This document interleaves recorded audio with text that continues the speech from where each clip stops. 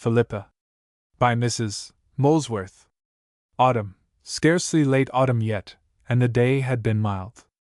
But as the afternoon wore on towards evening, there came the chilliness and early gloom inevitable at the fall of the year, accompanied, to those who are sensitive to such things, by the indescribable touch of melancholy never present in the same way at other seasons.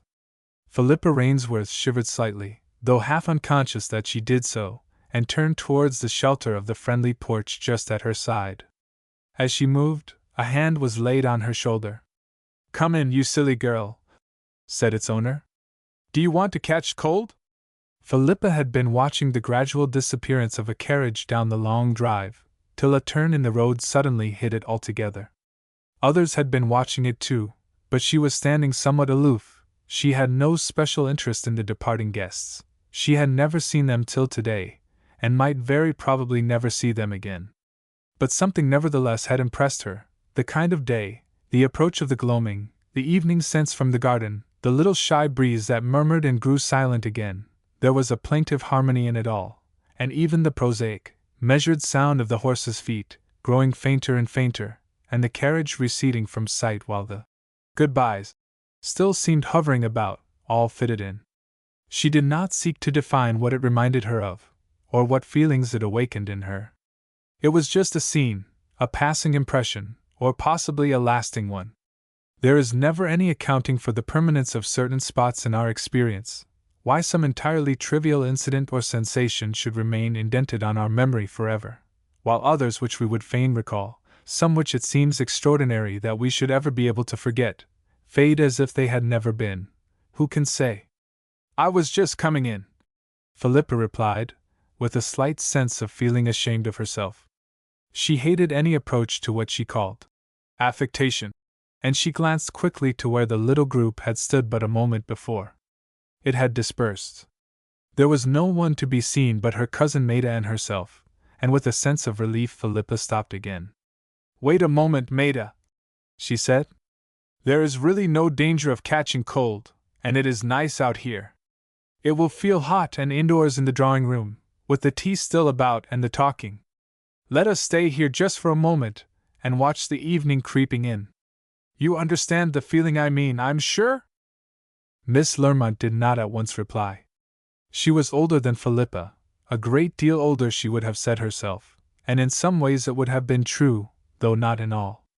She had suffered much in her life, which, after all, had not been a very long one, for she was barely 30. She had suffered more, probably, than any one realized, and, even a harder trial, she knew that she would have to suffer a great deal more still, if she lived. All this, the remembrance of suffering past, and to some extent still present, and the anticipation, in itself an additional present suffering, of what was yet to come, had made her old before her time. Yet it had kept her young, too, by its intensification of her power of sympathy.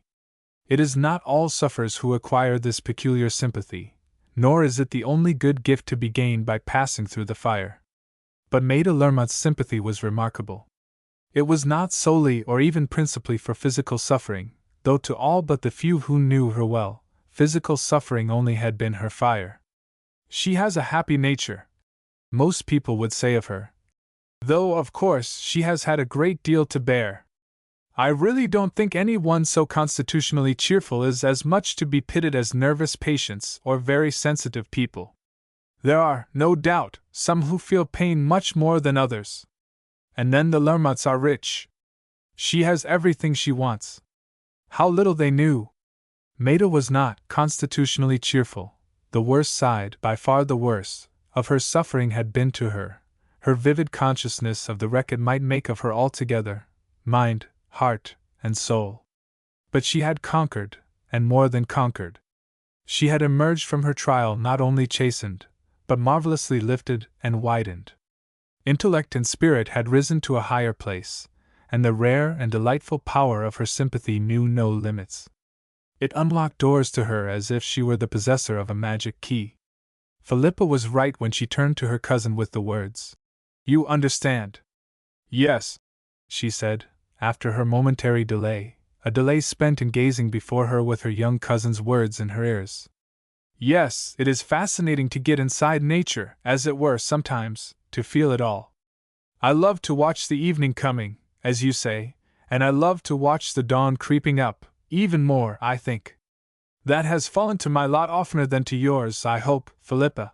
She smiled as she spoke, so her cousin was not afraid to laugh softly. I am generally fast asleep at that time, I must confess. But even if I were awake, I should not care for it as much as for evening. And today it all seemed of a piece. You know it is my last evening here, and I heard you all saying goodbye to those people who have just gone, and Lady Mary's voice sounded so silvery when she called back good night for the last time. Don't you think, Maida, that there is always something pathetic, if we stop to think about it, in farewells, even if we expect to meet again quite soon? One never can be sure that a goodbye may not be a real goodbye. Yes, I have often felt that. And the real goodbyes, as you call them, are so seldom known to be such. Last times are not often thought to be last times, strangely seldom, indeed. And yet there must be a last time to everything, said Philippa, even to the most commonplace little details of life. They were silent for a moment or two. Then said Miss Lermont, I hope you will come back to us soon again, dear. I should like you to see more of the neighborhood and the neighbors. I like what I have seen of both, said Philippa. Lady Mary is a dear little thing. All the Bertrands are pleasant, kindly people, Maida replied. They are happy people, and allow that they are so. It is refreshing nowadays when so many are either peculiarly unhappy, or determined to think themselves so. By the by, what a very silent man that friend of Captain Bertrand's is. Mr. Gresham, I mean. I scarcely spoke to him, said Philippa, adding, with a laugh. But he certainly scarcely spoke to me, so I have no reason for disagreeing with you. Very silent people are almost worse than very talkative ones, said Maida. I suppose you are a very lively party at home, now, with Evelyn and the children. Fairly so. Evie fusses a little, but she is always sweet, and we love having them. We shall miss them terribly when Duke comes home and they go to him, though I suppose it would be selfish not to be glad when he does. I shall miss them almost the most of all. They keep you pretty busy, I dare say. Yes, but not too busy. I am so thankful not to be one of those poor girls who can't find anything to do. There is no doubt about what I have to do. But things are much clearer than they were, now that Papa is better. And when Charlie is at home for good, they will be easier still. We shall have you crying for work to do then, said Maida, smiling. But Philippa shook her head. I don't think so, she said. Miss Lermont turned to go in. Come, Philippa, we really shall catch cold if we stay out here longer. And Philippa followed her into the house. How few people understand each other, thought the elder woman, as she went across the hall and down the wide passage to the drawing-room. Nobody, to see her as she commonly is, would think that Philippa had those undertones in her character, that tenderness and sensitiveness that come out now and then. She seems just a very charming girl, bright and energetic, and full of humor. And 2 minutes later, when Maida was resting on her sofa again, and heard Philippa's voice in spite of her reluctance to return to the talking, one of the liveliest in the family party, and noticed her quick tactful readiness to suit herself to whatever was going on, the contrast with the dreamy girl who had stood gazing at the darkening sky outside, responsive to every whisper of nature's evening prayer, struck her even more. She is very interesting, thought Miss Lermont. I care for her increasingly every day. It was Philippa's first visit to Dorreford. The relationship was not a very near one, only that of second cousins on the parents' side. And the Lermonts were very rich, and almost unavoidably self-engrossed, though not selfish. For they were a large family party, though Maida, the second daughter, was now the only unmarried one left at home. But a constant succession of incursions from married sons and daughters, unexpected swoopings down or turnings up of younger brothers from India, or grandchildren, for the holidays, kept the house in a state of never-ending, active hospitality. It was accident, a chance meeting, that is to say, which had brought about renewed intercourse between the Lermonts and Philippa's family, resulting in a week's visit on the young girl's part. It was to a great extent a new experience to her. Her family lines were cast in very different places to luxurious Dorreford. Her life, though happily far from an intellectually narrow one, had been passed amidst the restrictions of small means and many cares. Her work, almost indeed before she had left childhood behind her, had been cut out for her distinctly enough.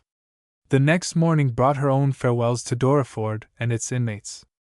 "I have enjoyed myself so much," she said, with her usual heartiness, to Mrs. Lermont, when it came to saying good-bye. "It really has been a treat to me, and it will be a treat to them all at home to hear about it." "Well, then, dear, I hope you will soon come to see us again," said her hostess kindly.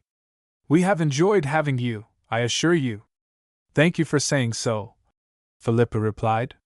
"But as for coming again soon," and she shook her head, "some time or other I shall hope to do so, but not soon, I fear. They cannot well spare you, I dare say. But after all, they could surely always do without you for a week. So you must pay us more frequent visits, if they cannot be long ones." "If it were nearer," said Philippa, "there is nothing I should enjoy more. But you see, dear Mrs. Lermont," she went on naively, "it isn't only the sparing me. I am not so tremendously important as all that. It is also that we can't afford much traveling about." Mrs. Lermont looked uncomfortable. "How I wish I had spoken of it before," she thought. "She will perhaps be hurt at it now that she has said that herself. I wish I had taken Maida's advice." She glanced round. There was no one within hearing. She half nervously slipped her hand into her pocket. "Philippa, my dear," she began, "you must promise me not to mind what I am going to say.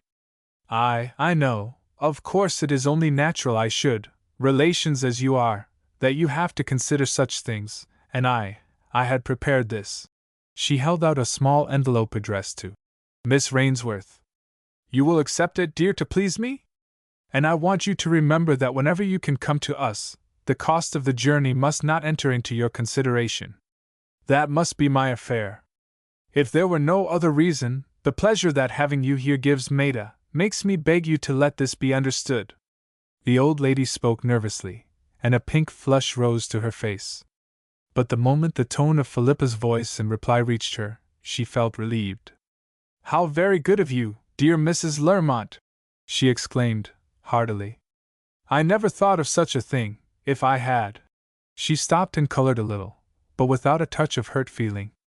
"I was going to say," she went on laughingly, "that if I had dreamed of such kindness, I would not have alluded to the expense. But you had thought of it before I said anything about it, hadn't you? And of course you know we are not at all rich. Mine," as Mrs. Lermont murmured something. "No, of course I don't mind, except that I think you are very, very kind, and I am sure they will all think so at home too." She kissed her cousin again, and the old lady patted her affectionately on the shoulder as she did so. "Then it is a bargain," she said. "Whenever they can spare you, remember." Philippa nodded in reply, though she had not time to speak, for just then came one of her cousin's voices from the hall, bidding her hurry up if she did not mean to miss the train.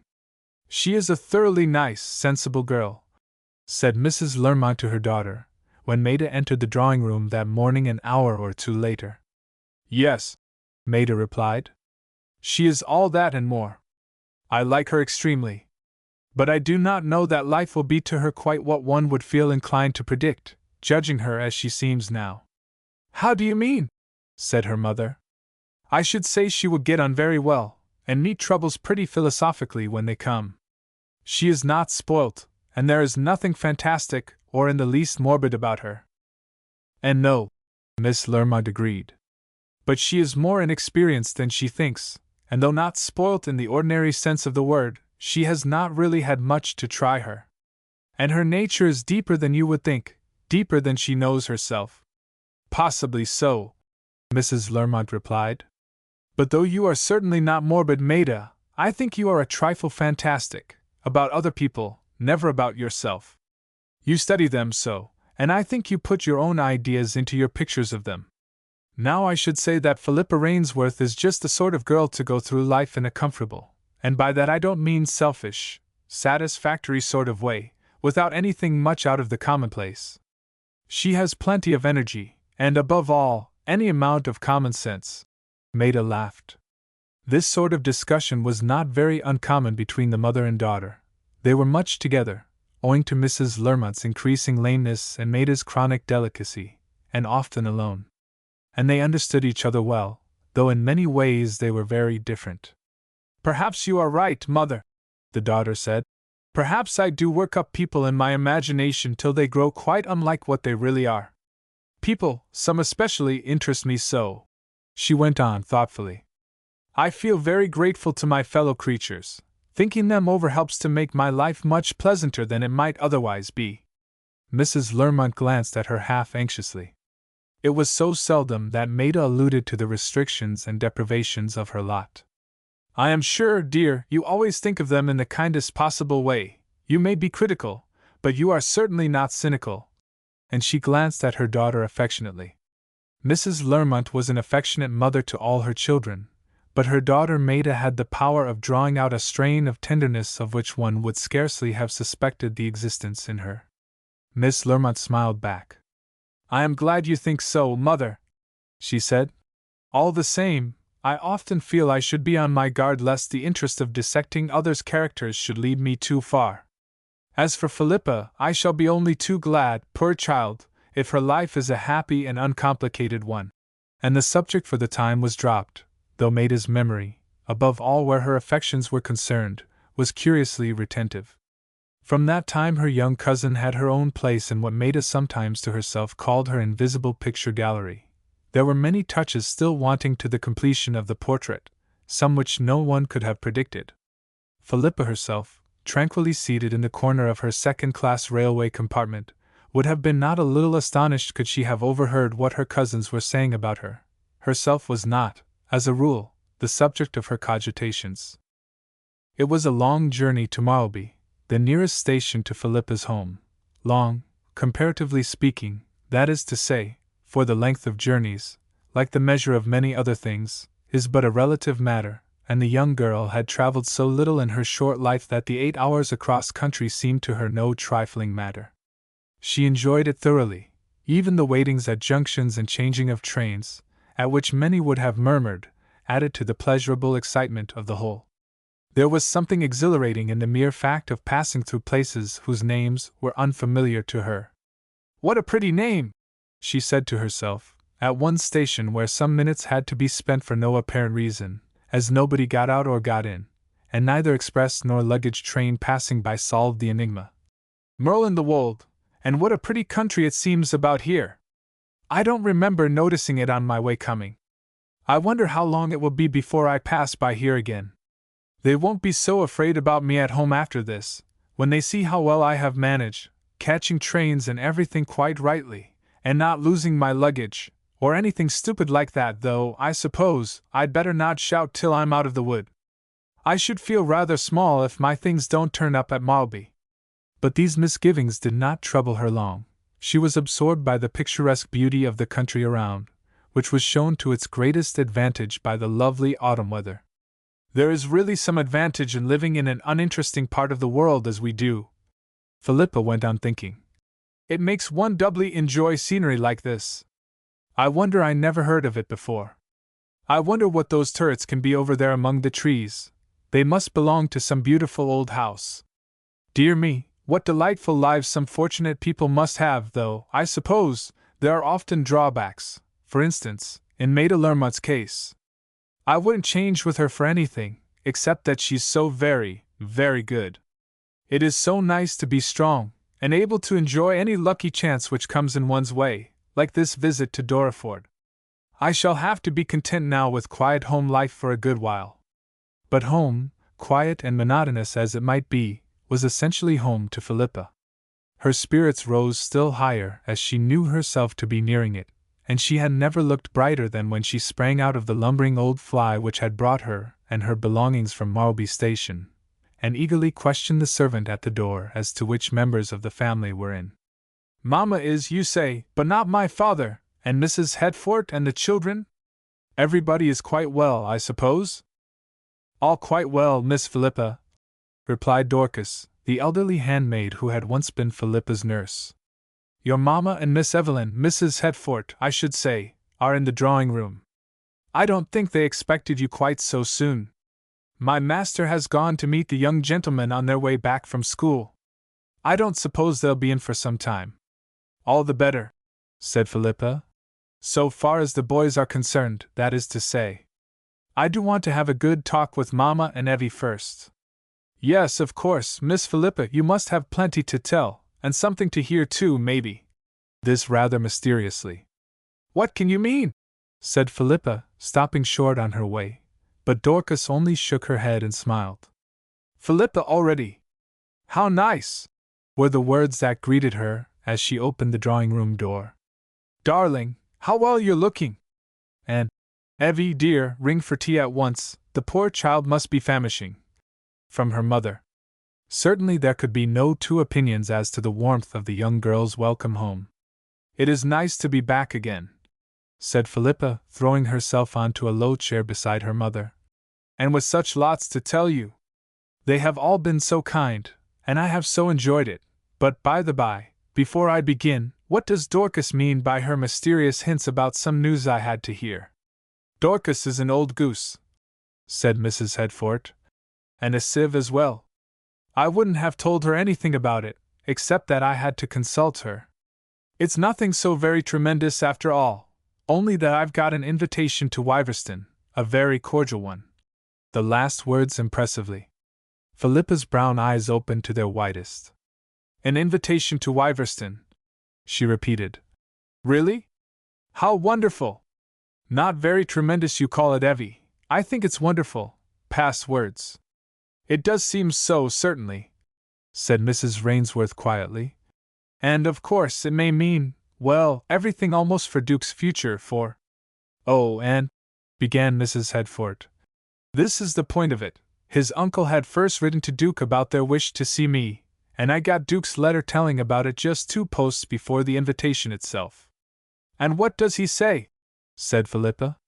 Of course you must go. Dear me, how exciting it is! Why didn't you write to tell me at once? I would have hurried home to talk it over. You'll have a lot to do, won't you? A fair amount, said Evelyn. But I have got it pretty well planned. I didn't write on purpose, for fear of making you think you must come back. Yes, of course Duke wants me to go. She sighed deeply. You don't know how I dread it. I can imagine it, said Philippa. What a pity you and I can't be mixed together, Evie. I should enjoy it of all things. The sort of adventure about it, you know. Just what terrifies me, said Mrs. Hetford plaintively. And as if I didn't realize only too fully how terrible it is, Duke writes pages and pages of warnings and instructions and directions, and heaven knows what. Down to the minutest detail. If he had known more about the fashions, he would have told me exactly how my dresses were to be made, and my hair done. He might have saved himself the trouble as to the last item, said Philippa, consolingly. You never have been and never will be able to do your hair decently, Evelyn. Mrs. Hetford's pretty face grew still more dejected in expression. I really don't think you need be such a job's comforter, Philippa, she said reproachfully. Just when Mamma and I have been longing so for you to come home. Duke didn't write about my hair, so you needn't talk about it. What he did write was bad enough, and the worst of all is… What? Said Philippa. Chapter 2. What? Said Philippa. He says, replied Mrs. Hetford, glancing round her. Dear me, where is his letter? I would like to read it to you. I must have left it upstairs. Never mind, said her sister, with a touch of impatience. Evelyn's belongings were rather apt to be left upstairs or downstairs, or anywhere, where their owner happened not to be at the moment. Never mind about it, you can read it to me afterwards. Just tell me the gist of it just now. If you mean by that the most perplexing part of it, I was just going to tell it you when you interrupted. Duke says I must take a maid. He says his cousins would never get over it, be too scandalized for words, if I arrived without one. Such a state of things could never occur to them, even though they knew how poor we are. Naturally enough, said Philippa. Even if Duke hadn't spoken of it, I am sure we should have thought of it ourselves. And I don't see any such tremendous difficulty about it. I might have managed it in another way, said Mrs. Headfort, if they had invited Bonnie, for then I could have taken Nurse, and well, without saying what wasn't true, let it be supposed that I didn't want to bring 2 servants. And Nurse would really have done all I need fairly well. But they haven't asked Bonnie? And I suppose you can't volunteer to take him? Oh dear, no, Evelyn replied, gazing vaguely around her again, as if by some magic her husband's letter could have found its way down to the table beside her. That's just what Duke says. Bonnie, you see, Philippa, is the crux. Bonnie must not be obtruded. Duke lays great stress upon that, and of course my own sense would have told me so if he hadn't. Oh no, of course I can't take Nurse and Bonnie, even if you and Mama could have accepted the responsibility of Vanda without Nurse. Of course that would have been all right with Dorcas, said Mrs. Rainsworth. I have suggested Evelyn's taking Dorcas, Philippa, but it would never do, said Evelyn, hastily. I'm sure you'll say so too, Philippa. That's one reason I'm so glad you've come back. Do tell Mama it would never do. Honestly, I don't think it would, said Philippa. To begin with, one's never sure of her rheumatism not getting bad, and then, though she's the dearest old thing in the world, the wildest flight of imagination couldn't transform her into a maid. I was sure you would say so, said Mrs. Headfort. You see, Mama dear, everything is so different from all those years ago when she was your maid. Dorcas herself is different, certainly, Mrs. Rainsworth agreed. And no wonder when you think of all she has done for us, and made herself into for our sakes. And she sighed a little. But otherwise, maids when I was young, I assure you, had to be quite as competent as nowadays. Of course, said Philippa, detecting the tiniest touch of annoyance in her mother's tone. Evelyn didn't mean it quite that way. But still Dorcas certainly wouldn't do. It would be very disagreeable for her at her age to be thrown into a household of that kind, and perhaps made fun of by smart servants. And besides that, said Mrs. Headfort, I don't see how you could do without her here, and she is so clever about the children, it is a satisfaction to know you have her to consult if anything was wrong with either of them while I'm away. I mean, she went on, with a half-unconscious apology for her maternal egotism. For your sake, too, Mama, it lessens the responsibility. Mrs. Rainsworth did not at once reply. She was thinking over things. There is Fanny, she said. She is a quick girl, she might be better than no one. I scarcely think so, said Philippa. And she is inclined to be a chatterbox. She would entertain the servants' hall at Wyverston with all the details of our life here, and of course, it would be terribly undignified to tell her to hold her tongue, as if we had anything to be ashamed of. It would seem to her that we wanted her to be untruthful. Oh, no, it would never do. There's nothing to do that I can see, said Evelyn, except for me to go alone. There is just a chance of Dorcas hearing of someone, a girl in the village, who was coming home between 2 places, or something of that kind. Failing that, I see nothing for it. I think a perfect stranger would be worse than anything, said Philippa. She would be so utterly unused to your ways, and yet, I thoroughly agree with what Duke says about it. Oh dear, said Mrs. Headfort, throwing herself back in her chair. What a bother it all is! I almost wish the Wyverston people had continued to forget us.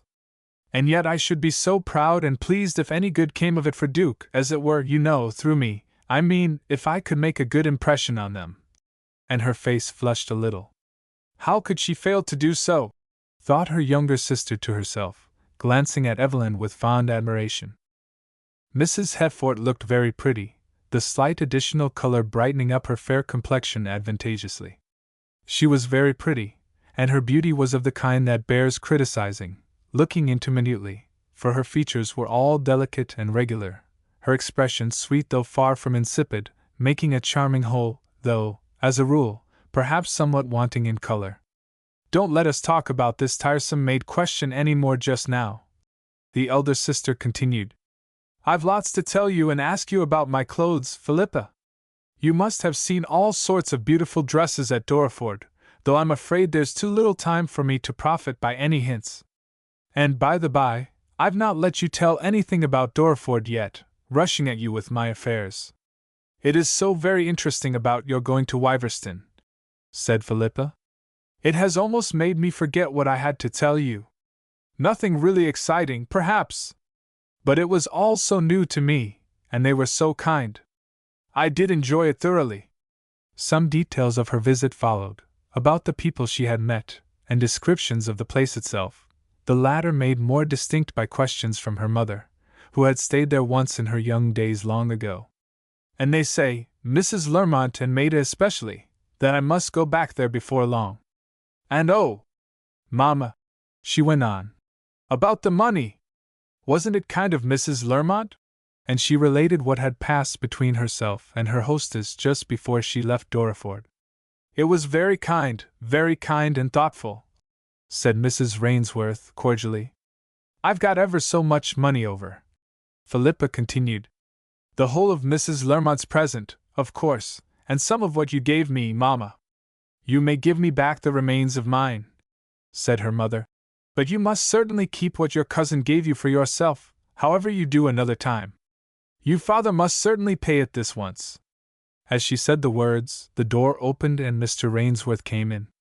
He was tall and thin, fair like his elder daughter, and with the slight bend in his shoulders inevitable in one of his scholarly habits. He smiled brightly as he caught sight of Philippa, who started up to meet him.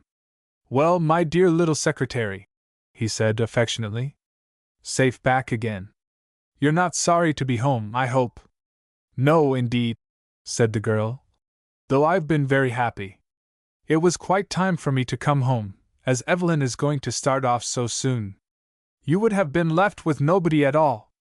"I haven't been much good to him," said Mrs. Hedford deprecatingly. "Oh, yes, my dear," said her father, with amiable condescension. "You've been very good indeed. You did your best, and who can do more?" Mrs. Hedford smiled.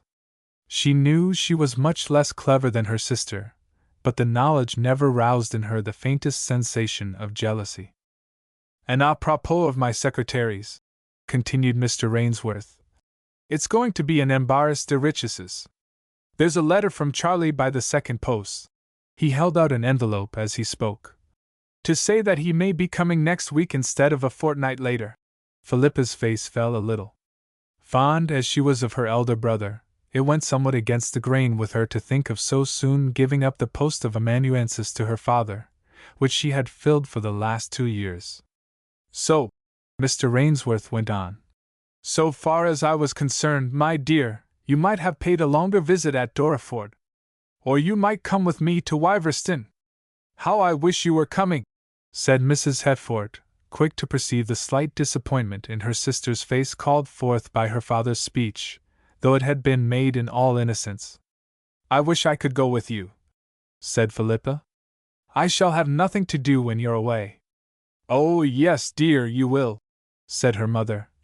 "Charlie will be wanting you all day long, to begin with. And I want you dreadfully now," said Evelyn. "I am longing to show you my clothes and what I'm arranging about them, several things I couldn't fix about till you came back." "I'm quite ready," said Philippa. "I'm not the least tired." And she rose to accompany her sister upstairs, but again the door opened, and this time 2 pairs of arms were thrown round her with exclamations of delight. "Oh, Hugh, Leonard! One at a time, please," she exclaimed laughingly. "We're so glad you're back," said the boys together. "And we've such heaps of things to tell you, and to show you," added Leonard. "Are you too tired to come out tonight? I've got the other guinea pig I was hoping for, one of the feathery kind, you know, he is such a beauty. Do come." He got hold of his sister's sleeve and began tugging at her, while Hugh on her other side was evidently bursting with some equally important communication he was longing to make to her.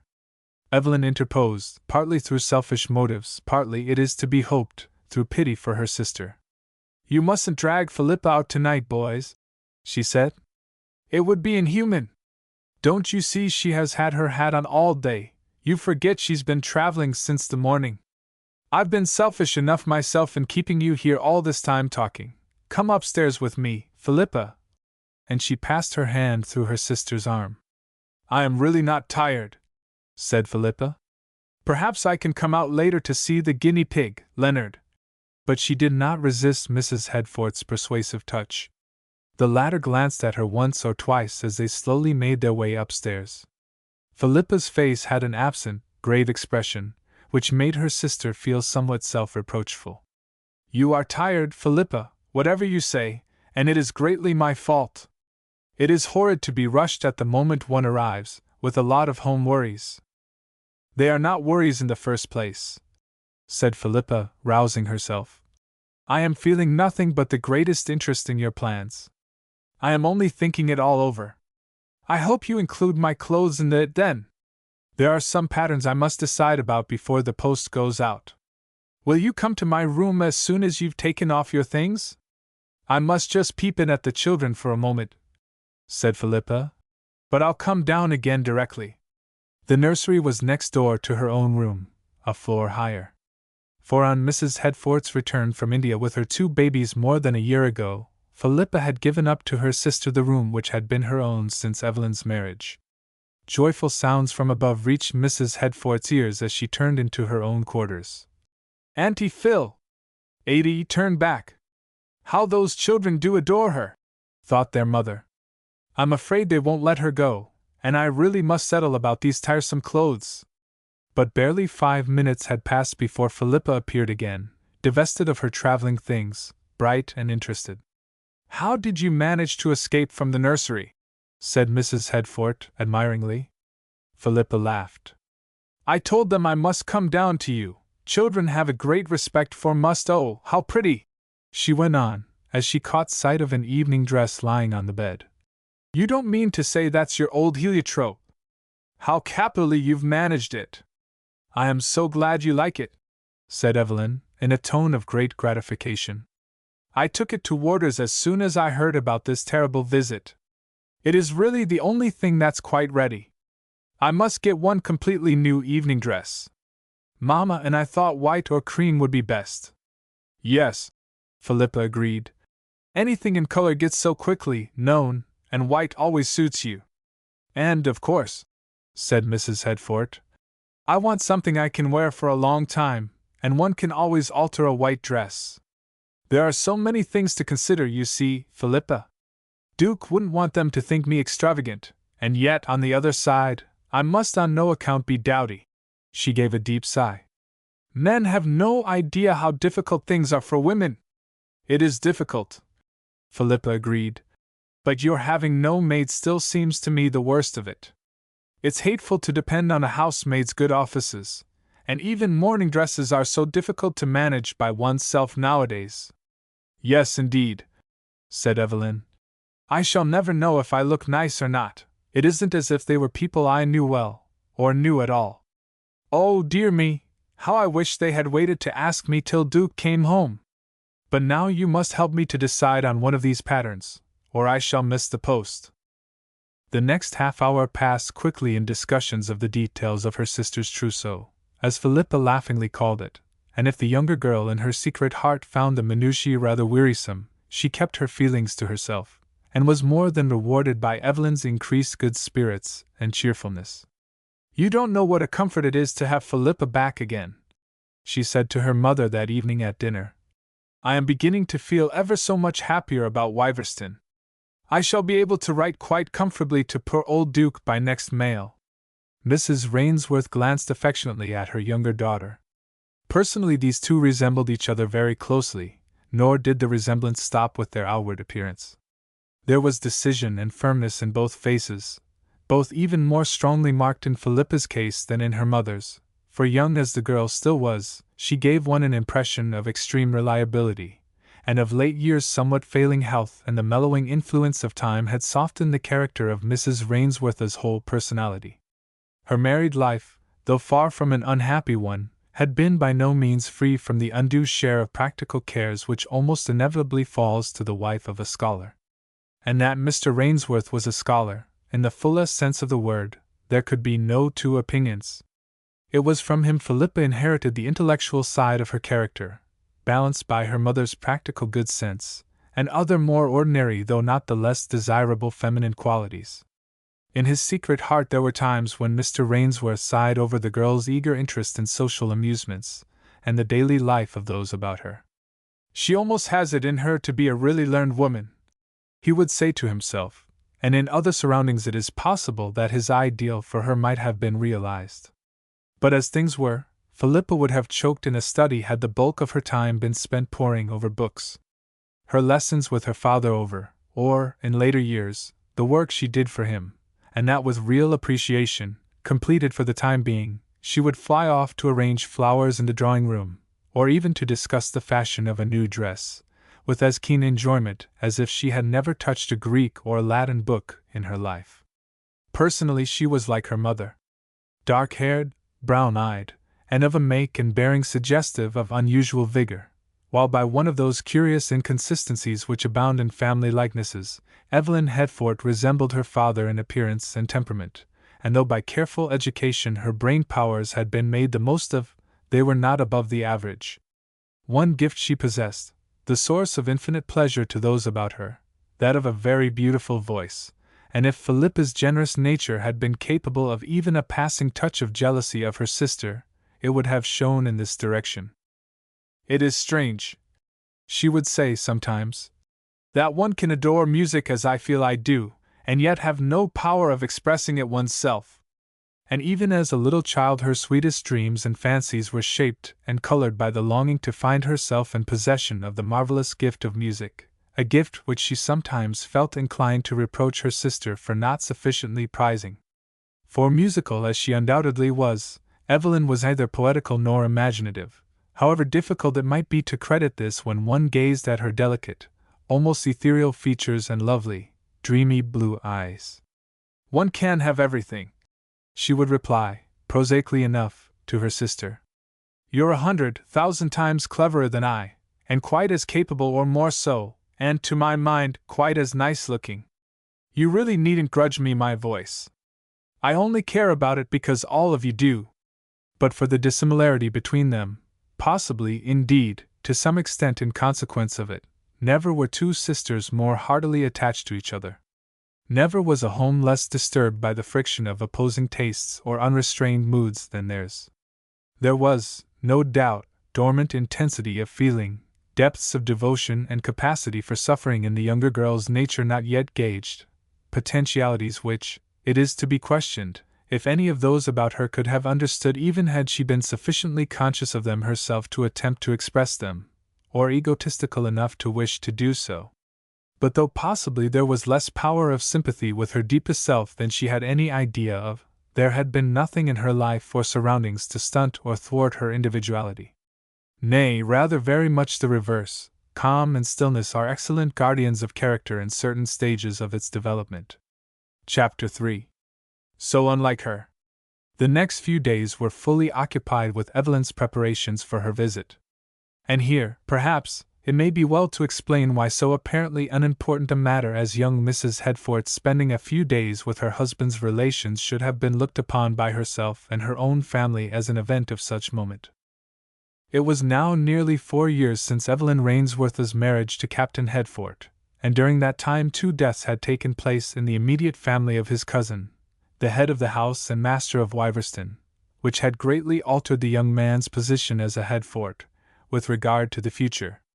For the deaths had been those of Mr. Hedford's 2 sons, and though the large estates were not entailed, the family feeling of respect for the male line was proverbially strong. Marmaduke was an only son, and had been early left an orphan, the care of him in childhood and youth devolving upon relatives on his mother's side, elderly people now dead. They had done their duty by the boy in a conscientious, unemotional fashion, and had left him a small addition to his own little patrimony, all, indeed, that they had it in their power to dispose of. So, though Captain Hedford's childhood had been a somewhat loveless one, he remembered his uncle and aunt with gratitude, never so warm, perhaps, as when, at 28, he fell in love with Mr. Rainsworth's charming daughter, as but for this opportune legacy he would scarcely have thought it possible to marry. It had never occurred to him in his wildest dreams that a day might come when he should be looked upon as the probable heir to the large estates belonging to the head of his family, of which he considered himself a very unimportant member. He was not even disappointed or hurt when no special notice was taken of his marriage, beyond a somewhat formal letter of good wishes and a wedding present of the orthodox type. There had scarcely, indeed, been time for an invitation to visit Wiverston, as the marriage took place immediately before he and his bride left for India, but the news of the death of his two cousins, little more than a year after his own marriage, and the birth of his own son had inevitably altered the aspect of things, even to a man uncalculating and single-minded as was Evelyn's husband. "There is actually no one of the name to succeed except myself and Bonnie," he said to his wife, when the first shock of natural concern for his cousin's untimely fate had somewhat subsided. "For though Louis was married, he had only 2 daughters, and poor cousin Marmaduke is now quite an old man." "It is very sad," said Evelyn. "Very sad, indeed. Shall you write to them, Duke?" He hesitated. "I really can't say," he replied. "I know them so little. And under these circumstances, don't you see, I rather shrink from reminding them of my existence just now." "I don't see that you can help writing," said Evelyn. "The not doing so would be only too marked. And it isn't as if the property were entailed. It is all actually nothing more to you than to any one else." So Captain Hefford wrote a short, manly letter of honest sympathy, a letter which, however, in the months that followed, he often more than half regretted, though he was too generous to say so to Evelyn. For it brought forth no response, not even a formal acknowledgment. "No doubt," he thought to himself, "they looked upon it as a piece of officiousness. However, it was done for the best, and I'll think no more about it." 2 years later saw Evelyn obliged to return to England with her children, for her health had suffered to some extent from the climate, and little Marmaduke, Bonnie, as he was called, was growing thin and pale. She had been with her own people for several months, when at last the coming of the little looked-for invitation to visit Wiverston was announced to her by her husband, as has been related. Nothing could have been more unexpected, Captain Hefford having had no communication till now with his cousins. He was even at a loss to explain their knowing of his wife's return home. And naturally he was anxious to respond cordially to this friendly overture, anxious, perhaps, above all, that no considerations of misplaced economy should prevent Evelyn's making her debut among his relatives with befitting dignity. Hence the sensation in the Rainsworths' family circle concerning an event, on the surface, so simple and commonplace. And no one, perhaps, of all the family party had taken the matter so deeply to heart as Philippa. It was never out of her head during the few days which succeeded her return home, and by night her dreams were haunted by absurd complications and variations of the theme. As to Duke's wife herself, the younger sister had no misgivings whatever. "Evelyn may be shy," she thought, "but she is never awkward. She can always be stately if occasion calls for it. And her clothes will be all right. Indeed, she looks nice in anything, though I do wish she had someone to help her to put them on. Yes, it is the going without a maid that spoils it all. I don't know what can be done." For the previous day had destroyed the last hope of a temporary maid being procurable, and Evelyn, with the touch of laissez-aller inherent in her, and which her life in India had not tended to decrease, had made up her mind to face Wiverston unattended. "If only you keep quite well, it won't matter so much," said Mrs. Rainsworth. "I shall take care not to let the Hetfords know, if I don't," said Evelyn. "I should hate them to think that Duke had married a limp, delicate sort of a girl, and unluckily I always look much more so than I am." "But you are not really strong yet," said her mother. "And if you do anything foolish out of a kind of bravado, you may really lay yourself up, and think how disagreeable that would be." Philippa, who was present, glanced at her sister. She was certainly looking more fragile than usual. The excitement, and to a certain extent, fatigue of the last few days were telling upon her, and a feeling of additional anxiety came upon the younger girl. "I shall really not be a bit surprised at anything that happens," she said, in a tone of annoyance. "You are quite right, Mamma, and I wish you would frighten Evelyn well. She is sometimes as silly about herself as if she were no older than Vanda." And the laugh with which Mrs. Hetford treated this remonstrance was by no means reassuring. This conversation took place on Tuesday, Friday was the day fixed for Evelyn's journey. Late on Thursday evening, Mrs. Rainsworth and her eldest daughter were sitting alone in the drawing-room, or, to be more exact, Evelyn was lying on a couch while her mother sat beside her. "Don't look so worried, Mamma dear," said the younger woman. "I really am better. I don't think there is actually much the matter with me. I have just overtired myself a little. I shall be all right once I start tomorrow." "It is your going alone," said Mrs. Rainsworth, despondently. Evelyn stroked her mother's hand. "How funny you are," she said. "You didn't mind it half so much at first as Philippa did, and now she says nothing more about it, and you have begun to worry yourself. But as for Philippa, where can she be? I've scarcely seen her today." "She was out for some time this afternoon," said Mrs. Rainsworth. "I was rather surprised at it, for she knows I am uneasy about you." As she spoke, the door opened and her younger daughter entered. "Where have you been?" said Mrs. Headfort. "With Papa?" "No," Philippa replied. "I've been up in my own room." "You might have stayed with me the last evening," her sister continued, with a touch of reproach. "And I must go to bed immediately. Poor Mamma's unhappy about my looking so ill." Philippa glanced at her critically. "I don't wonder," she said. "You certainly are not looking well. Yes, I think the best thing you can do is to go to bed. Let me see, what time do you leave tomorrow?" "Not till 11, that's to say, 11 from this house. The train goes at 12. Philippa's face grew grave. "Don't think it horrid of me," she began, "but I can't possibly be here to say goodbye to you at 11, or to go to the station with you. I must be at Marlby before then, tomorrow morning." "Well, if you're to be there, why not come to the station to see me off?" said Evelyn. "I shall think it rather horrid of you if you don't." "I am very sorry," Philippa replied. "Very sorry to seem horrid, but I can't even see you off." "How strange you are, Philippa!" exclaimed Mrs. Rainsworth. "You shouldn't have made any pressing engagement for tomorrow morning. You seemed so anxious about Evelyn."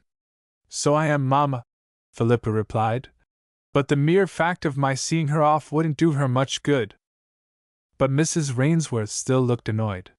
She was feeling really anxious and concerned about her elder daughter, and was in consequence less calm than usual. "Evelyn," said Philippa, "do come up to bed. I'll stay with you while you undress." Mrs. Headfort got up slowly. "Philippa is queer this evening," she thought to herself. "She's not very nice to Mamma." "I will come down again in a few minutes," said Philippa, as they left the room. "I only want to make sure of Evelyn taking her medicine, and to prevent her going into the nursery again tonight. What will you do without me to look after you?" she added, turning to her sister. "There will be no nursery for me to wander into," said Evelyn, with a sigh. "When I feel dull or lonely, as there is here." Philippa turned quickly.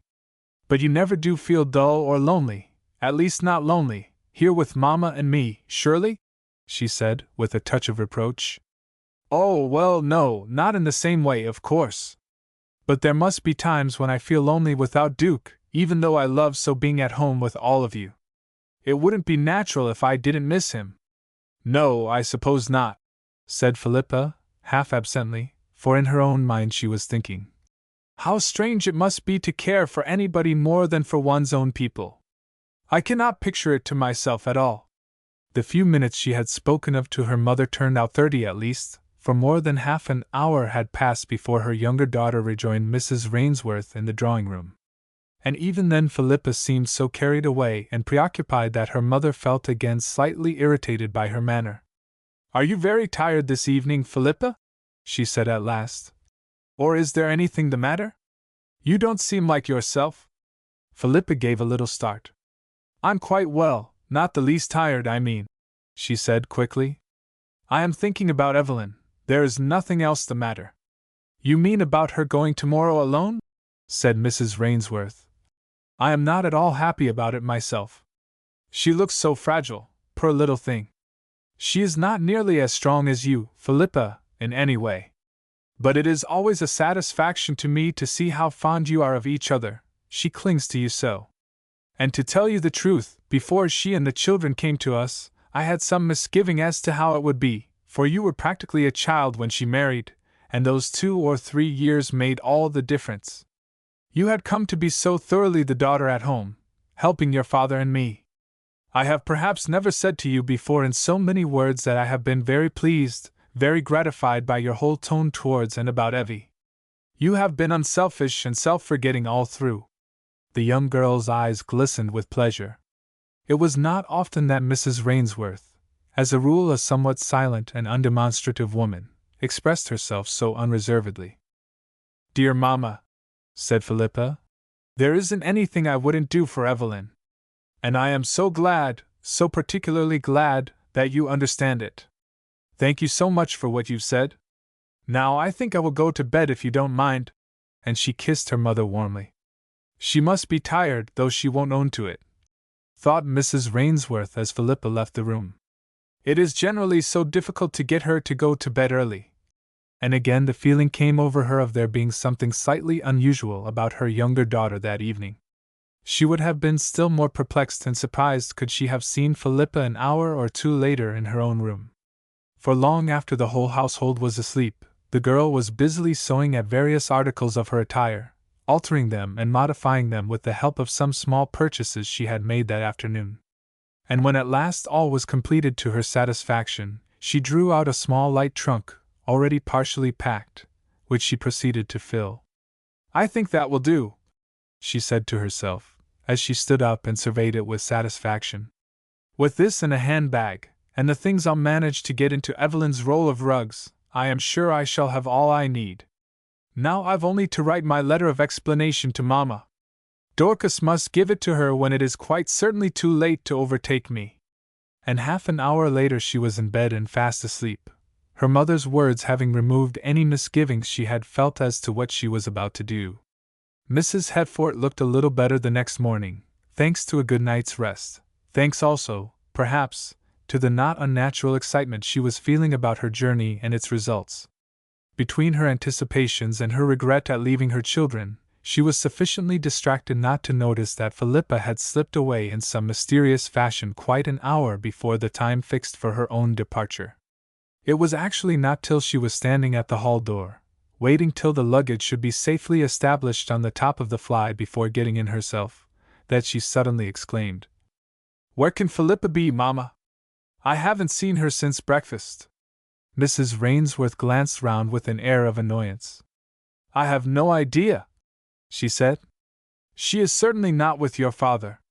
What was it she was saying last night about not going to the station with you?"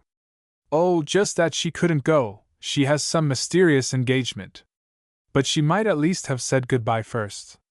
"It is so unlike her," replied the mother. "And somehow I didn't take it in, otherwise I would have got ready to see you off myself."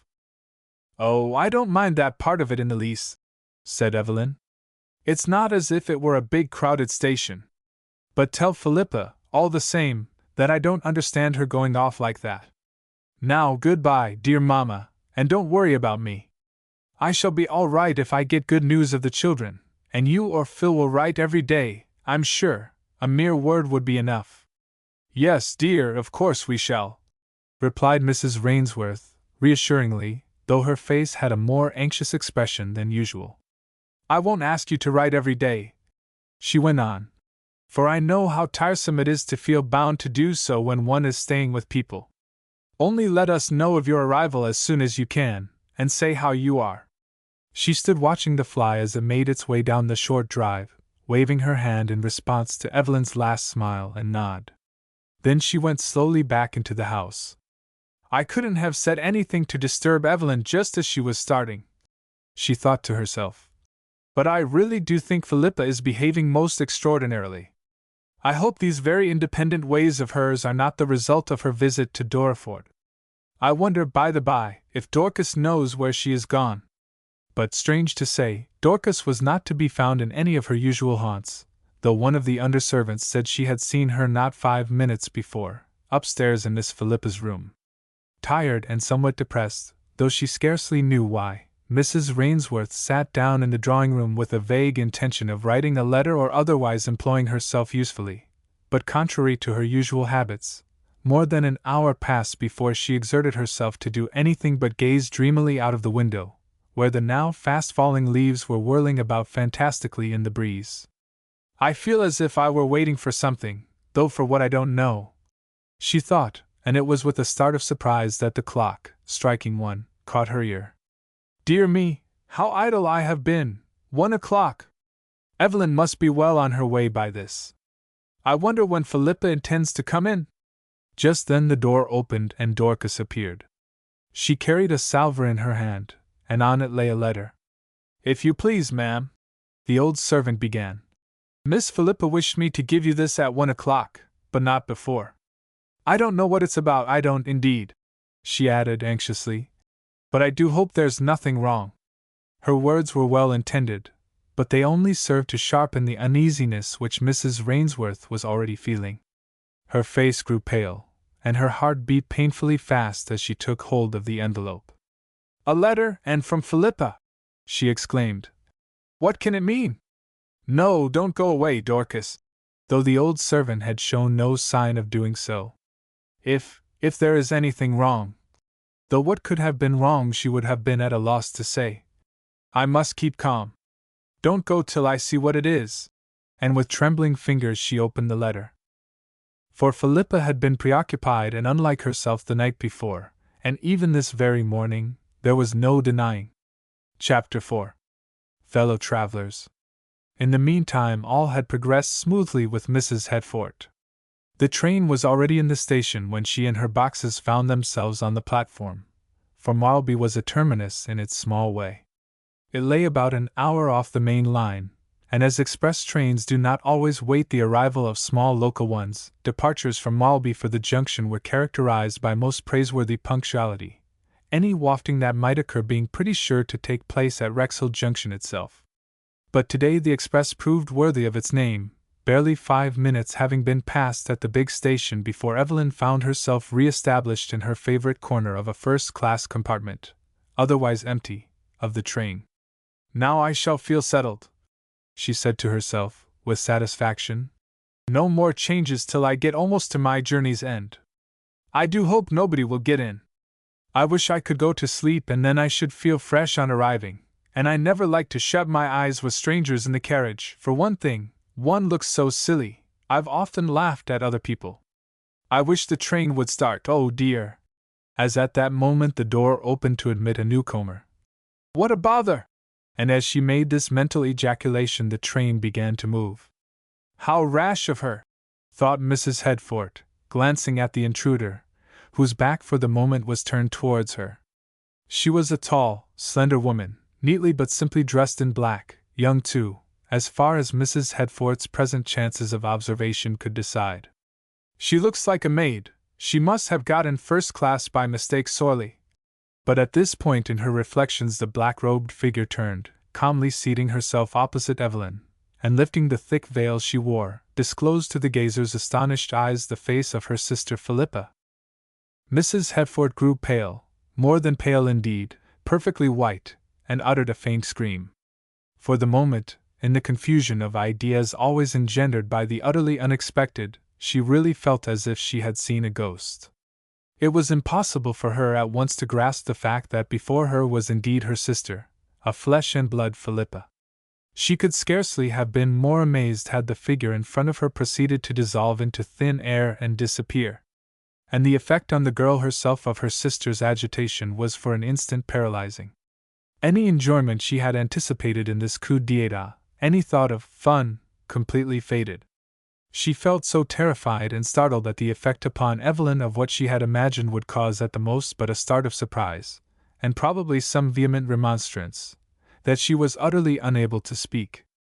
Only, when at length, or what seemed at length, for in reality not 20 seconds had passed since the newcomer had revealed herself, Evelyn's pale lips murmured with a gasp, "Philippa!" did her own power of utterance return to her. Evie, she exclaimed. "Don't look like that, I never thought you would be so frightened." I thought that on the whole you'd be pleased." The distress in Philippa's face touched her sister. She tried to smile, and the effort brought some color back again to her pale face. It was silly of me, she said at last. But I don't understand. Did you mean to come with me to Rexhill? Oh no, I forgot, we have passed it. We shall not stop again till Crowminster, ever so far away. Philippa, what are you thinking of? And again her face grew very troubled. Of course I know we don't stop for ever so long, said Philippa, trying to speak easily. I looked it all out in the railway guide. That was why I wouldn't let you know I was in the train till after we had passed the junction. It's too late to send me back now, Evie. The trains don't match in the least. I should have hours to wait at Crowminster, and again at the junction. I shouldn't get home till who knows when, and what is still more to the purpose, she added, but in a lower voice, I wouldn't go back if you told me to. Nothing in the world would make me go back. The sense of her last words did not reach her sister's brain. She sat staring at Philippa with more and more widely opening eyes. Why are you dressed like that? She exclaimed, gradually taking in the fact of her sister's unusual get-up. Is it some trick you are playing, Philippa, some silly, practical joke?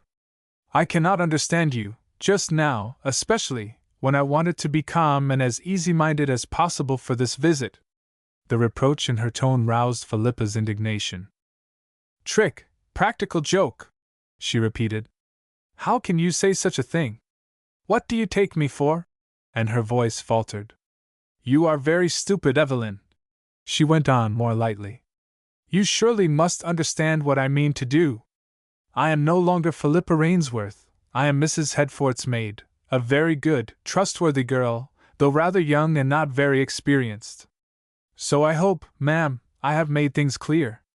Evelyn gasped. Phil, was all she could find breath to say for a moment. Yes, indeed, she went on. I have been fearfully dense and stupid. I might have suspected something from your manner the last day or two, and when you so suddenly gave in about my going alone.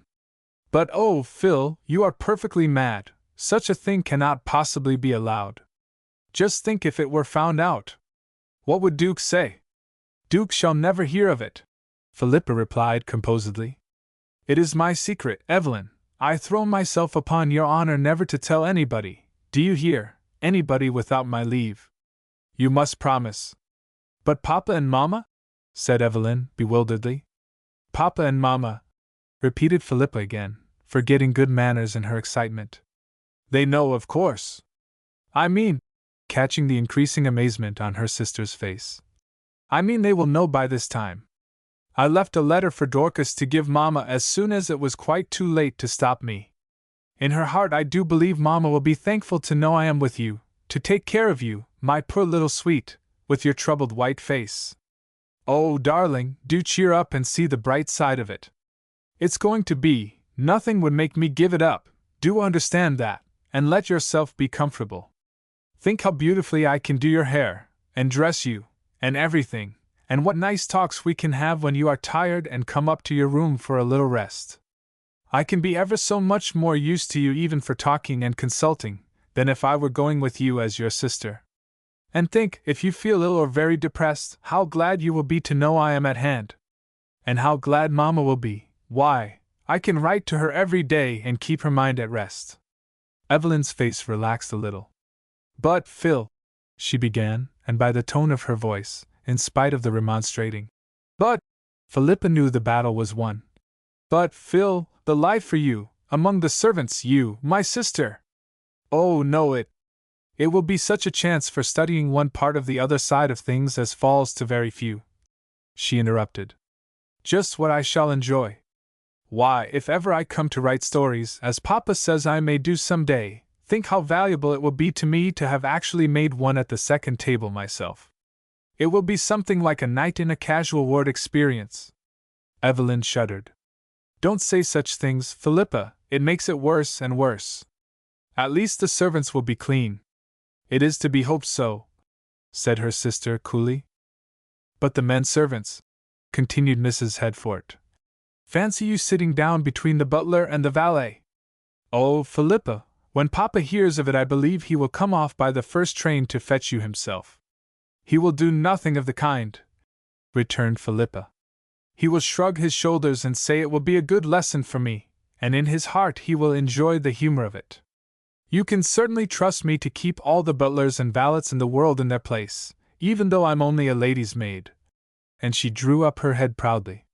But seriously, Evie, she went on, I'm sure there will be nothing of the kind required at Wyverston. You may be pretty certain the servants will be a most decorous, old-fashioned set. I shall not be expected to do more than speak when I'm spoken to and mend your clothes if you tear them. Philippa knew what she was about. She went on talking in the same strain till she succeeded in making Evelyn smile and even laugh, taking care to treat the whole affair as irrevocable, a fait accompli, knowing Mrs. Headforth's mind to be so constituted that taking her acceptance for granted was in 9 cases out of 10 to ensure it. An hour and more passed, Evelyn's intended opposition to the extraordinary drama arranged by Philippa, growing, half unconsciously to herself, feebler and fainter.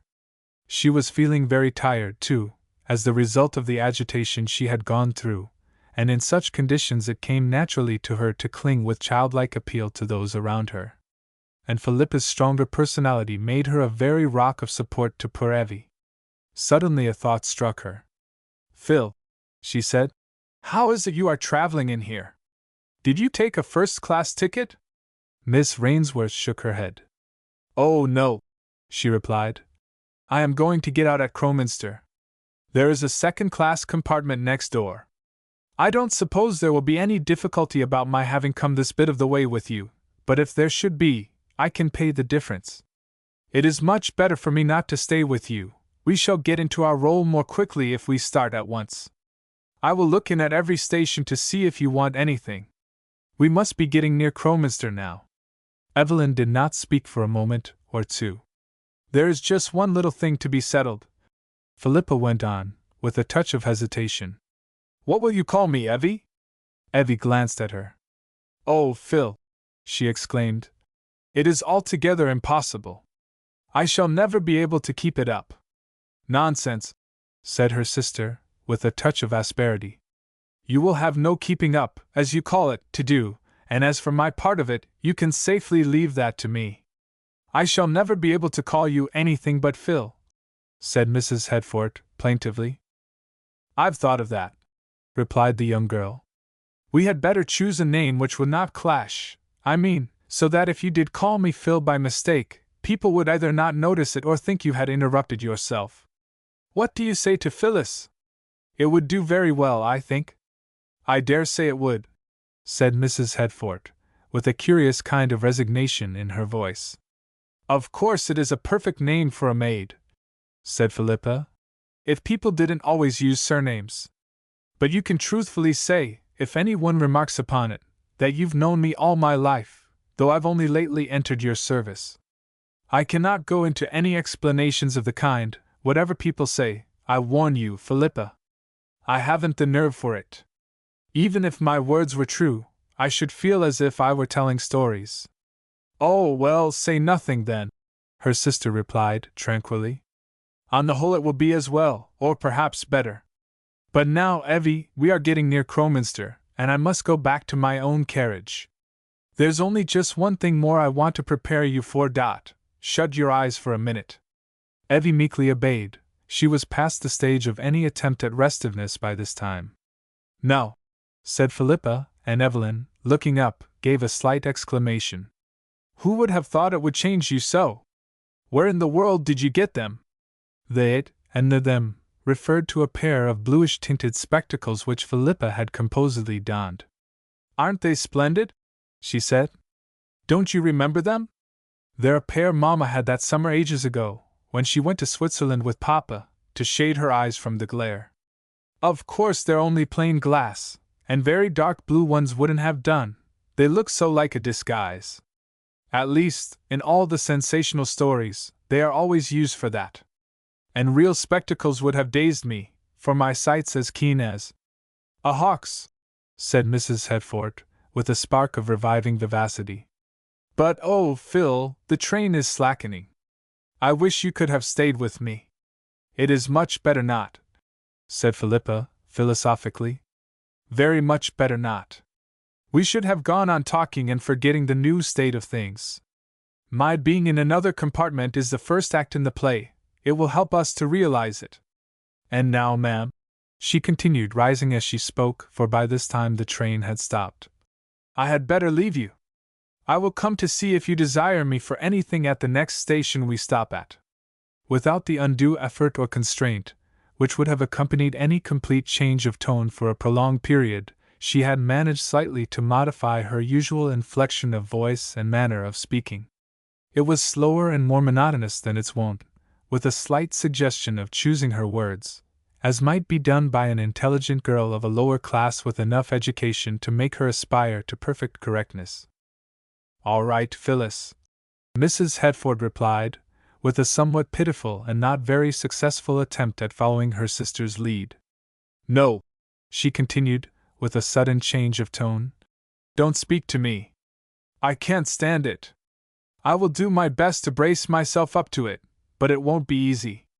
Perhaps it is better for you to leave me alone. Philippa did not reply, except by a smile and a nod, feeling, to tell the truth, far less easy-minded than she looked. She was becoming conscious that till now she had not sufficiently taken into account Evelyn's peculiar unfitness for acting a part of any kind. All she had directed her attention to having been the mere obtaining of her sister's consent to her scheme. Yet, after all, she thought to herself, as she stepped into the second-class compartment next door, after all she will have to do will be very easy. There will be no acting involved. We shall hardly ever be seen together, and if her manner is constrained and peculiar, it will only be thought to be her way with servants. It isn't as if we were going among people who had ever seen her before. With these reflections she did her best to quell her misgivings, and feeling that it would be better not to let her mind dwell too long on her own concerns, she looked about her for a little diversion. There were 2 or 3 other occupants of the compartment, and her glance fell almost immediately on one of them who at once riveted her attention. This was a long-nosed, melancholy-eyed dachshund, whom Philippa's judgment, experienced in matters pertaining to his family, straightway mentally labeled as a perfect beauty. In other words, as consistently and entirely ugly as the strictest connoisseur could demand.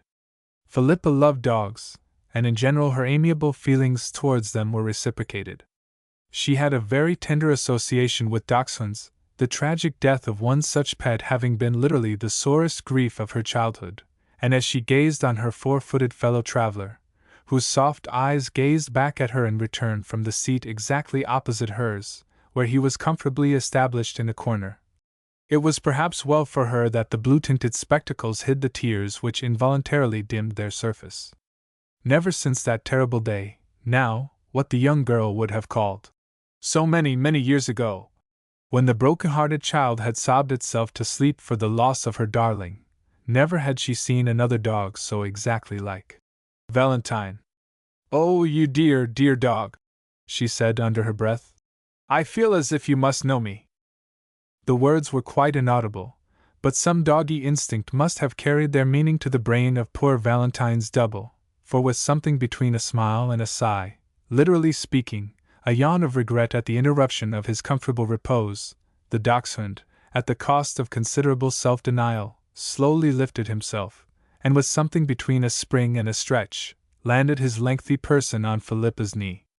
Thence he lifted his ruddy brown eyes, gleaming with mingled pathos and humor, to her face for approval. "You dear little man, good doggy!" exclaimed Miss Rainsworth, too delighted to remember her role. "How sweet of you to come to me! How did you find out I wanted you?" Suddenly a voice interrupted her. Till this moment, absorbed by the dog, his owner had not attracted her attention. She was vaguely conscious of 2 elderly women at the other end of the carriage, and a man of some kind on the same side as the ducks, but that was all. Now, glancing up quickly at the preliminary, "I beg your pardon," she became aware of a pair of eyes, ruddy brown eyes, which might have been the dog's own transferred to a human face, looking at her with an expression in which, however, there was nothing pathetic, only kindly and good-humored surprise. "I beg your pardon," their owner repeated. "I never saw Solomon take such liberties before. Down, Solomon, down, sir." But Solomon demurred. "She likes having me," he said, as plainly as dog language can speak, with a deprecatory wag of his tail, and Philippa passed her arm round him. "I love him," she said eagerly, He is so like one I had. Her voice dropping a little. Do let him stay with me. Solomon, what a nice name! Solomon wagged his tail more energetically. For him the situation was quite agreeably clear, not so for his master. As Philippa glanced again at the young man, the expression of surprise, almost of perplexity, on his face came home to her, bringing with it the remembrance of her assumed personality. The color rushed into her face as she realized how imperfect was her preparation for carrying out her part. The very first time I have had to speak to anyone, she thought to herself. I have completely forgotten it all. Dear me, how shall I ever get on? It was all your fault, Solomon. Giving him an affectionate little hug. Solomon's master, meanwhile, was increasingly perplexed. The discrepancy between the young girl's easy manner and well-bred tone of voice, and the rigorous simplicity of her dress, which even his masculine eyes perceived to be not that of a lady, struck him more and more. What was there to make her get so red about? He said to himself, and he was turning away, out of pity for her embarrassment, when she again addressed him. I am so fond of dogs, sir, she said slowly. I am quite accustomed to taking care of them. Certainly, if you like to be troubled with him, the young man replied, somewhat inconsequently. He spoke with perfect civility, yet there was an impalpable change in his tone at once perceptible to Philippa's quick ears. Her last sentences had succeeded in their object. Yet the consciousness of this was accompanied to her by an altogether unreasonable touch of annoyance. He is quite satisfied already that I am a servant, she reflected. Really, if beauty is but skin deep, social distinctions, or the outward signs of them, are far less so. And again the blood mounted to her cheeks, this time, however, without attracting the notice of her fellow traveler, who had now opened a magazine and was absorbed in its contents. Chapter 5. Solomon. Philippa sat quietly in her corner, one arm thrown comfortably round Solomon's plump little person, perfectly to that philosopher's content. Among the various preparations for her journey, it had not occurred to the young girl to provide herself with any literature. Her eyes were consequently at leisure to occupy themselves with anything of interest that might come in their way. But the country through which the train was just then passing was flat and monotonous. She soon grew tired of staring out of the window, and she dared not amuse herself with Solomon for fear of attracting his master's attention. Furthermore, the Dachs, by this time, was contentedly asleep. Philippa's eyes strayed to the end of the carriage. One of the elderly ladies had already followed Solomon's example. Her sister, for sisters they unmistakably were, returned Philippa's slight glance in her direction with a somewhat severe look of doubtful approval. What a forward girl! She had been saying to herself, and Philippa almost felt the words. She only smiled to herself, however. I am really going through excellent training already, she thought, and again she turned to the window. A moment or two later, however, some instinct, possibly merely a sensation of suppressed restlessness, led her to glance at Solomon's master, and this time she was able to do so unobserved, for maiden lady number 2 had also closed her eyes in peaceful repose. How ugly he is! Was Miss Rainsworth's first idea, and the adjective was in some sense justified, for the charm of the young man's face doubtless lay in his pleasant eyes, at present lowered so as he read. But there is ugliness and ugliness, and in the face under Miss Rainsworth's scrutiny, in spite of its somewhat rugged features, there was nothing in the very slightest degree repellent or hard. The mouth was excellent, the rest of the features in no way remarkable, and yet not commonplace or in any sense weak, and a good mouth means a great deal. On the whole the face was interesting, and the longer Philippa observed him the more inclined she felt to modify her first somewhat wholesale opinion. I wonder how old he is, she said to herself. He might be almost any age between 24 and 34. Then, as he turned a leaf of his magazine, she hastily glanced away for fear of detection. There was another motive, besides that of an ever-ready interest in her fellow creatures, strongly developed in the girl. The face before her reminded her of some other that she had seen lately, though when or where she could not for some time recall. She glanced up furtively, and at last it flashed upon her, so much to her satisfaction, that she could scarcely suppress an exclamation of triumph. I know whom he is like, and yet they are as different as possible. It is that Mr. Gresham whom I saw at Dorreford, that very silent man. And yet he was so handsome, and this man is just the opposite. What curious things likenesses are! At this point in her reflections she must have got a little drowsy, for which Solomon's gentle, monotonous breathing close to her ear may possibly to some extent have been accountable. Whether this was the case or not, she knew nothing more till she was roused by the slackening of the train, quickly followed by preparations on the part of the two elderly ladies for leaving the carriage, which they did with their various rugs and bags as soon as it drew up at a large important station, one of the 2 or 3 at which the express stopped on its northward route. Solomon yawned and looked about him, then fixed his gaze inquiringly on his master as if to ask, "Do we get out here too?" But to this inarticulate question the young man vouchsafed no reply, and Solomon settled himself down again. "Are you not getting tired of having him?" he said to Philippa, when he had courteously helped the old ladies and their belongings on to the platform.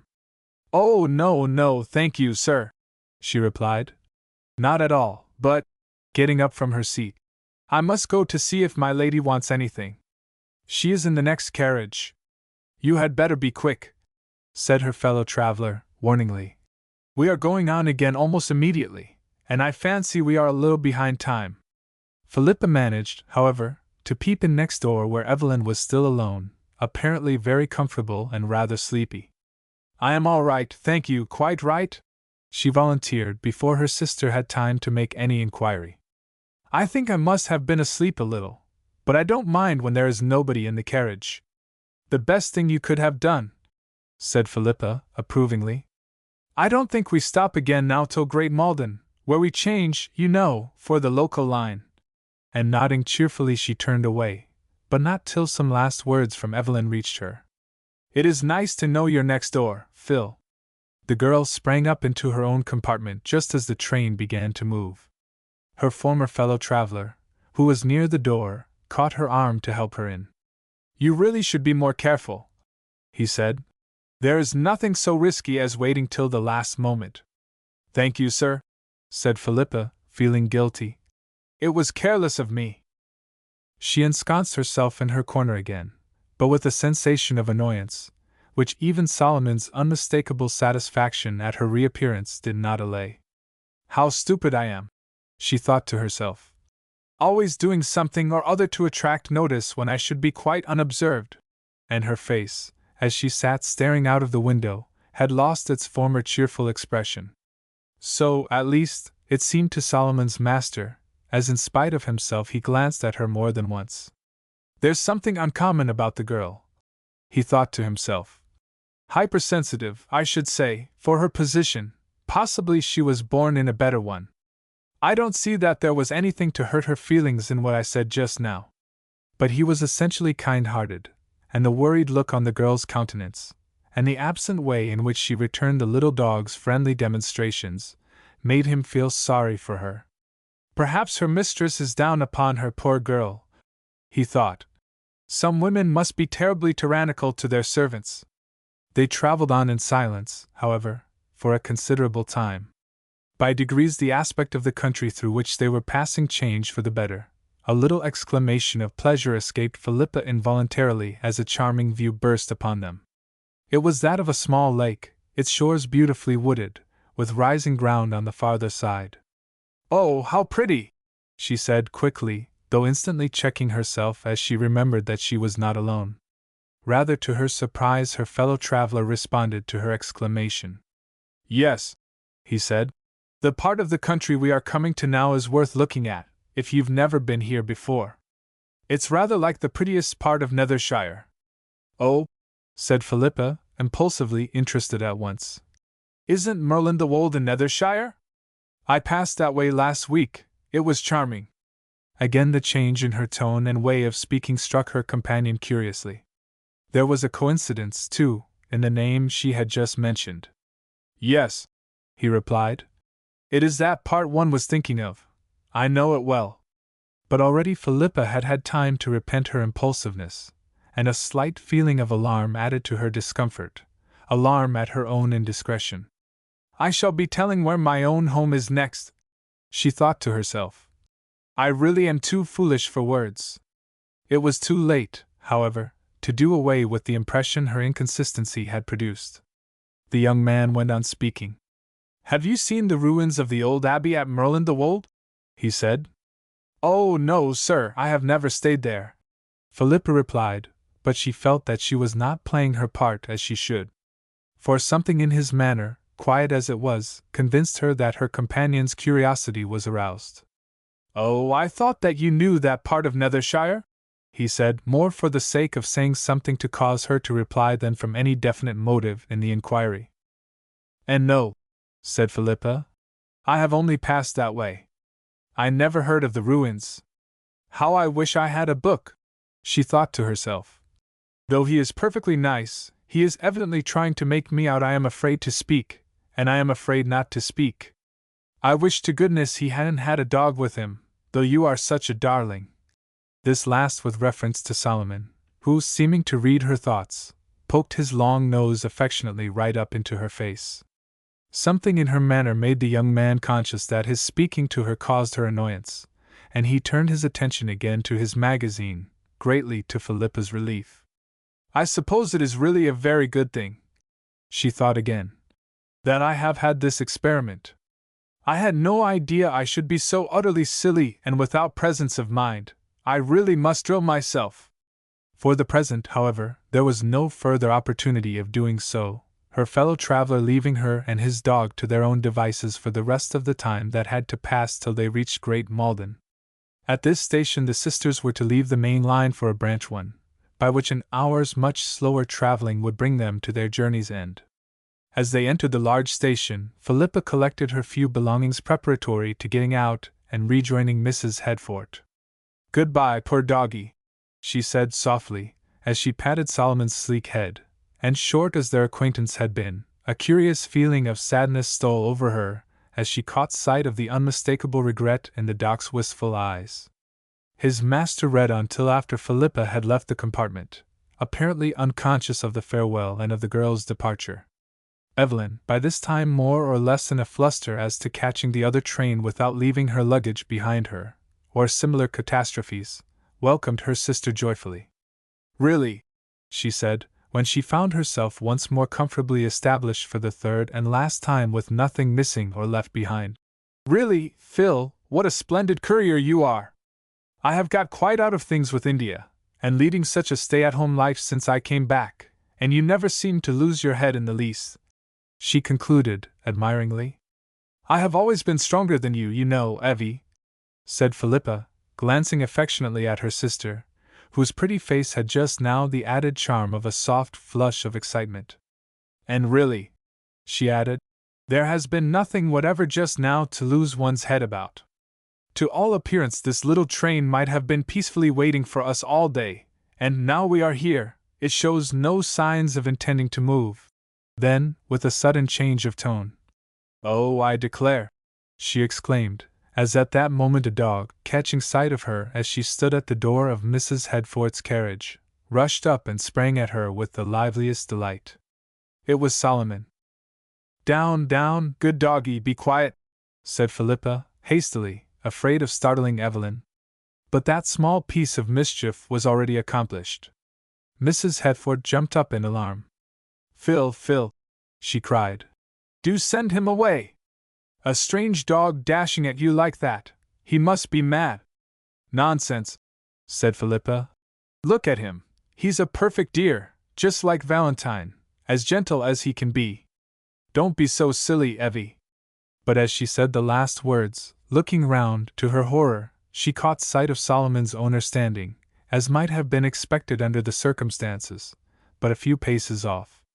Could he have heard her? Philippa trembled at the thought. And I, who had imagined he was safely whizzing off northwards in the express, she reflected.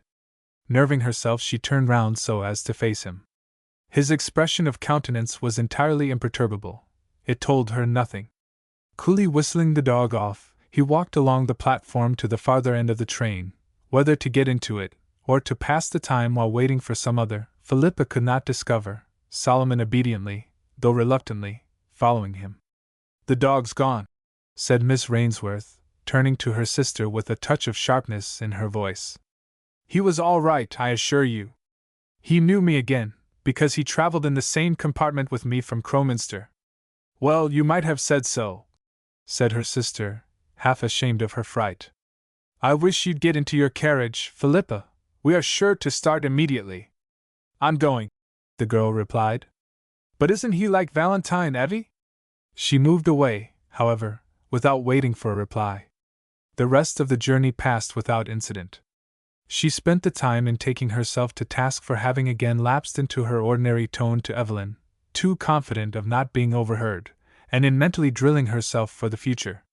"It was all Solomon's fault," she said to herself, "both just now and in the other train. I do hope he and his master are safely off in a different direction.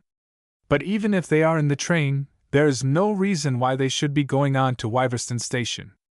I shall look out every time we stop on the chance of seeing them." She had plenty of opportunities for so doing. Never had a train gone on its way more deliberately, or come to a standstill more frequently. But on none of the small platforms alongside of which they drew up did Philippa perceive the pair of travelers for whom she was on the outlook. Her hopes began to rise. "I really think," she said to herself, "that they can have come by this train. I dare say I am silly, but the very idea of that man's being in the neighborhood makes me nervous. I am so certain he was curious about me." This satisfaction at her fellow traveler's disappearance proved, however, premature. A station or two before that of the sisters' destination, lo and behold! On a deserted-looking roadside platform, there stood, having evidently just emerged from the train, the dachshund and his master. Quick as thought, Philippa, who had been glancing out half carelessly, drew back, retiring to the farther end of her solitary compartment. It might have been fancy, but she felt certain that Solomon was looking out for her.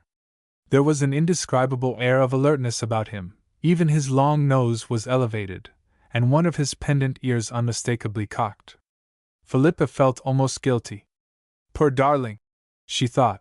"I hate disappointing him, but I dare not risk it. I devoutly hope the pair are not in the habit of country strolls anywhere near Wyverston, for we can't be far from there now." But in what direction they bent their steps, or whether any conveyance was waiting for them, she had no means of discovering. Before the train slowly moved on again, they must have left the station. No trace of them remained, not even a little heap of luggage awaiting deliberate removal by a country porter. Chapter 6. Miss Ray. In the interest of their near approach to their journey's end, Philippa put her recent fellow travelers out of her mind. The afternoon was drawing in as she stepped out onto the platform at Wyverston. A fresh, invigorating breeze met her, bringing with it what she could almost have fancied a faint scent of the sea. "We are not very far from the coast, I know," she thought to herself. "But I had no idea it was such hilly country. It must be very bleak in winter." And the thought made her hasten to her sister to ensure her wrapping up before leaving the shelter of her comfortable compartment. Mrs. Headfort was looking out for her. "Evie," began Philippa hastily, but in an instant corrected herself. "You must let me undo the rugs, ma'am," she said in the quiet tone of voice she had adopted to suit her new personality. "It is ever so much colder here than at home." "Naturally," said Evelyn. "We have been coming north all the way." "Yes, I suppose we had better get out my fur cloak." There was no time to do so in the carriage, however. But when all their belongings were safely collected on the platform, Philippa hastened to extricate the garment in question. She had laid the bundle of rugs on the top of a portmanteau, imagining it to be one of their own boxes, but as she strapped up the roll again, the letters MVG on the surface beneath caught her eyes, and glancing round she noticed a gun case on which was painted in white letters the name M.V. Gresham. "How odd," she thought. "Whose things can these be? No other passenger has got out. And what a strange coincidence that I had said to myself that Solomon's master somehow reminded me of Mr. Gresham at Dorreford. This luggage is not ours," she went on aloud, to the attendant porter. "Has it been put out by mistake?" "It's all right, miss," said a young footman, whom she now observed for the first time. "It's to go up in the cart along of your ladies. Mr. Gresham, I should say Mr. Michael, always gets out at Linley and walks up across the moor. Philippa's heart for a moment seemed to stand still. She saw it all in a flash. The young man, her fellow traveller, some relation no doubt of his namesake at Dorreford, was evidently an habitué of Wiverston, an expected guest there like her sister Evelyn. She bit her lips with vexation and dismay. To think what a fool I have made of myself! Was there ever anything so unlucky? And her inward feelings gave a stiffness to her manner scarcely judicious under the circumstances, as she turned to the civil-spoken young servant, hardly more than a boy in years. Will you see to those things, then? She said, as she turned with the cloak to wrap it round her sister, already shivering with the fresh air, which to Philippa's stronger frame seemed pleasantly bracing. The maid's far high and mightier than the lady, thought the young fellow to himself, as Evelyn thanked him with her usual pretty graciousness, as he arranged a fur carriage rug round her when she was seated in the brougham. And this first impression was not improbably communicated to his fellow servants at the hall. Phil, said Evelyn eagerly as they drove off, I've quite made up my mind already that I don't at all want Duke to succeed to Wiverston. It's far too bleak and cold. It would kill me. I don't know how I shall stand even my week here. Philippa could not help laughing. You really are too absurd, Evie, she said, in the way you jump at conclusions. I shouldn't wonder if the bracing air were to do you a great deal of good, and the house is pretty sure to be warm and comfortable. But there, now, you are tempting me again to forget whom I am. You really mustn't do it, Evelyn. It makes it so much harder to get into it again each time. We can't sit looking at each other without speaking, and when we are alone together it would be a perfect absurdity to keep up the farce. Why, you said yourself what a comfort it would be to have a good talk now and then, remonstrated Mrs. Hetford. We shall have to be very guarded about it, said Philippa gravely. Very guarded indeed. To tell you the truth, I do not think I realized how very difficult I should find it to act my part consistently. Why, you have scarcely begun it yet, said her sister. You have had no opportunity of testing yourself. Philippa did not reply at once, then she said more lightly. All the more reason for beginning it now in good earnest. Don't let us talk about anything personal just at present. I wish we were in an open carriage. This sort of country is so new to me, such a contrast with home. I like the feeling of the air, a mixture of moor and sea. I think it's awfully chilly and bleak looking, said Evelyn, with a little shiver. But I always have a sort of cold feeling on arriving at a strange place. It may go off after a little. It is only nervousness, said Philippa, encouragingly. No, no, said Evelyn. It is worse than that. If you weren't here, I should be most terribly homesick already. You don't know what I suffered, Phil, after I was married, when we went out to India, even though Duke was always so kind. And now, since I came back, I have learnt to lean on you so. I am afraid I am rather contemptibly weak. Poor little Evie, said her sister tenderly. You mustn't say that of yourself. I understand you perfectly. Physical strength has a great deal to do with moral strength, after all. But, oh dear! We are falling back worse than ever. Now, I am not going to say another word till we get to the house. Evelyn was not attracted by the rather wild scenery through which they were passing. She leant back in her corner and shut her eyes, which her sister did not regret, as anything was better than going on talking as they had been doing. To her the look of the country was full of interest, and from its very novelty invigorating. I hope I shall sometimes be able to go a good walk by myself, she thought. If only I could make friends with some nice dog who would come with me. Dogs generally like me, but oh dear!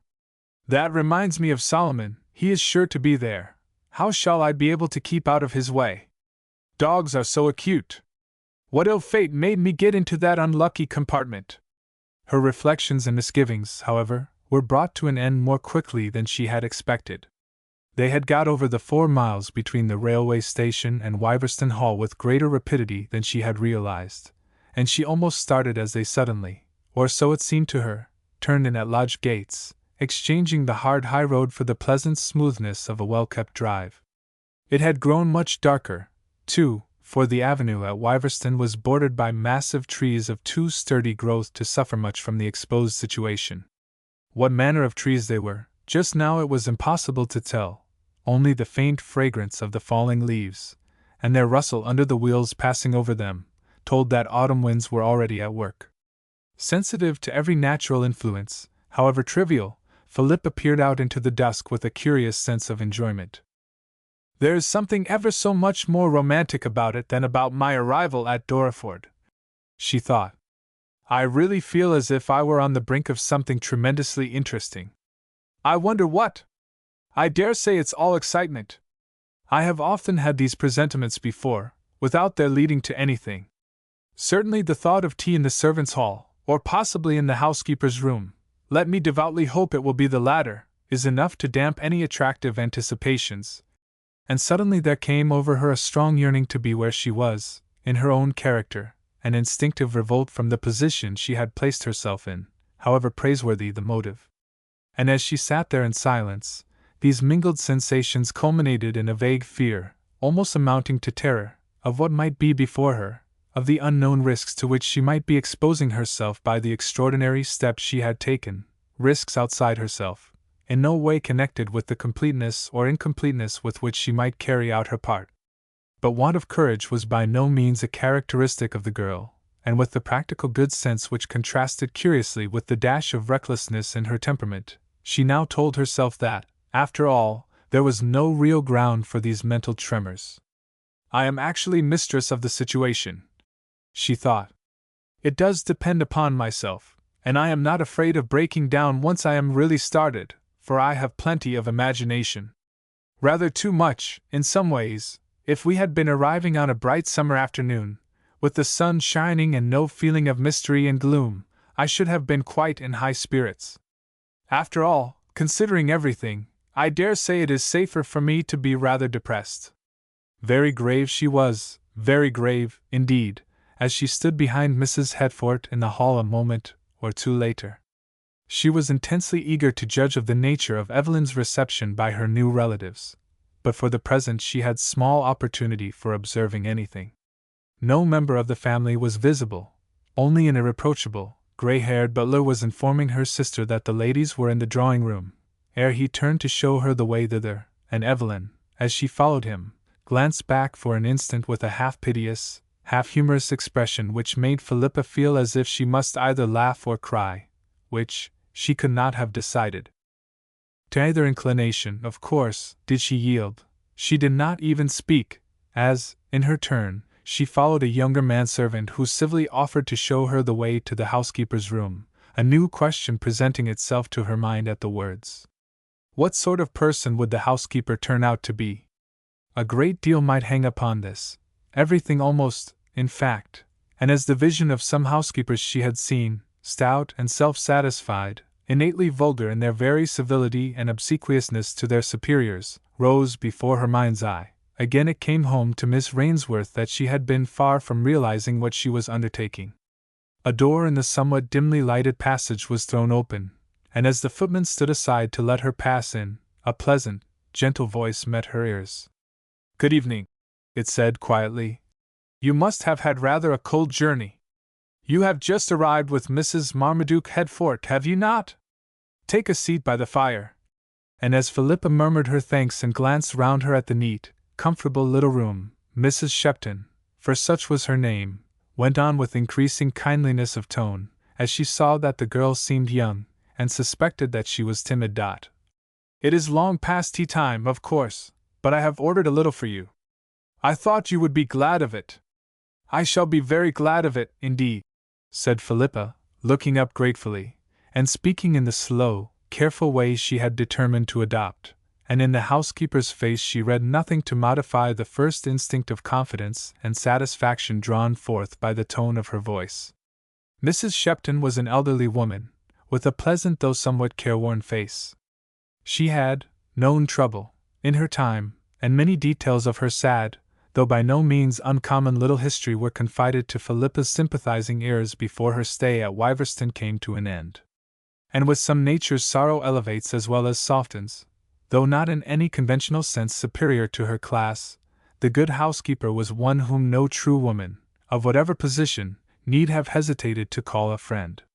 And Philippa's instincts were quick and keen.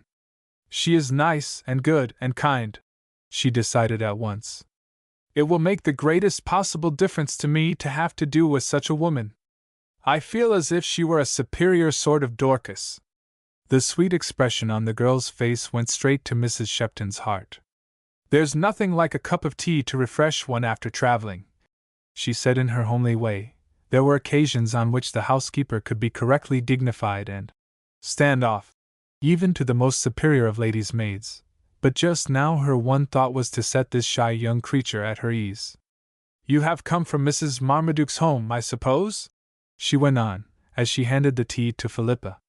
I don't remember rightly where it is, but it's at several hours' distance from here, I know. It is in Shire, close to Marlby, Philippa replied. We left the house about 11 o'clock this morning. Have you been long with your lady? Pursued Mrs. Shepton. You look so young. You couldn't have been out in India with her, surely? Oh, no, I was scarcely grown up then. I have only just entered Mrs. Headfort's service, but, she added after an instant's consideration, she has known me a long time. Mrs. Shepton nodded, approvingly. Been in the young ladies' Sunday school class, I dare say. She thought to herself, and aloud she added, though without any suggestion of inquisitiveness. That is very nice. Your mother must be pleased for you not to be with strangers, that is to say if...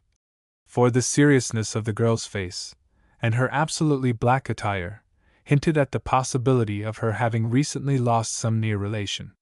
Philippa understood the hesitation and answered at once, speaking more quickly and brightly than hitherto. Oh, yes, I have a mother, and father too. I am glad to hear it, rejoined Mrs. Shepton. But by the by, my dear, the expression denoting that the newcomer had made a marvelously rapid stride in her good graces. You've not yet told me your name. For the first time, strange to say, it struck Philippa that this, her surname, that is to say, was as yet an unknown quantity. She was fortunately not one of those people who change color on small provocation. Mrs. Headfort calls me Phyllis, she said slowly. The housekeeper looked rather surprised.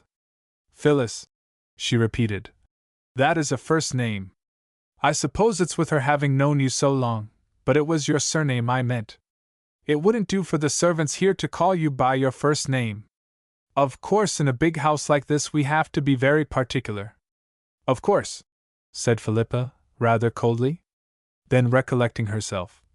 My last name, she said, is Ray, Phyllis Ray. And she smiled slightly in spite of herself. Then Miss Ray you must be to everyone here but myself, said Mrs. Shepton. There are not so many visitors among us just now as sometimes.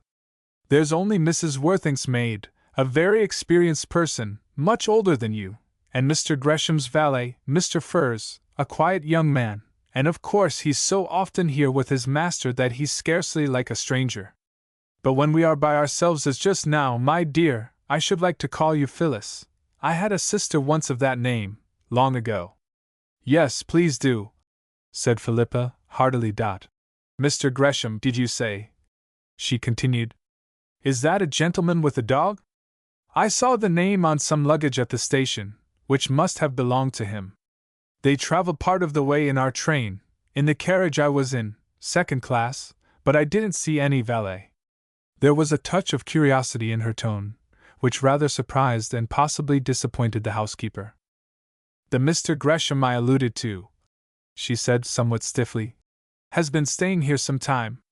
The young gentleman who came down today is Mr. Michael, his cousin. You must excuse me, my dear, if I remind you not to speak of your lady as Mrs. Headfort, but as Mrs. Marmaduke. She went on.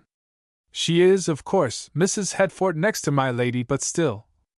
Certainly, interrupted Philippa, heartily. I will be careful about it. Thank you for reminding me, Mrs. Shepton. And indeed, she continued, I should be very much obliged to you if you will tell me myself, of anything you think I require advice about. I am not very experienced, as you can see. And in her own mind she thought, this is an excellent precaution to take. It will prevent any gossip about me which might not otherwise come to my ears. For I am sure this good woman is thoroughly to be trusted. And if the Mr. Gresham here really proves to be the one I met at Dorreford, I must be doubly on the alert. It is really too strange a coincidence." Philippa's last words quite gained Mrs. Shepton's heart, and made her slight sensation of disapproval of the young girl's apparent lapse into gossip concerning any of the visitors at Wiverston disappear. Her eyes had the kindliest light in them as she replied, "It will please me very much indeed, my dear, if you will look upon me while you're here as if I were in a mother's place to you. And now I dare say I had better take you to your room. The sooner you take your things off the better, as the dressing gong will be sounding soon. Take care," as Philippa wavered a little on first getting up. "Are you so very short-sighted?" "Oh, no," said Philippa. "I wear spectacles as a precaution." The truth being that her unaccustomedness to the glasses, and the reflection of the firelight upon them, had dazzled her a little.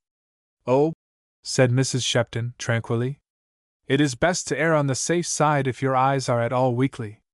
But I should have been sorry if you had really feeble sight, it stands so much in a maid's way." So saying, she opened the door of the room and led the way along the passage to a staircase at the farther end. Chapter 7. A successful debut. In all large country houses of a certain importance, there is more or less resemblance in the internal aspect of things. And this Philippa felt conscious of as she followed Mrs. Shepton upstairs, across landings, down passages, and upstairs again. "I could fancy myself back at Dorreford," she said to herself, with mingled sensations. "It is barely a week since I left it. What would Maida Lermont think if she could see me now? What would I have thought myself, if I had had a vision of the present state of things?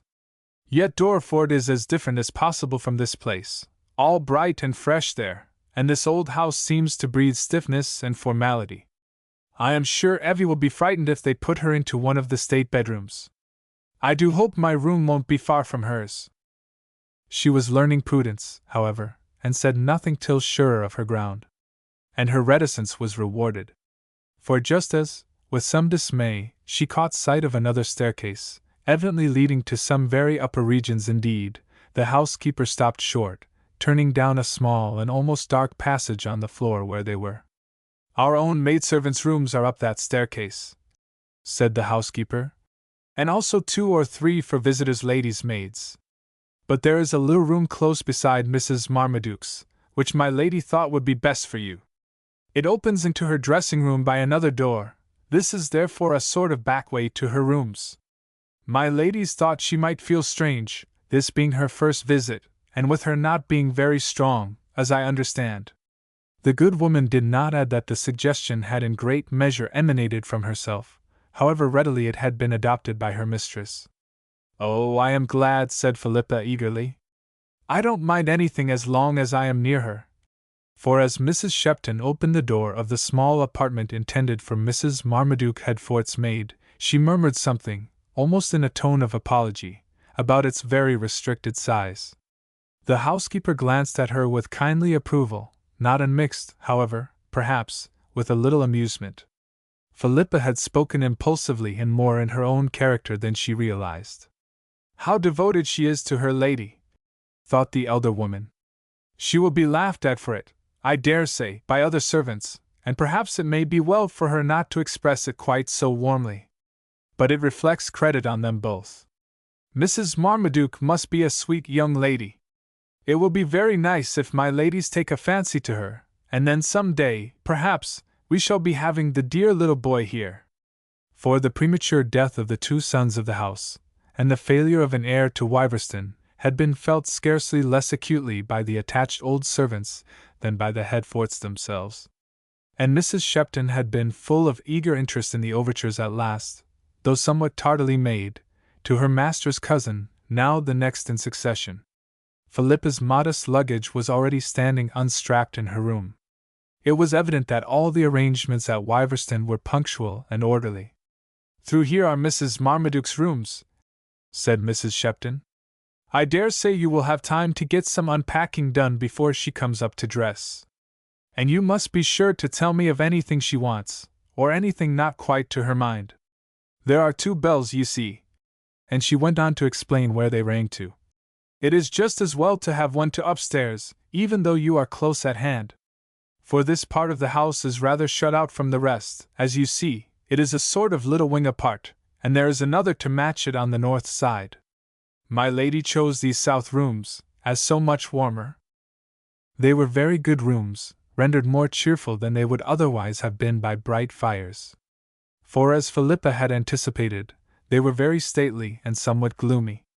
I am quite certain Evie would have been awfully afraid of sleeping here alone, she thought, but aloud she thanked the housekeeper for all her care and consideration. And where shall I go, when Mrs. Marmaduke is dressed and gone down to dinner? She inquired, half timidly. Mrs. Shepton considered. She felt quite a motherly interest in Phyllis Ray. You will be busy for some time arranging all your ladies' things, she said. I will send up to fetch you in time for supper. It would be pleasanter for you than coming down to the room by yourself. The room?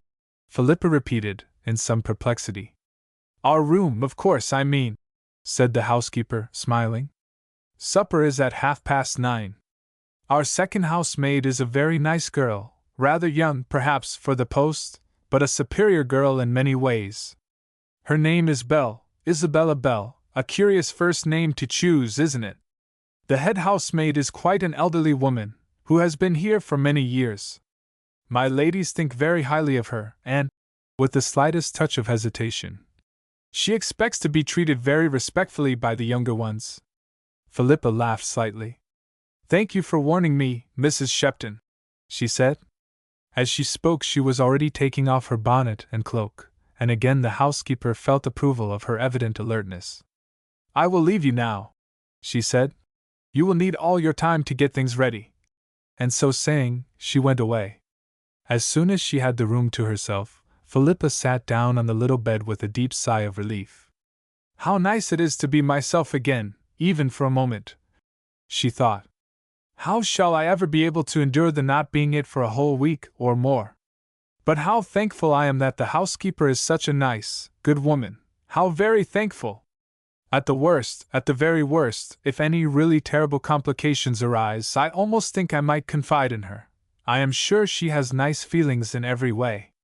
This was something to fall back upon, and indeed she required it, for the realization of the presence in the house of a man whom she was almost sure was the same as the silent Mr. Gresham, whom she had met at Dorreford, was undoubtedly appalling. I mustn't frighten Evie about it, she considered, but I must find out about him from her without betraying why. His being here and having seen me before might not, after all, have mattered much. He saw so little of me, and when we were walking about the garden I could scarcely get him to speak. I wonder if he thought me very young? I noticed him, as anybody must have done, because he is so extremely good-looking. But the thing that frightens me is the stupid way in which I drew the other Mr. Gresham's attention upon me in the train. One could not have invented anything so unlucky. But here the sound of an opening door startled her. I must be quick, she thought, with a glance in the looking-glass, and a hasty touch at her somewhat ruffled hair. Or I shall have nothing ready for Evie. It was not her sister, however, only a housemaid with hot water, as Philippa saw, as she made her way through the dressing-room. A civil good evening, however, was all that the servant stopped to say, being evidently in a hurry. Now, thought Philippa, comes a part of my role that I shall really enjoy. It will be charming to make Evelyn look her prettiest, and I know she will wear exactly what I tell her. I do love nice clothes. And with great satisfaction she proceeded to lift out her sister's carefully chosen trousseau for the occasion. She had just finished laying out on the bed the dress she had mentally fixed upon as the most suitable for this first evening, a sort of debut it seemed to Philippa, and far from an unimportant one, when again the door opened, this time to admit Evelyn herself, followed, or rather, strictly speaking, preceded by the eldest of the unmarried daughters of the house. I do hope you will find everything as you like it, and do ask for anything you want, said Miss Hedford, as she ushered in the young guest. Dinner is at 8, so you have nearly an hour still, time to rest a little before dressing. The voice was a pleasantly modulated one, and its tone was undoubtedly cordial. From the other side of the room, Philippa glanced round with curiosity to catch sight of the speaker. She was a tall, rather slight woman, in figure and bearing, looking perhaps younger than her age, which was quite 40. But her face was not young. There were lines of sorrow upon it, and her dark eyes, though really sweet in expression when one came to see them closely, were wanting in vivacity and light. Why, thought Philippa to herself, she looks 100 times more melancholy than Maida, and yet her life cannot have been as hard, except, of course, for the brothers' deaths. With a little pang of self-reproach at her momentary forgetfulness. But I do think she seems nice and kind to Evie. And this agreeable impression was confirmed by the sound of her sister's voice in reply. Thank you. I am sure I shall be as comfortable as possible, said Evelyn. Will you call for me on your way downstairs? She added, with the touch of appeal which to her sister's discerning ears told at once of her having taken to this new relative. Certainly, if you like, was the reply, and the little touch Miss Hedford gave to Evelyn's shoulder as she left the room told of evident gratification. For a moment or two after the door closed, Philippa remained stooping over a trunk without speaking. It was not till Evelyn flung herself on the sofa and called out to her half petulantly that she thought it safe to reply. Why don't you speak, Phil? She said. You surely don't intend to keep up the farce when we are safely alone by ourselves? It would really be better to do so, replied Philippa, cautiously, glancing round at both doors before she finally emerged from the shelter of the big trunk. But, of course, I won't do anything to worry you, Evie. I suppose there is no fear of anyone coming to this room before Miss Hedford returns? She crossed the floor to the sofa where her sister lay, as she spoke. Evelyn in her turn glanced round half nervously. You will make me too fidgety for anything, she said. No, I don't think it is the least likely that anyone will come. The housemaid has brought the hot water, I see, and the trunks are all up. And even if anyone did come, they would knock at the door. Oh, bother, there are 2 doors. I hate a room with 2 doors. I never know which to be most frightened of in the night. This one, said Philippa, indicating it as she spoke, leads into a dressing room, and out of that again, the little room where I sleep. It was very thoughtful of them to put me so near you, but if you would rather lock the doors between us at night, I have no objection. She spoke laughingly, but underneath the jesting tone there was a touch of slightly hurt feeling. She had been longing so to see her sister again, even after the 1/2 hour's separation. She was so intensely anxious to know what had passed in the drawing-room, and now here was Evelyn, not even affectionate, the very reverse of clinging. Nonsense, said her sister. Of course I'm only too delighted to have you close by. I would like to look at the rooms. And she half sat up as if with the purpose of doing so, but sank down again. Oh, I am tired, she said wearily. Get a footstool, Philippa, if there is one, and come and sit on the floor beside me, the way we do at home.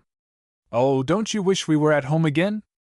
It's all so strange and— No, interrupted Philippa, her warm heart going out again with a rush of tenderness the very instant any appeal was made to it. No, you're not to say lonely just when I am here on purpose to prevent you feeling so.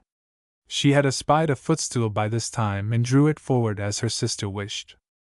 Now, she said, we can talk comfortably for a few minutes, unless, indeed, it would be better for you not to talk at all, and rest entirely till you have to dress. Evelyn lay back with closed eyes. She certainly was looking very pale now, but what else could have been expected? I am glad I came, thought her sister, conscious that a momentary feeling almost of jealousy of the new cousin had passed through her. I am glad I came, and if she does get on well with these people, even to the extent of not seeming to need me, I won't mind. I shall know it is only on the surface. What she would have done without me, practically speaking, I really don't know. She is about as fit just now to look out her things and dress herself, as a mouse to draw a train. And what would her hair be like? It's in a perfect chaos of fluff, and I am certain that the Hedfords wear theirs perfectly smooth and have no fringes. She smiled at the thought, and as she did so, Evelyn opened her eyes. What are you laughing at? She inquired, languidly, and as her sister told her, she, too, smiled. "Yes," she replied. "You are quite right.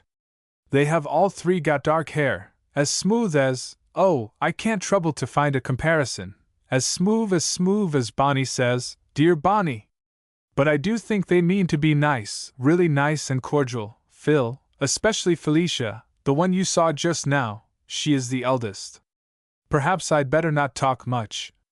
"You had better talk in a lower voice," said Philippa. "It is less tiring, and safer too. All I want to know just now is that you do think you will be able to get on with them without much effort." "Yes, I do think so," answered Evelyn.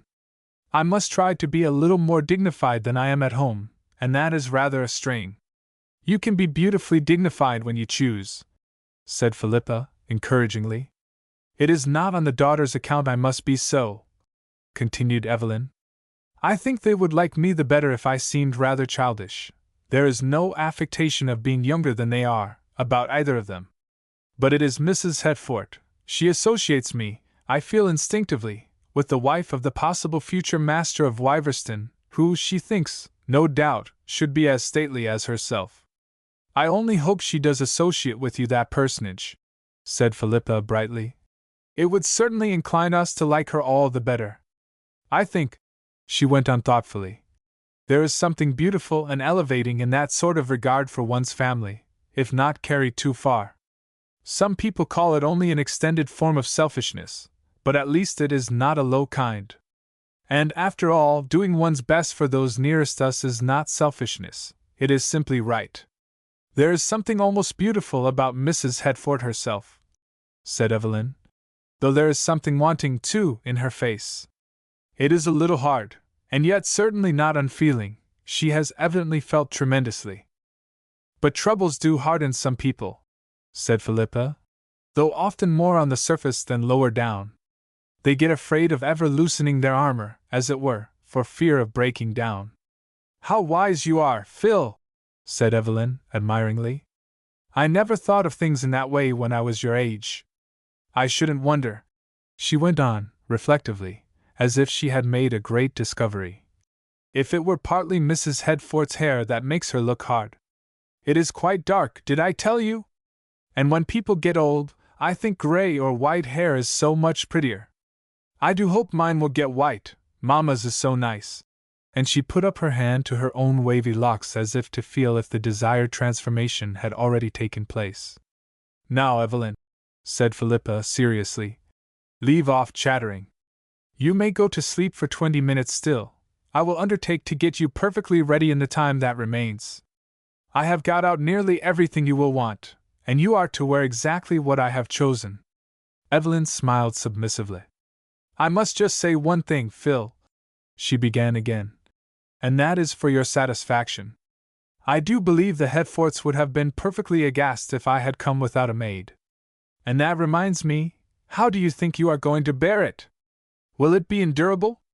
"Much better than endurable," said Philippa, "but I will tell you about it afterwards.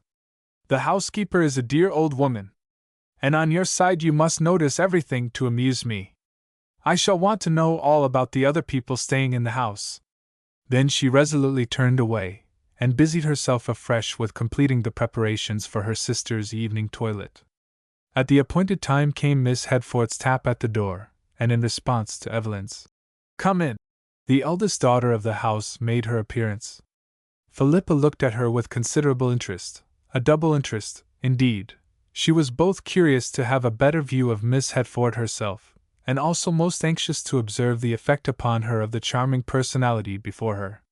Mingled with her sisterly pride in Evelyn, there was now what one may almost call the pride of the artist in his handiwork, and for both there was good cause. Evelyn had left herself entirely to her sister's mercies, and the result was such that even Felicia Hetford's melancholy eyes lighted up with pleasure at the sight of her cousin's wife, whose lovely fairness was shown to great advantage by the pale, blush-rose tint of her dress. Her naturally beautiful hair owed much also to Philippa's careful manipulation, all the more deft and clever in that there was not the slightest appearance of studied art about it, the little bow of pink velvet to match her dress really looking as if it had flown down of itself to nestle among the wavy coils. Evelyn's stock of jewelry was limited. For this important occasion she wore the one good ornament which her Duke had, with much unsuspected self-denial, gathered together enough money to procure for her a string of fair-sized pearls. "My dear," said Miss Hedford impulsively, "your dress is quite charming, and you do not look the least tired now. You will quite bewitch my father, I am sure." Evelyn smiled. "How nice you look yourself," she said to her cousin, gently stroking the sleeve of Felicia's soft, grey velvet bodice, for though far more than the orthodox term of black attire for the loss of their two brothers had passed, the Hedford sisters had not yet, if indeed they ever would discard it, worn anything but half-mourning. Miss Hedford looked very handsome in her velvet and rich old lace, handsomer than Philippa had expected from her former glimpse of her. And the two figures together harmonized from their very dissimilarity. The sight was gratifying to the girl's sensitive perceptions of beauty, but as she stood there in the background in her plain, black dress and disfiguring spectacles, unnoticed, and in a sense unthought of, even by her sister, it would be untrue to human nature, to girl nature especially, to say that no shadow of mortification passed over her as she again realized, and this time more fully than hitherto, the abnormal position she had placed herself in. But almost simultaneously her vigorous resolution of character, greatly assisted in the present case by her vivid sense of humor, reasserted itself. There was a considerable amount of triumph, too, in the success of her plan. "I do believe," she thought, "that I shall be able to carry it through perfectly to the, no, I won't say bitter end, but till the curtain drops forever, I hope, for I am quite sure I shall have had enough of my role by then, as Phyllis Ray, lady's maid, though but for her, goodness only knows what Mrs. Marmaduke Hedford would have been looking like at the present moment, as to her headgear above all." A glance of affectionate gratitude from Evelyn as she followed her conductress out of the room, added to Philippa's self-congratulation. Still more so, a word or two from Miss Hedford which caught her ears as, suddenly discovering that her sister's fan was still reposing on the dressing-table, she ran after her with it, a few steps down the passage. "Very clever maid yours seems to be, she must." But the rest of the sentence was deferred, as Evelyn turned to take the fan held out to her. "Poor Phil," thought Mrs. Marmaduke, as she entered the drawing-room, with a curious mingling of pride in her sister, and regret almost amounting to irritation at the state of things she had brought about. "I really can't bear to think of her up there alone. For I do feel as if it were all going to be very nice, and that, but for her, I could really enjoy myself. So I must just try not to think of her for the time. I am sure it is what she would wish." And acting on this comfortable determination, she was able to respond with unembarrassed graciousness to the cordial, though somewhat formal, greeting of her host, who came forward to meet them as soon as he caught sight of his elder daughter's entrance into the room. And, as Felicia had predicted, the charm of Evelyn's half-appealing yet dignified manner, added to her extreme prettiness, did its work. From that moment the old man's subjugation was complete. That it was so was from the first a source of satisfaction to his wife and daughters. For they were not only good, high-principled women, they were personally unselfish, and superior to all petty, feminine jealousies, and with much latent tenderness of nature, unsuspected by those who only judged them by the surface stiffness of manner. Christine, the second Miss Hedford, though some years younger than her sister, scarcely appeared so. She was less handsome in features, but so much brighter in complexion and coloring that at first sight she was the most striking. But in spite of Wyverston Manor and its traditions, there was a touch of the advanced woman about her, which showed itself unpleasingly in a rather obtrusive superiority to her dress and general appearance. "I am plain-looking," she was wont to inform her friends with a certain pride, "and no longer young, and I am not going to pretend to be otherwise. And I am splendidly strong, and intend to keep my health at all costs, so I do not care in the least about my complexion or my figure. I go out in all weathers, and ignore the existence of whalebone and steel." But she was a very agreeable woman, nevertheless, her bark infinitely worse than her bite, full of real kindness of heart. And if a trifle dictatorial in her way of showing this, and perhaps irritatingly convinced that a Miss Hedford of Wyverston could do no wrong, it was easy to forgive, and even forget those foibles in one so ready to put herself aside whenever called upon to do so for the sake of others, so genuinely compassionate to the suffering or oppressed. She loved all animals, and was loved by them in return. She would have loved little children had she known more about them. Thus with her, too, Evelyn's fragile and almost childlike appearance only prepossessed her in the young wife's favor. Chapter 8. A Morning Ramble. The party this evening was not a very large one. Still, a comparatively small number of people is enough to be somewhat confusing to a newcomer, to whom they are all absolute strangers. More especially when the newcomer in question is in such a position as was Evelyn Hedford on this occasion in the Wyverston drawing-room, where, as a recognized member of the family, to whom honor was due, it behoved her host and hostess to introduce with considerable formality all the other guests. To all appearance she stood this little ordeal well, considerably to Mrs. Hedford's satisfaction. Though she looks so young, thought the elder woman, she has plenty of self-possession as well as charming manners. But inwardly Evelyn had been feeling considerable trepidation, and it was not without some relief that she found herself and the man allotted to her safely on their way to the dining-room. His name her memory had retained, though she was in a state of mystification as to those of most of the others. She glanced up at her cavalier. She was not peculiarly small, but he seemed to tower above her, and had to bend his head to catch some little commonplace remark which she felt it due to herself to volunteer. For fear, as she afterwards confessed to Philippa, he should have thought me shy. Certainly, was the reply. Quite so. But that was all, and Evelyn's little feeler, which she had sent out in hopes of its breaking the ice, had no effect beyond that of making her wish she had left the sentence unsaid.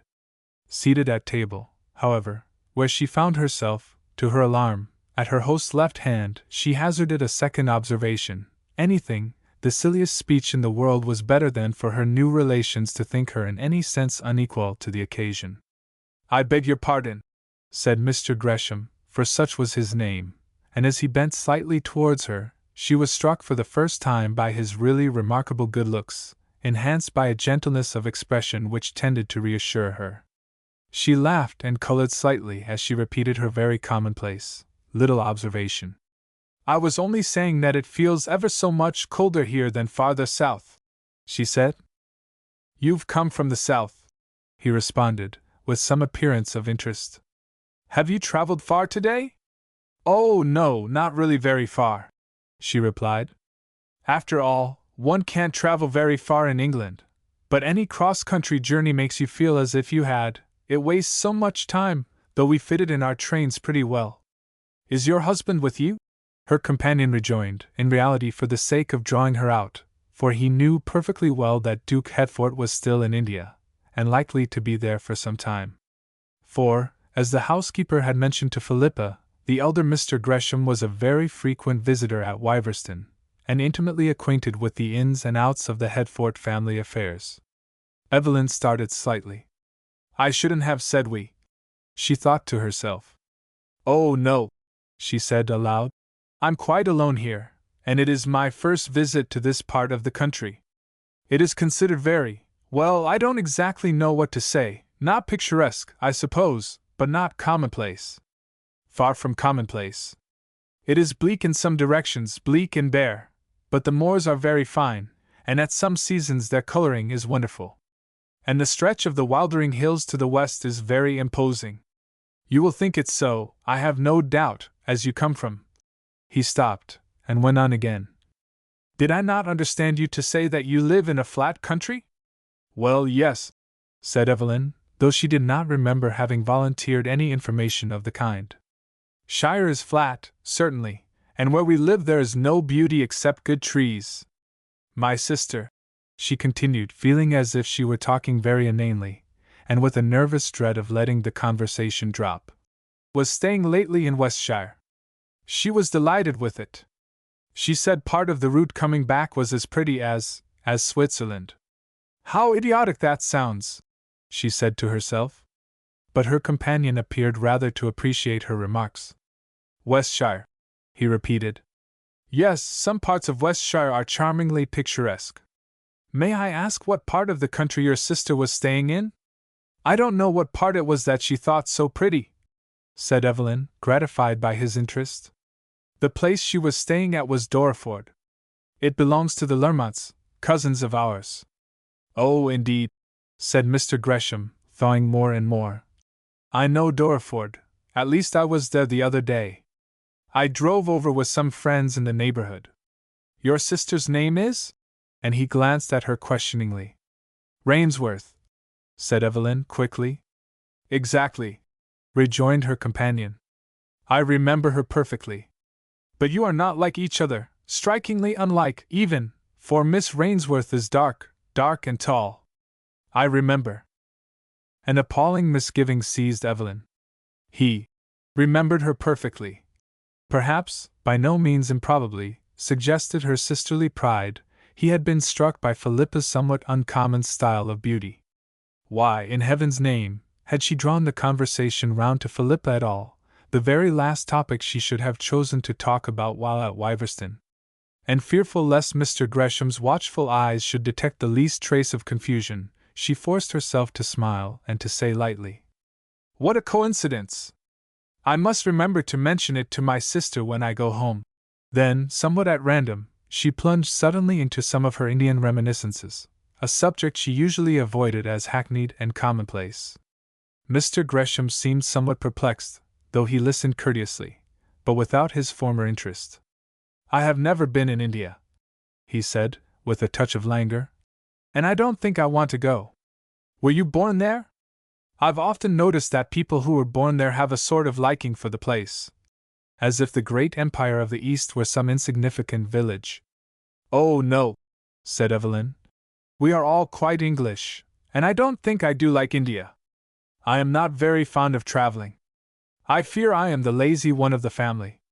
Your sister certainly struck me as very vigorous, began Mr. Gresham again. The Lermonts were talking of wonderful expeditions they had been making while she was with them. Oh, why did I say I had a sister? Thought Evelyn, in desperation. And why did I ever give in to this mad escapade of Philippa's? I feel certain it is going to land us in some dreadful hobble. And unconsciously to herself her expression grew so tragic that Mr. Gresham began to wonder what in the world was the matter. Just then, to Evelyn's enormous relief, came a happy interruption. A voice from the opposite side of the table, which was not a very wide one, addressed her by name. Evelyn looked up in surprise, forgetting for the moment that as all the guests had been introduced to her, the owner of the voice had every reason to know who she was. I hope, Mrs. Headfort, he said, that my dog did not really frighten you today? He is very demonstratively affectionate when he takes a fancy, and he had made great friends with your maid. Out of the frying pan into the fire, thought the unfortunate Evelyn. This time I must brave it out. Is your dog a dachs? She said quickly. Oh, yes, I remember seeing him. He tried to jump into the carriage, but I wasn't really frightened, only startled for a moment. Is he with you here? You must introduce him formally, if so. I love dachshunds. Our favorite dog was a dachs. He died some years ago. We can hardly bear to talk of it even now. A perplexed look stole over Michael Gresham's face at her words. Was he dreaming?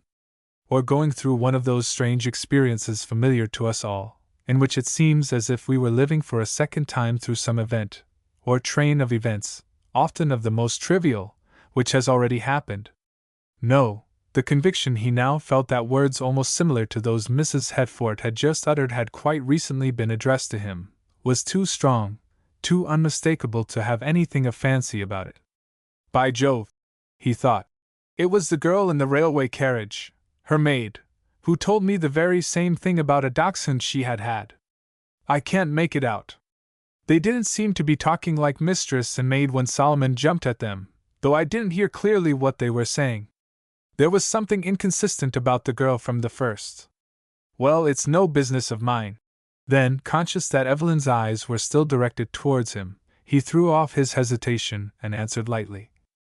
I hope the association will not be too painful to prevent your making friends with my Solomon. Not that I don't sympathize in the loss of a dog, it's a terrible thing. Don't let my cousin get on to dogs, Mrs. Headfort, his own dogs especially. interrupted the elder Gresham. "He'll go on for hours about that Solomon of his, I warn you." Evelyn smiled gently. In her heart she was not very devoted to dogs. Bonnie and Vanda were much more adorable pets. Nor was she anxious in any way to grow more familiar with the dachshund's master. "He must be rather a stupid young man," she thought, as she glanced across the table at Michael's somewhat rugged face. "His cousin evidently thinks him so, and all the better for us if he is not observant. And oh, how plain-looking he is compared to this one!" For the moment, however, she had not much opportunity of admiring her neighbor's clear-cut features. For her host, having done his duty so far by the elderly dowager on his right hand, now felt free to turn his attention to his cousin's pretty young wife. A kindly question or two about her Duke and his doings, even more, some allusion to the incomparable Bonnie, set Evelyn perfectly at her ease. The conversation which ensued, though of the liveliest interest to herself and not without charm for the squire himself, naturally left her orthodox companion somewhat out in the cold. For on his other side was placed a certain Miss Worthing, a person whom he would have characterized as a bread-and-butter miss, whose timid attempt at breaking the silence met with but faint success, for all the answers that Mr. Gresham condescended to make to her were monosyllabic and discouraging in the extreme. It was not this first evening that young Mrs. Hetford discovered how much honor had been done her by her companion's animation, though as she rose to follow in the file of women on their way to the drawing-room, it did strike her that Mr. Gresham's face looked bored in the extreme. "How I do wish he could know Philippa and she him," she thought. "She would be just the person to shake him out of that silent hauteur, and I do believe he was struck by her at Dorreford. If only she were here in her proper character!" The rest of the evening seemed somewhat long. Evelyn was beginning to feel very tired, for she had really exerted herself to the utmost. Fortunately it was not the Wiverston habit to keep late hours, and it was with a feeling of inexpressible relief that she accepted Felicia's hint that she must not hesitate to say good night, even before the 2 or 3 guests from the neighborhood had taken their departure. "They will be going immediately," Miss Hetford added. "And, on second thoughts, if you like to come away quietly with me, I will explain it to Mamma afterwards, and say good night for you." Evelyn thankfully took advantage of this offer, but begged her cousin to let her go upstairs alone. "I can find my way quite well, and I know I shall have everything I want in my room." "Very well," said Felicia kindly. "I think I can trust your maid, from what you say of her, to look after you properly. And our dear old Shepton really does love to make people comfortable, especially if they are relations." Nothing could have been more gratifying. And how delightful not to have to wait till she could write home for sympathy in her satisfaction. "Oh, Phil!" she exclaimed, as she carefully shut the door of her room where her sister was already awaiting her. "Oh, Phil, darling, I am awfully sleepy, I can scarcely keep my eyes open, but I am longing to tell you how well I have got on. Everything has been as nice as possible." "I am so glad," said Philippa warmly. "But, Evelyn dear, you must not talk tonight. Even I am feeling very tired. I believe I had fallen asleep while I was sitting here waiting for you." And Philippa, who could be resolute in little things as well as in big, carried her point. Half an hour later both sisters were in bed and asleep, and though Philippa did not know it, her care of Evelyn had saved herself from a disturbed and perhaps sleepless night. For Mrs. Hetford could certainly not have narrated the events of the evening in any detail without repeating her conversation with both the Greshams, and thereby awakening much graver anxiety in Philippa's mind than what she had felt herself. As it was, Philippa slept soundly, her dreams being no more than an amusing jumble of the experiences of the day before. When she awoke, it was from a peculiarly absurd one, in which Solomon was seated at the end of the housekeeper's table, doing the honor in Mrs. Shepton's place, with Philippa's own spectacles on his nose, assuring her that his master was the same Mr. Gresham whom she had met at Dorreford, and that it was only the fact of his traveling second class which had made her imagine him less good-looking than before. But though her dreams had been thus concerned with the realities of the preceding day, Miss Rainsworth felt strangely confused when she first awoke. It was daylight, though not yet very clear, for the morning was cloudy, so cloudy, indeed, that in most parts of the country one would have imagined it must be raining. The girl's eyes strayed round the little room, and for a moment or two she could not imagine where she was. Gradually things took shape in her memory, and she half started up in a fright. It must be late, she thought, and of all things I must be ready early in the morning. But her fears were exaggerated. She took her watch to the window and found that it was only 6:30. There was plenty of time to get ready for her own breakfast at 8, and to carry in Evelyn's early cup of tea.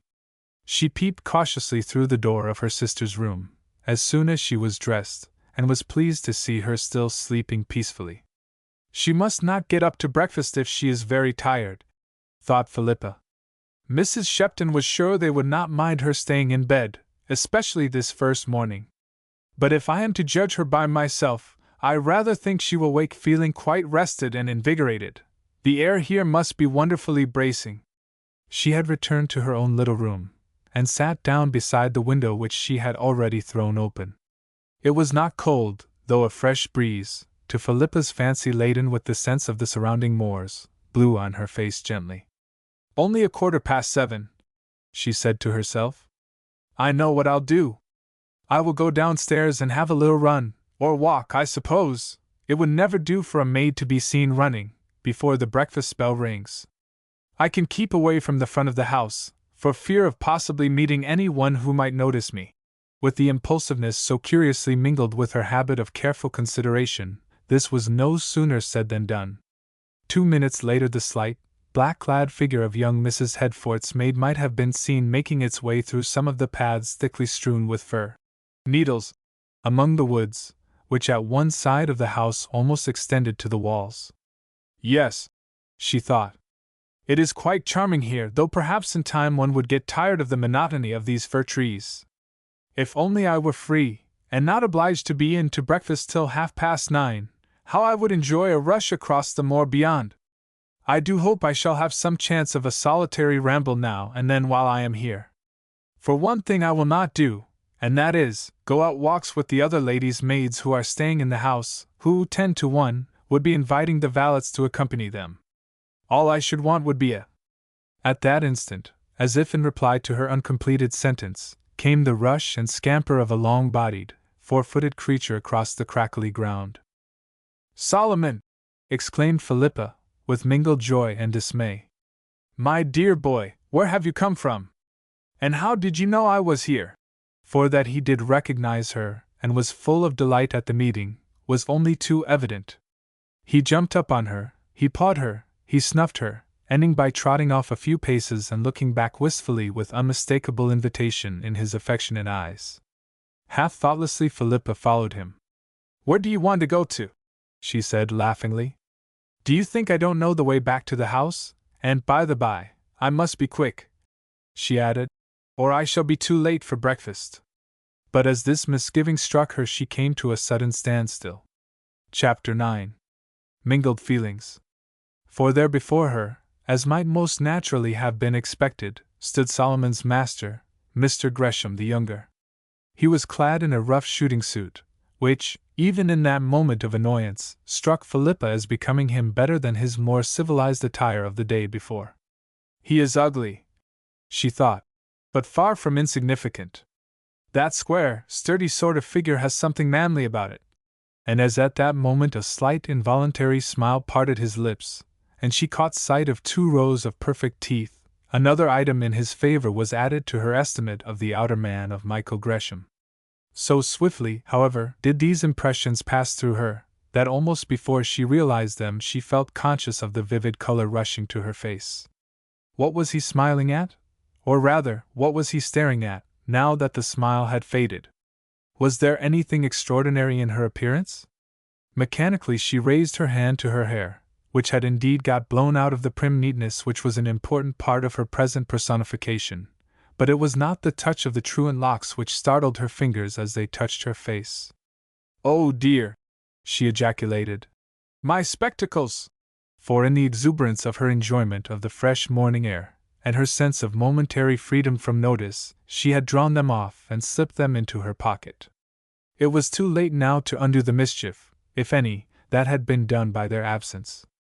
Drawing herself together, she glanced up almost defiantly at the young man standing motionless before her, and when she caught sight of the expression of his face, which from that of surprise had darkened into gravity, almost approaching disapproval, it was all she could do to keep silent. "What business is it of yours whether I wear spectacles or not? What have you to do with me in any possible way, I should like to know?" were the words she would have given worlds to utter in the excess of her annoyance at this new contretemps, heightened by her disgust of herself for the blushes which still remained in angry glow upon her cheeks. Not the least discomposed of the trio was poor Solomon. In his doggy way he had meant to act the friendly part of reintroducing to each other the two who had seemed not uncongenial companions the day before, and now, though no words had passed the lips of either his dearly beloved master or the new and charming friend who had made him so comfortable in the train, he was conscious that something was amiss, very much amiss, indeed. He stood there glancing from one to the other almost, as Philippa afterwards thought to herself, as if there had been tears in his eyes, so profound was his look of distress and mortification. She was on the point of stooping to restore his spirits by a little caress. She could not resist wishing to do so, when with a sudden gruff, "Come along, Solomon!" the young man turned on his heel, slightly raising his cap as he did so, and strode off in another direction. "I must go, I'm very sorry, but I must go. I don't know what's making him so cross this morning," said Solomon's wistful gaze, as obediently, but most dejectedly, he trotted away, even his tail a different member of society from what it had been a few moments previously. "Horrid, detestable man," thought Philippa to herself, feeling more than half inclined to cry, partly from anger, partly from anxiety, a good deal from pity for Solomon. She replaced the unlucky spectacles and soberly made her way back to the house, her little fit of elation completely over, feeling, indeed, as if all the mischievous imps in creation had conspired to thwart and embarrass her. To her relief, the being late for breakfast was not added to her other misfortunes, for by the big stable clock, which she glanced at as she hurried in, she saw that it still wanted 10 minutes to the hour, and when the bell rang she was ready to leave her room and come downstairs in orthodox propriety. Mrs. Shepton welcomed her with a kindly "Good morning," placing her as near herself as was compatible with the etiquette of precedence so vigorously exacted in such formal society. The meal passed in silence, for this was one of the rules at Wyverston Manor, talking only being allowed at certain repasts.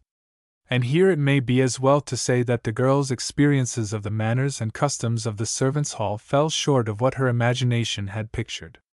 Thanks to Mrs. Shepton's good management, the household was really to a great extent a model one, and so far at least as the upper servants were concerned, Philippa came across nothing of a coarse or jarring nature.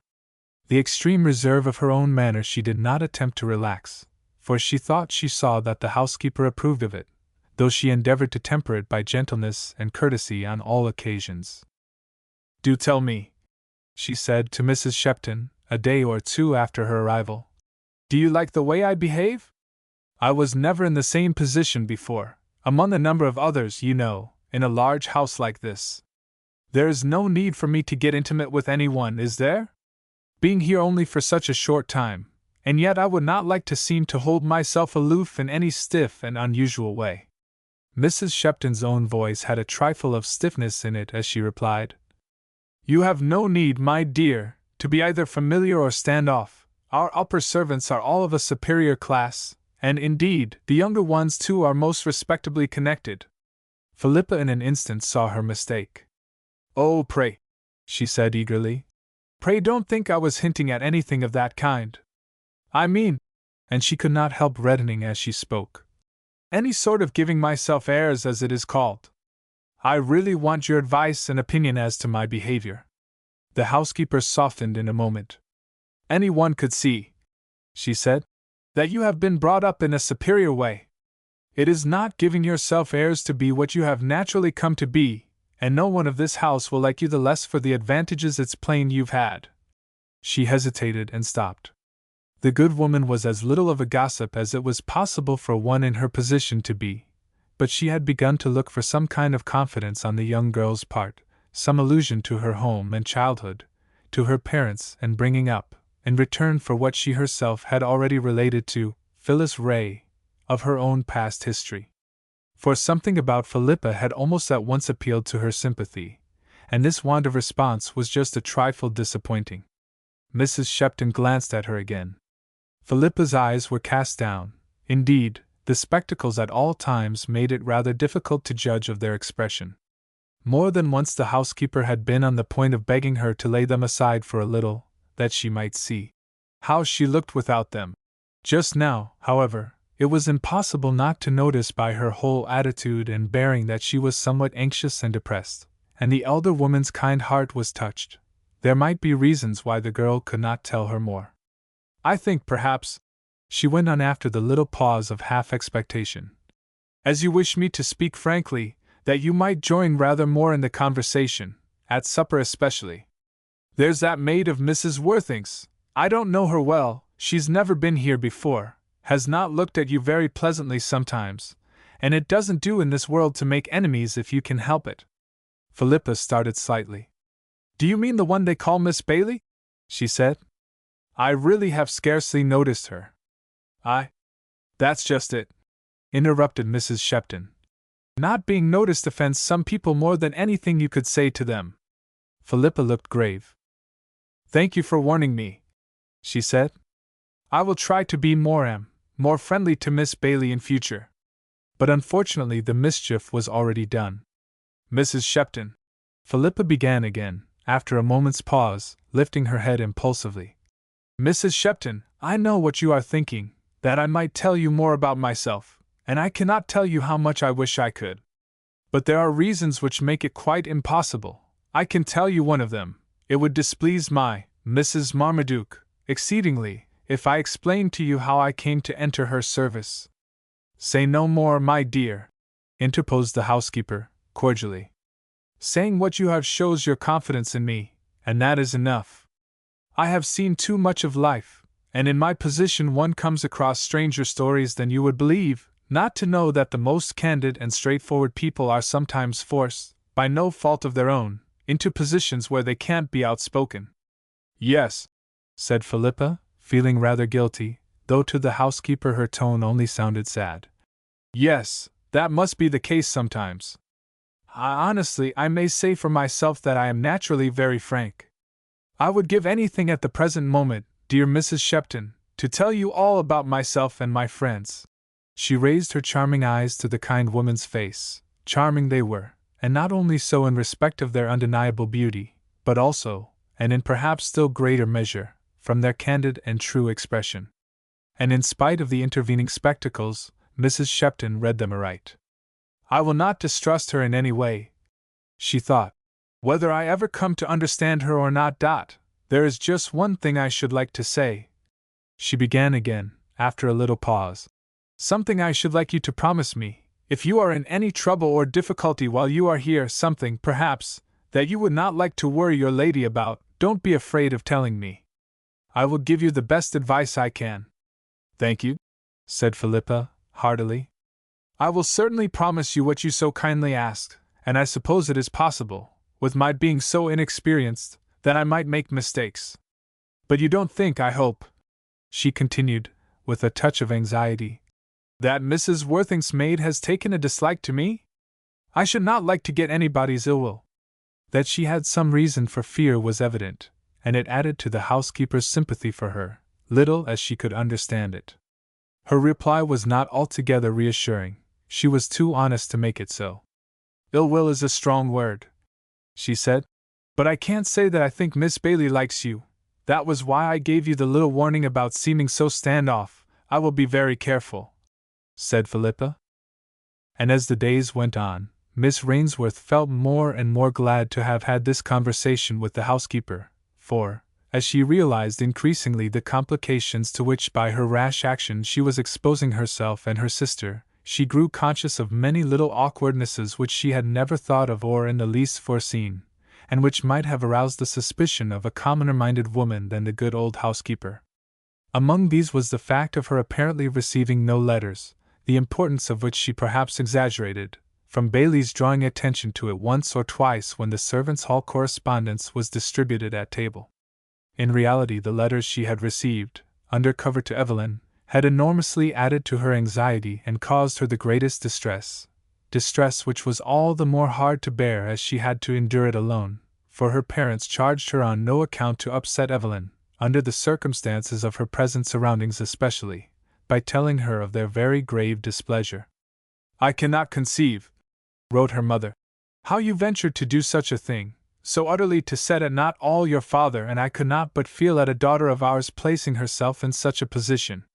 Your father was on the point at first of setting off, at all costs, to bring you back again, and it was only with the greatest difficulty that I persuaded him to give up doing so, by reminding him on whom the costs in this case would fall, I mean poor Evelyn and her husband.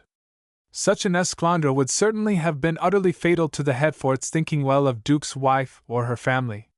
We are very annoyed with Evelyn herself, too, for not insisting on your returning the moment she found you were in the train, and to prevent her doing so you must have made an unjustifiable use of your greater strength of character and determination to carry out your own way. I shall say as little as possible to your sister till you are both home again. I am counting every day, indeed every hour, till this visit is over, and I only pray that no terribly disastrous consequences may follow on what you have done." It was hard to bear, feeling conscious, as she did, that at least 3/4 of her motives had been purely unselfish, and only now did Philippa allow to herself that a certain love of adventure, a touch of the reckless impulsiveness and defiance of conventionality which Maida Lermont, though vaguely, had been conscious of in her young cousin. Only now did it dawn upon the girl that these less worthy incentives had gone far to make up the remaining balance. "I have never meant to be wild or headstrong," she said to herself. "I have always thought I was almost too practical and unimpulsive. I planned all this so carefully and even cautiously. I never dreamed of Papa and Mamma taking it up so severely. I don't think they ever have been really angry with me before in my life. And after all," with a touch of half-humorous defiance, as she dashed away the tears which she dared not indulge in, for fear of her sisters discovering them, "after all, I do not know what Evelyn would have done without me. I am perfectly certain she would not have got on so well. Most assuredly she would not have looked as she has done." For Philippa's rule over her sister had been a very stringent one.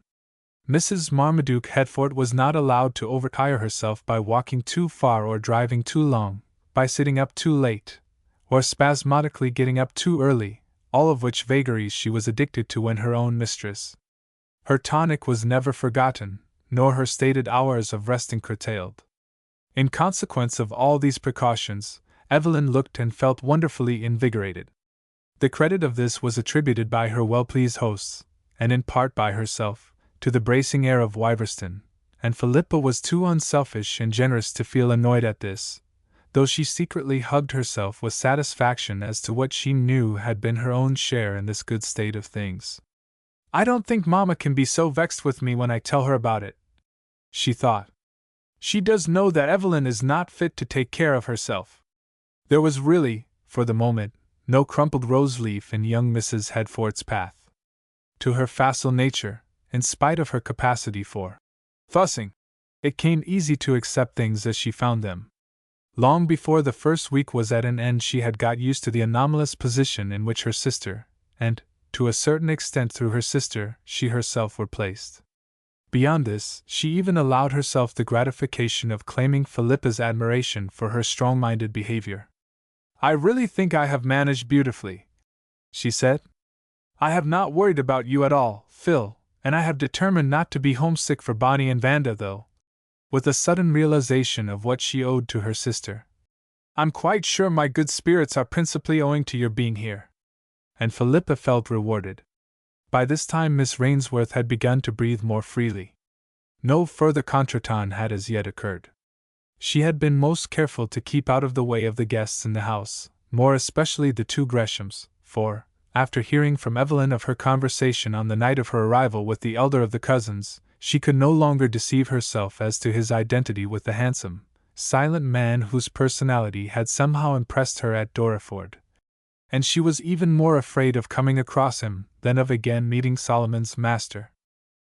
To poor Solomon himself she had more than once been obliged to be positively cruel, for whenever she caught sight of his tan-colored person she was seized with terror lest her other traveling companion should be near at hand. In those days it is to be feared that the dachshund's belief in the stability of woman's friendship received some severe shocks.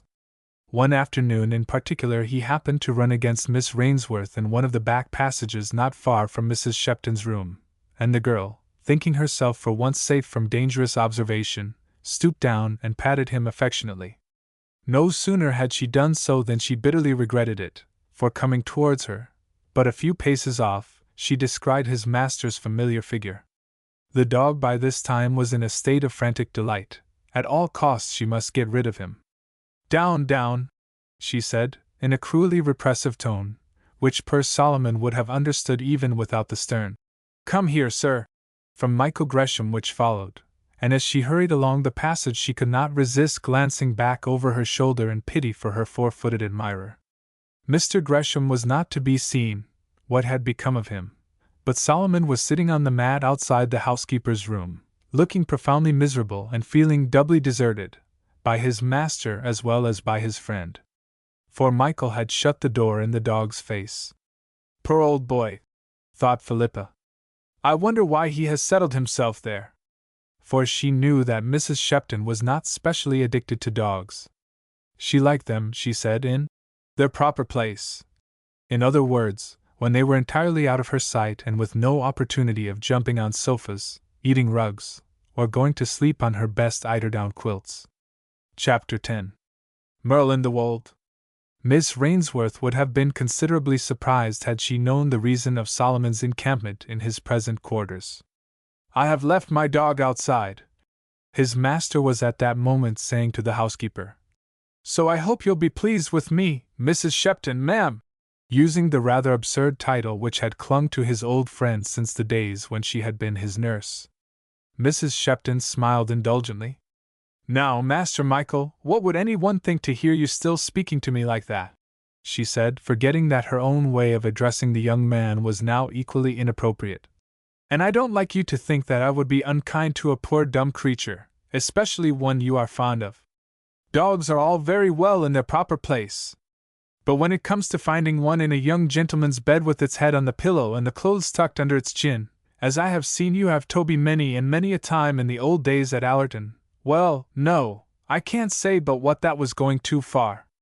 Michael Gresham laughed.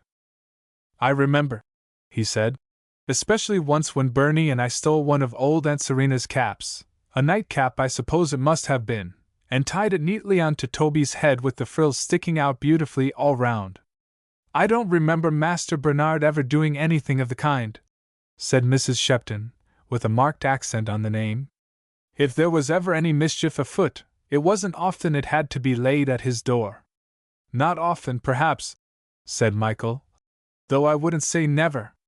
If there was a scrape to be got into, it was, I allow, pretty sure to be I who found myself in it. But we stuck to each other very faithfully in those days. Poor old Bernie!" And he gave a little sigh. "After all, it isn't his fault if all the plums have fallen to his share, and I'm sure I don't grudge them to him, though I would not object to a few for myself sometimes." A shade of distress crossed Mrs. Shepton's face. "They will come, my dear," she said, affectionately patting the young man's hand. "Never fear, they will come, all in good time, and none the less sweet that you have had to wait for them, and work for them too." "Oh, bless you, don't think I mind the working," he said lightly. "Life would be unbearable without it. Don't think I was grumbling, Mrs. Shepton, ma'am, but—" and he rose to his feet, as an unmistakable sound of scratching and whining on the other side of the door made itself heard. "Someone is grumbling, and that's Solomon. May I let him in?" "Of course, dearie, I'll let him in myself." "No," as the young man was moving towards the door. "Let me do it. I should like him to see I was friendly." In another moment Solomon was inside, pawing and jumping on the housekeeper, who did her best to hide any sign of apprehension for her black silk skirt.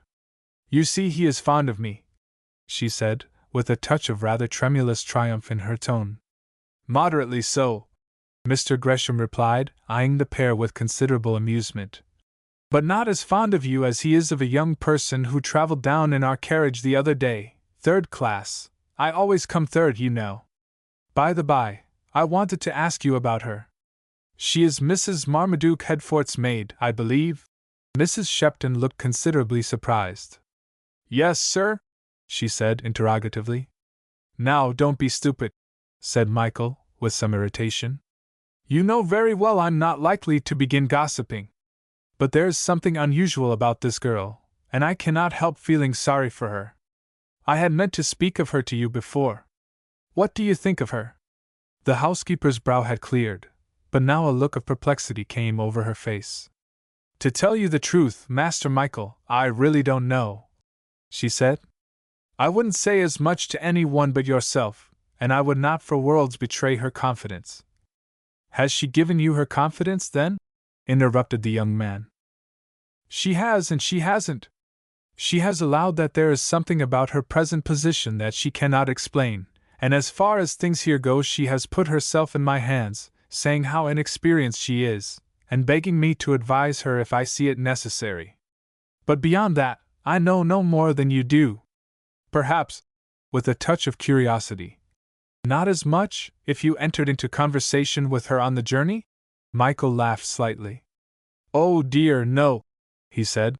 She would have snubbed me at once if I had said anything but the merest commonplace, and even that was only brought about by Solomon's making such friends with her, which threw her a little off her dignity once or twice. She is a lady, nurse, I am perfectly certain of it, and that is why I am so sorry for her. The impression she made upon me, he continued slowly, was that she is acting a part. Mrs. Shepton looked rather startled.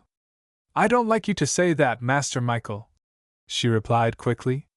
I have felt from the first that I could trust her, and now that I know her better, and she has, as it were, thrown herself upon me, I couldn't bear to go back from doing so. You misunderstand me, said Mr. Gresham, with some annoyance. Do you suppose I think she's a burglar in disguise? People are forced into seeming what they are not sometimes, by no fault of their own. Almost her own words to Philippa.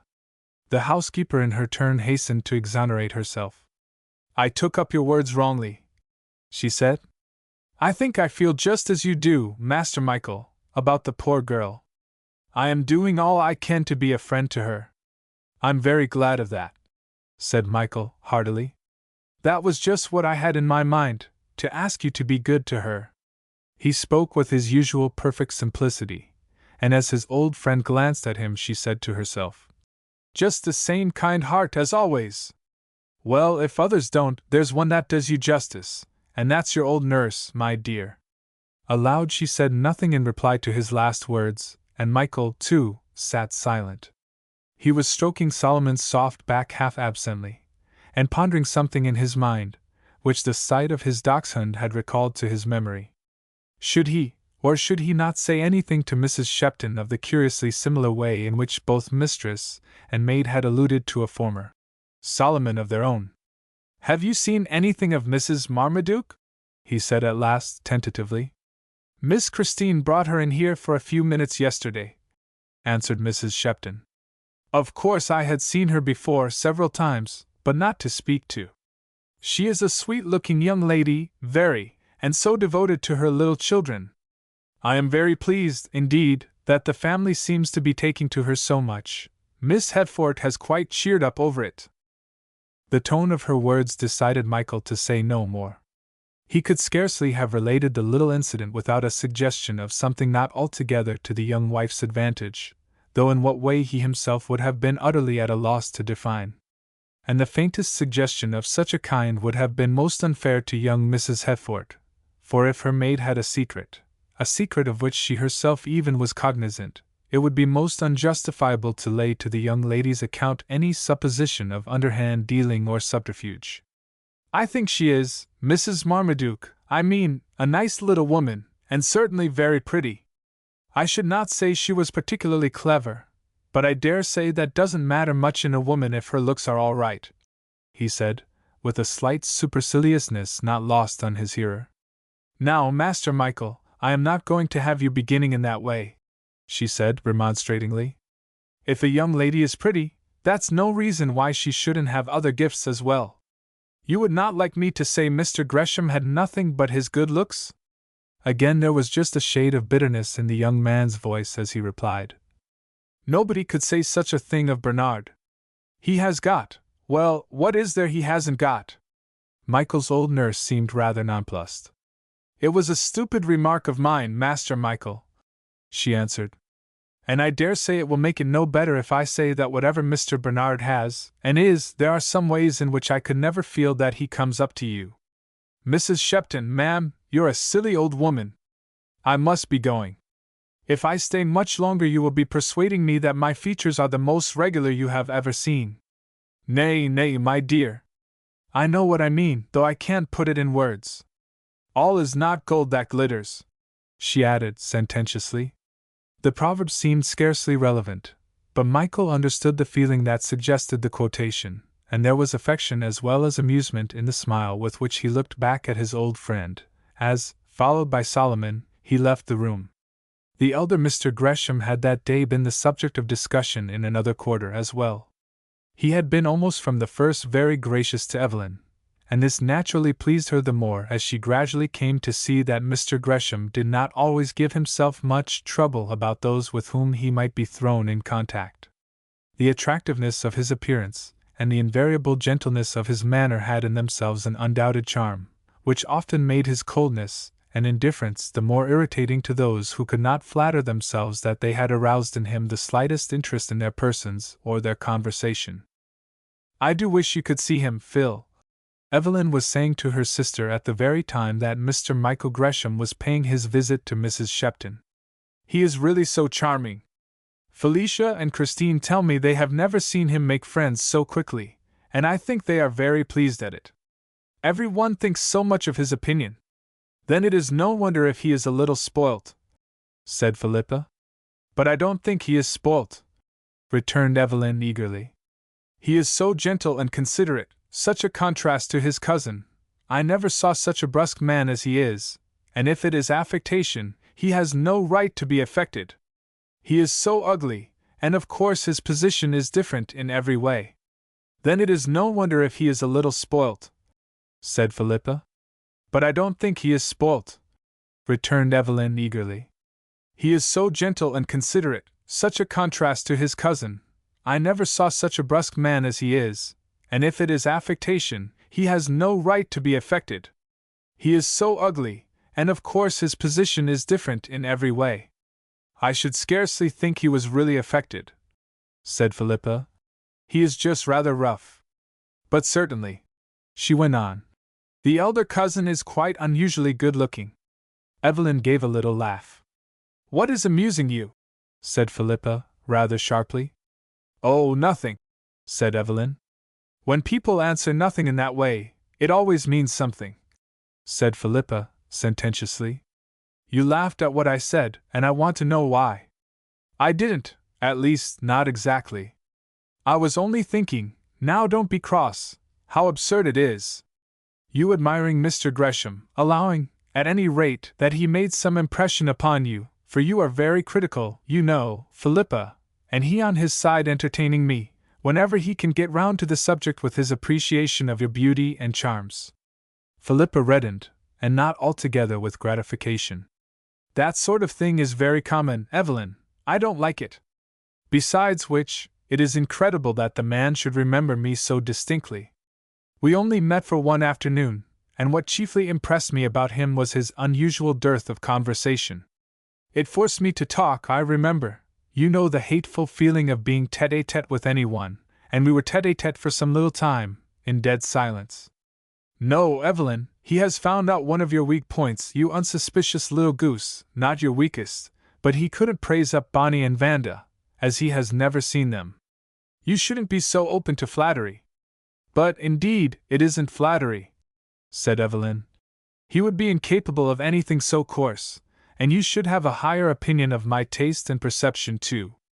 All he says is in the very nicest way, really showing that he saw you to be, well, something out of the common, which you certainly are. All the same, said Philippa, I wish you would leave off talking about me while you are here at all. It is very unwise. I don't think so, said Evelyn. When I'm talking about you to Mr. Gresham, I feel quite comfortable. I quite forget about you being here, and think of you as if you were at home. Of course, looking a little ashamed of herself. "I have said once or twice, how I do wish she were here, thinking of you as your proper self, you know." Philippa looked very grave. She did not like the idea of any such prevarication on her sister's part, and was on the point of saying so, till a moment's reflection reminded her that she had scarcely a right to do so. So she contented herself with remarking quietly that in future she begged her sister to avoid all mention of her name. "I cannot promise anything of the kind," said Evelyn. "Mr. Gresham has got interested in you now, and I am—" She stopped short. "Well, what?" asked Philippa. Evelyn blushed a little. "Interested in his interests, I suppose," she admitted, with a little laugh. "I cannot help wondering," she went on, "when or where or how you and he may meet again. I am sure you would have so much in common." And it did not require much flight of imagination on the younger sister's part to see whither Evelyn's thoughts were tending. She was both touched and annoyed, the practical effect of this conversation being to make her wish more devoutly than ever that their time at Wiverston were over. Other feelings were strongly influencing her in this wish. For utterly unreasonable as she knew it to be, she was conscious of a curious resentment against Michael Gresham, whom she had not been able to avoid meeting, thanks generally to Solomon now and then, either on the moor or nearer home, for tacitly accepting her present personality, even while in a sense grateful to him for doing so. For that he had guessed some part of her secret, guessed, at least, that she had a secret, she felt perfectly sure, and the consciousness of this irritated her and reacted in curiously contradictory and capricious ways. Fortunately, as she told herself, though here, too, her inconsistency came in, she had never come across the elder of the two cousins. Evelyn's dissertations made her doubly careful as regarded him, yet she had a worrying curiosity to see him again, if only she could do so, herself unseen. And but for an additional reason for precaution which reached her a day or two later through her sister, she might have been tempted to some more or less reckless step for the gratification of this same curiosity, absurd and contemptible though she called it to herself. This new danger lay in the discovery of the fact that should fate lead to the two Greshams laying their heads together about Miss Rainsworth, her identity with Michael's fellow traveler would be by no means unlikely to suggest itself. Evelyn was full of her last piece of interesting information concerning Mr. Bernard Gresham when she came up to bed a night or two after the conversation already recorded. "Philippa," she exclaimed, as soon as they were safely shut in for the night, "I have found out ever so much more about my charming Mr. Gresham. His home is in Nethershire, a place called Merlin the Wold. Isn't that a fascinating name? I am sure I have heard of it before. Didn't you speak of it by the by?" I said to him I was sure I had heard it mentioned quite lately, as such a lovely part of the country. "Oh, Evelyn," said Philippa aghast, "do be careful." "Yes, no doubt I spoke of it. I passed that way on my return from Dorford. But what might not come of it, if you had mentioned me in connection with it?" "Nothing," says Evelyn, sensibly enough. "He knows my sister was at Dorford, there is no secret about that, and he probably knows that you would pass Merlin the Wold on your way to Marlby. You are getting morbid and stupid, Phil, about being found out. And no one heard what we were talking about, except, oh, Mr. Gresham has all but asked us to pay him a visit, I, of course, as your chaperone, though he would have a married sister and her husband there, too. Phil," clasping her hands, "we must go. It would be too lovely, we two together." "And what about a maid?" said Philippa, grimly. "Oh, I don't exactly know. I must plan something when we go home. I am sure I could think of some arrangement if I had a little time. I almost think I will send away the under-nurse. She is a stupid little thing, and though her wages are small, Dorcas says her appetite is enormous.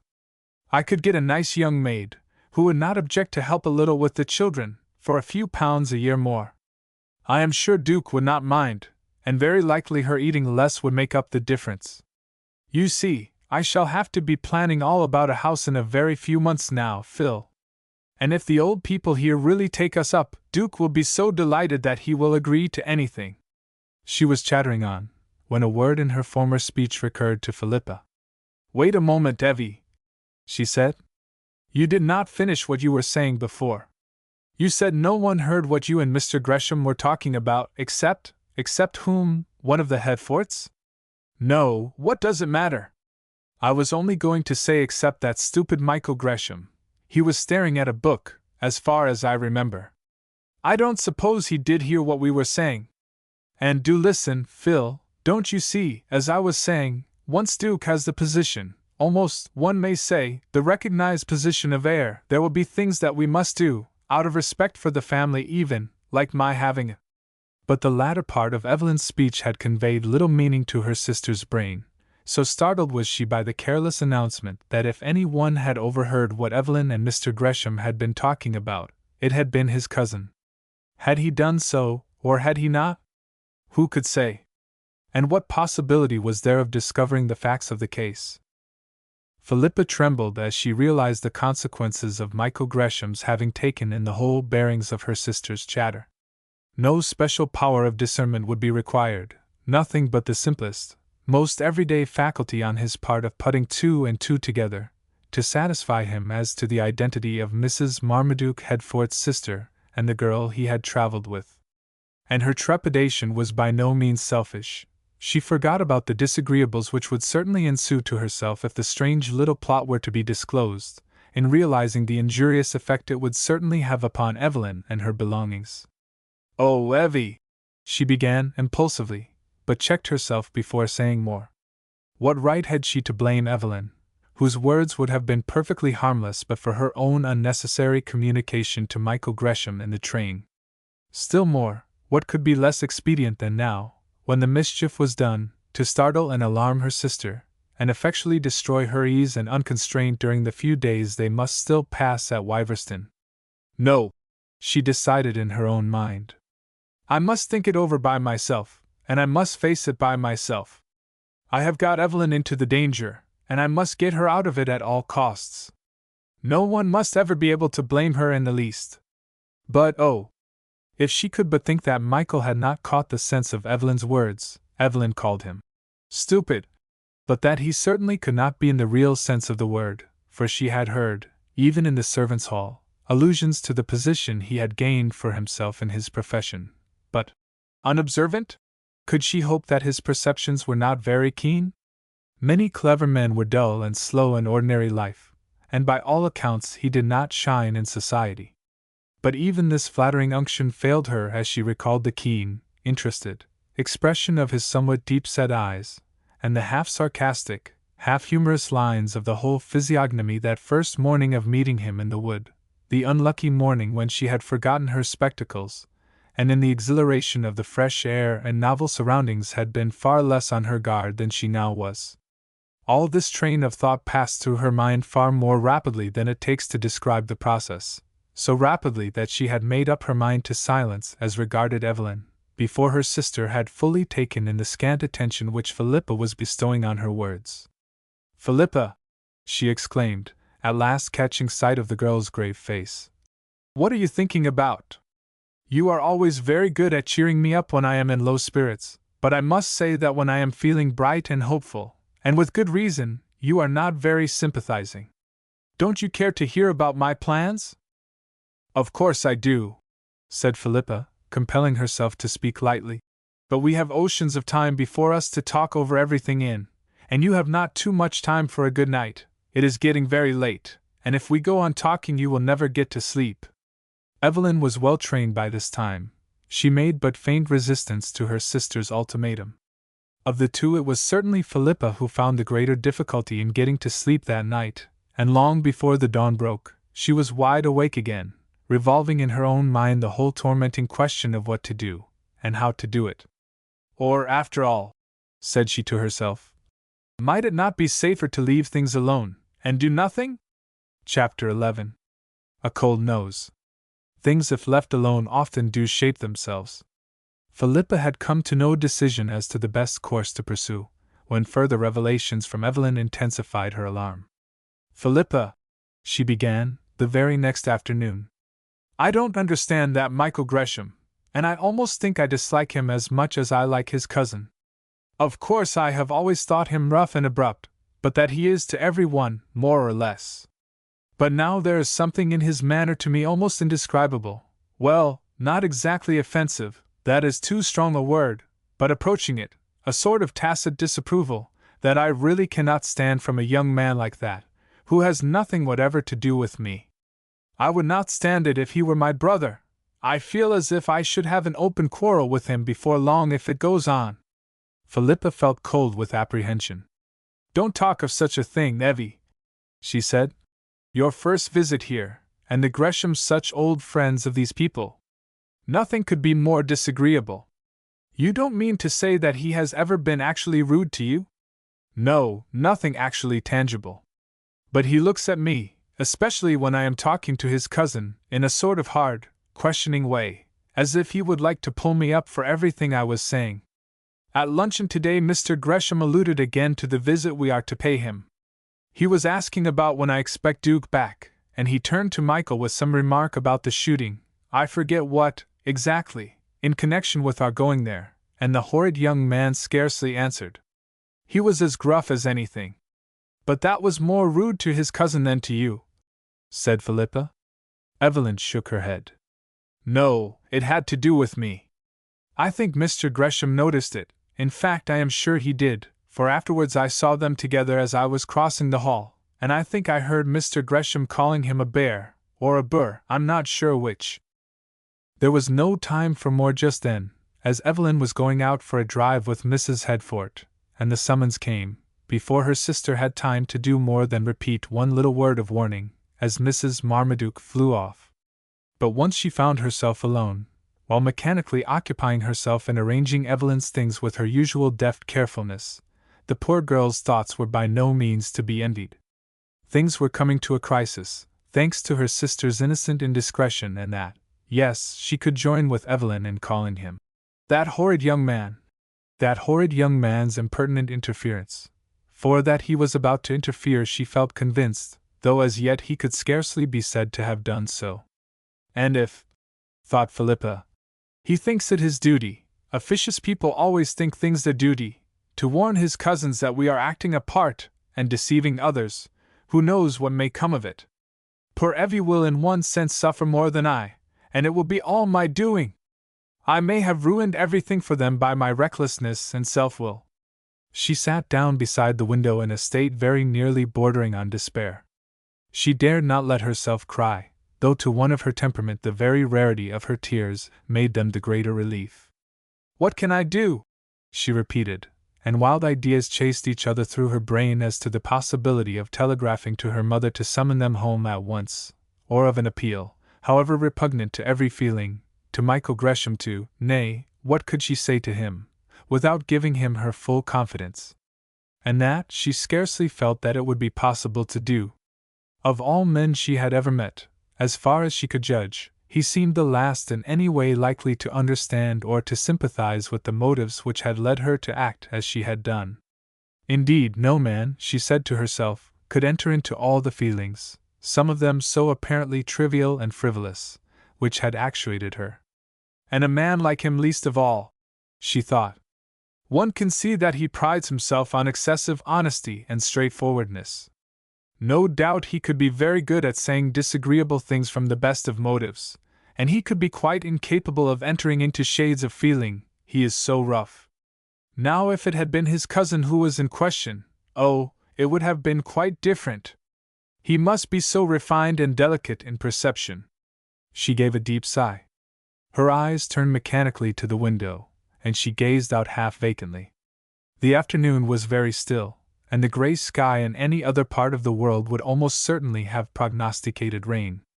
But Philippa was learning her bearings better by now in this northern country, where the greyness often meant nothing special as regarded the weather. The wind had been high the night before, and the trees almost looked as if winter had already come, the paths being thickly strewn with their discarded vesture. A little shiver passed through the girl. It does look dreary, she thought, for her window overlooked some of the back premises, where no gardener's broom had as yet tidied up the traces of the wind's undoing. One corner of the great stable-yard was visible, and as Philippa still looked out, the silence was broken by a sound she loved to hear, the eager barking of a huge watchdog, whom she had already made friends with in her rambles about the place. I hope they are going to lose him, she thought, with interest, craning her neck to see what was happening. Just at that moment she caught sight of Mrs. Shepton's slight and still erect figure, as she made her way back to the house, and a sudden suggestion flashed into the girl's mind. "I believe it is the only thing to do," she said to herself. "She may be able to ask him what I cannot and will not ask for myself." For by this time Philippa had learnt something of the relations existing between Michael Gresham and the housekeeper, though the latter had been scrupulously careful to avoid anything approaching to gossip about the young man whom she was still so devoted to. Without giving herself time to reconsider what she was about to do, Philippa, pale with suppressed nervousness, hurried downstairs in hopes of catching Mrs. Shepton on her entrance to the house. In this she succeeded, for in answer to her tap at the door of the housekeeper's room, its owner's voice replied, "Come in." "Are you alone?" said Philippa, glancing round. "And can you spare me a few minutes?" "Mrs. Shepton, I am in such trouble, and I promise you to ask your advice if need arose." The housekeeper glanced at her anxiously. The girl had been greatly in her thoughts the last few days, though she had not seen much of her, for it had seemed to her that she was looking ill and careworn, unless, indeed, her own eyes had been sharpened by the younger Mr. Gresham's communications. "Sit down, my dear," she said kindly. Philippa obeyed her at once. Indeed, now that she was within the shelter of the kind woman's own little sanctum, and felt the protection of her motherly tone and words, a reaction, not unnaturally, from the constraint she had been putting upon herself, set in. She trembled so that she could scarcely have stood a moment longer, and when she began to speak, her voice entirely failed her and she burst into tears. Mrs. Shepton felt positively alarmed, but she spoke calmly. "Try to be composed, my dear," she said still more kindly than before. "Otherwise you will not be able to tell me what is wrong. Will you have a glass of water? I have some here which is as cold as ice." The girl made a little sign in the affirmative, and when she had drunk the water, she was able to some extent to check her sobs. "Now tell me," said Mrs. Shepton. "Tell me all about it. Have you had bad news? No, it can't be that, for I have seen you twice since the letters came, and you did not seem upset. Is Mrs. Marmaduke vexed with you for anything? You must not take it so to heart if it is that. I am sure she is a kind—" But before she got further in these suggestions of consolation, something in their nature suddenly struck her as strangely discrepant with the whole look and even attitude of the young girl before her. The disguising spectacles were discarded. The handkerchief with which Philippa was brushing away her tears was of the finest cambric, with a monogram beautifully worked in one corner. The whole pose of the figure, even in its abandonment of distress, was full of grace and refinement. It did not require Philippa's shake of the head, accompanied involuntarily by a faint little smile, to bring home to the housekeeper that Michael Gresham had been right in the opinion he had expressed as to the social status of his fellow traveler, and which, on first hearing it, had struck his old friend as scarcely warranted. For Philippa was now completely herself, in the sense, that is to say, of having thrown off all attempt at appearing other than she really was, even while less self-controlled, more thoroughly unstrung than she had ever been before in her life. Yet there was something almost queenly in her bearing, as at last, resolutely choking down the sobs which still would rise, she sat straight up in her chair and looked Mrs. Shepton clearly in the face. "I am going to tell you everything," she began. "I know you will be kind, however startled and even shocked you may feel. Mrs. Shepton, my real name is Philippa Rainsworth. I am Mrs. Marmaduke Headfort's sister." For a moment or two the housekeeper was too confused to take in distinctly the meaning of the words which reached her ears. "Sister," she repeated vaguely, while some romantic notion of foster sister, adopted sister, or the like, floated through her brain. "You don't mean really—" "Yes, I do," interrupted her visitor. "I am her actual, full sister. You know her name was Rainsworth before she married?" Mrs. Shepton nodded, waiting breathlessly for further revelations. "I will tell you how it all came about," the girl went on. "But first of all you must promise me to believe that it was no one's doing but my own. My father and mother are as vexed with me as they can possibly be, and Evelyn, it has been very trying for her. She was going to have added, but the words remained unsaid, as with a faint smile of amusement, which even in the midst of her distress she could not altogether suppress, she recalled the comfortable philosophy with which, once she had accepted it as a fait accompli, her sister had resigned herself to her new lady's maid. It has been, she went on, I see now, a great risk to run for Mrs. Marmaduke. If Mrs. Hetford and her daughter suspected that we have been deceiving them, I do not know what harm might come of it. She glanced up tentatively at Mrs. Shepton, but there was nothing reassuring in the housekeeper's grave face. I can't say, she began. No, miss, and again she hesitated. I can't say how it might be. They are very straightforward ladies, practical jokes, or wagers, or things of that sort that some people would think nothing of, they would judge very sharply. But you misunderstand, said Philippa eagerly. It is nothing of that sort at all. You will sympathize with my motives when you hear them, I know, however you may blame me for what I have done. Now please listen, and I will tell all exactly. To begin with, we are not at all rich, and lately, with my sister's return home with the 2 children, all 3 far from strong, and other things, which will get easier before long, just lately we have had to be very careful and economical. Then with this preface she related to the housekeeper how the idea of accompanying her sister had first taken shape in her mind, and how one thing after another had combined to make it seem both desirable and feasible, with but infinitesimal risk of the secret ever being disclosed. And by the softening expression of the kind woman's face, she saw that her sympathy was enlisted. Then came the recital of the really extraordinary coincidences which had aroused her misgivings in the direction of the 2 Greshams, especially the younger. It is he I am so afraid of, she said in conclusion. Though he has never seen me before and could not identify me as his cousin could, I dread him far more. Hitherto, I have managed to keep out of Mr. Bernard Gresham's way, and we have only 2 or 3 days more here. But what I have just told you of this very morning makes me almost certain that Mr. Michael Gresham has guessed the whole, or very nearly the whole, and what is still worse, that in time we shall have a very severe judge. Even now he may be speaking about it to his cousin or to the Hetfords, probably thinking it his duty to do so, with a rather sarcastic emphasis on the word. Not to his cousin, said Mrs. Shepton. I know enough to reassure you as to that. There is no great confidence between them. They must be so very different, said Philippa. Very different indeed, said the housekeeper.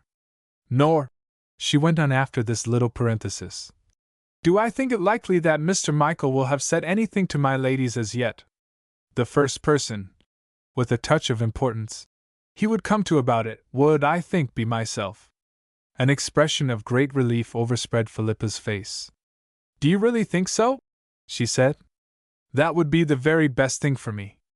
You see, you could now tell him you know the whole, that I have confided it to you, but, with a sudden change of tone, as another aspect of the affair struck her. Do you mean, Mrs. Shepton, that he has already talked me over with you? And as the housekeeper did not negative the inference to be drawn from her former words, the girl's face grew scarlet. What did he say or think? She said. It does seem so dreadfully lowering. As if I were a sort of adventuress. Was he afraid of my letting burglars into the house? I think he must be a most officious young man. In her turn the housekeeper reddened a little, but she kept her self-control. My dear young lady, she began, with a slight effort. You must not think me officious for what I cannot help reminding you of, that all the disagreeables which you have to bear, or may have to bear as to this affair, are of your own causing, and, with a very slight tremble in her voice, even from what you know of me, I think you might trust me not to talk over any girl, whatever her position, in any way that could possibly be objected to, least of all with a young gentleman, even if he were the kindest and best in the world. Which indeed, she added to herself almost inaudibly, Master Michael is. Her words brought to Philippa a quick rush of regret for her hasty words, as she recalled the affectionate relations which existed between her old friend and the younger Gresham. Please forgive me, she said penitently. You have been very, very good to me, Mrs. Shepton, and you are very good to me now, in listening and sympathizing, instead of at once saying you must tell it all to Mrs. Hetford, for fear of any possible blame to yourself hereafter, as many selfish people would have done. Please forgive me, and oh, do tell me what I had better do."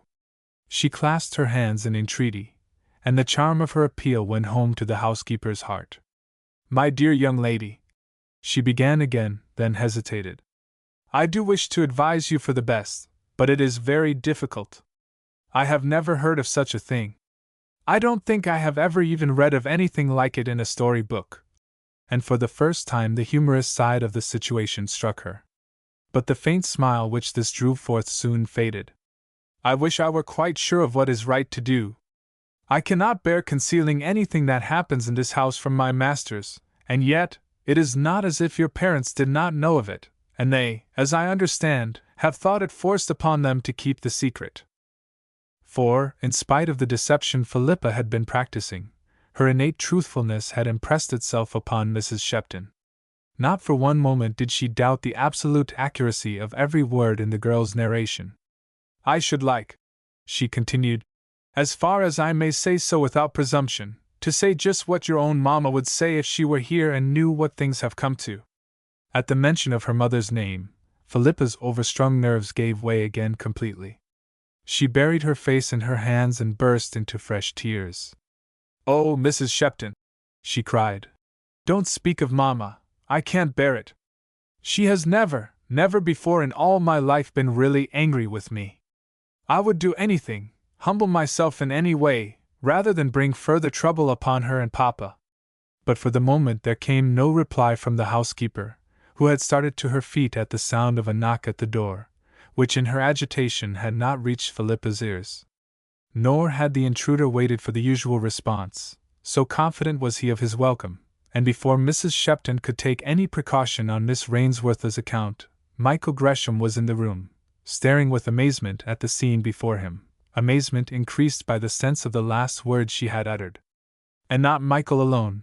Indeed, his presence was first revealed to the weeping girl by the touch of a cold nose on the hand still covering her face as she bent forward in her chair. For Solomon's ready sympathy was not restrained by any fear of intrusion. Something was the matter with someone he was attached to, and he must at once see to it, and offer all the comfort in his power. Chapter 12. An Appeal. "Solomon!" exclaimed Philippa, looking up with a start. "How have you?" But the rest of the words died on her lips, for there before her stood Solomon's master, his eyes fixed on her in astonishment, not unmingled with concern, which latter detail, however, at the moment escaped her notice. Alarmed and indignant at what seemed to her an unjustifiable intrusion, Philippa sprang to her feet, making a futile effort to remove the traces of her tears. She was brushing past the young man with the one idea of escaping from the room, when the housekeeper, recovering from her own first start of annoyance, stopped her. "My dear," she began, "my dear young lady, as Mr. Michael is here, will you not wait a moment? Perhaps it may be the best opportunity of—" "I don't know what you mean, Mrs. Shepton," replied the girl, haughtily. "I would not have come to see you if I had thought anyone else." "I beg your pardon," exclaimed Michael, recollecting himself, as he realized that he was the culprit. "I will come back again, nurse," he added to his old friend. But now it was on him that the housekeeper's detaining hand was laid. "Stay a moment, Master Michael," she began, and acting on a sudden impulse, she again appealed to Philippa. "Will you give me leave," she said, "to consult Mr. Michael about this difficulty, as we have reason to think that he knows so much already? May it not be better to tell him all?" Philippa turned upon her with flaming cheeks, too angry now to care whether the young man saw her tear-stained face and swollen eyes or not. "Mrs. Shepton," she said indignantly, "you leave me no choice. What you have said now is equivalent to telling everything. Say what you like, I don't care, but I cannot stay to hear it. And remember, if Mr. Gresham agrees to what I know you mean to ask him, he will do so for your sake, not for mine. I make no appeal to you," she ended coldly, glancing at the young man, as she determinedly crossed the room and disappeared, closing the door behind her. The two she had left looked at each other in consternation. Then Michael gave a short laugh.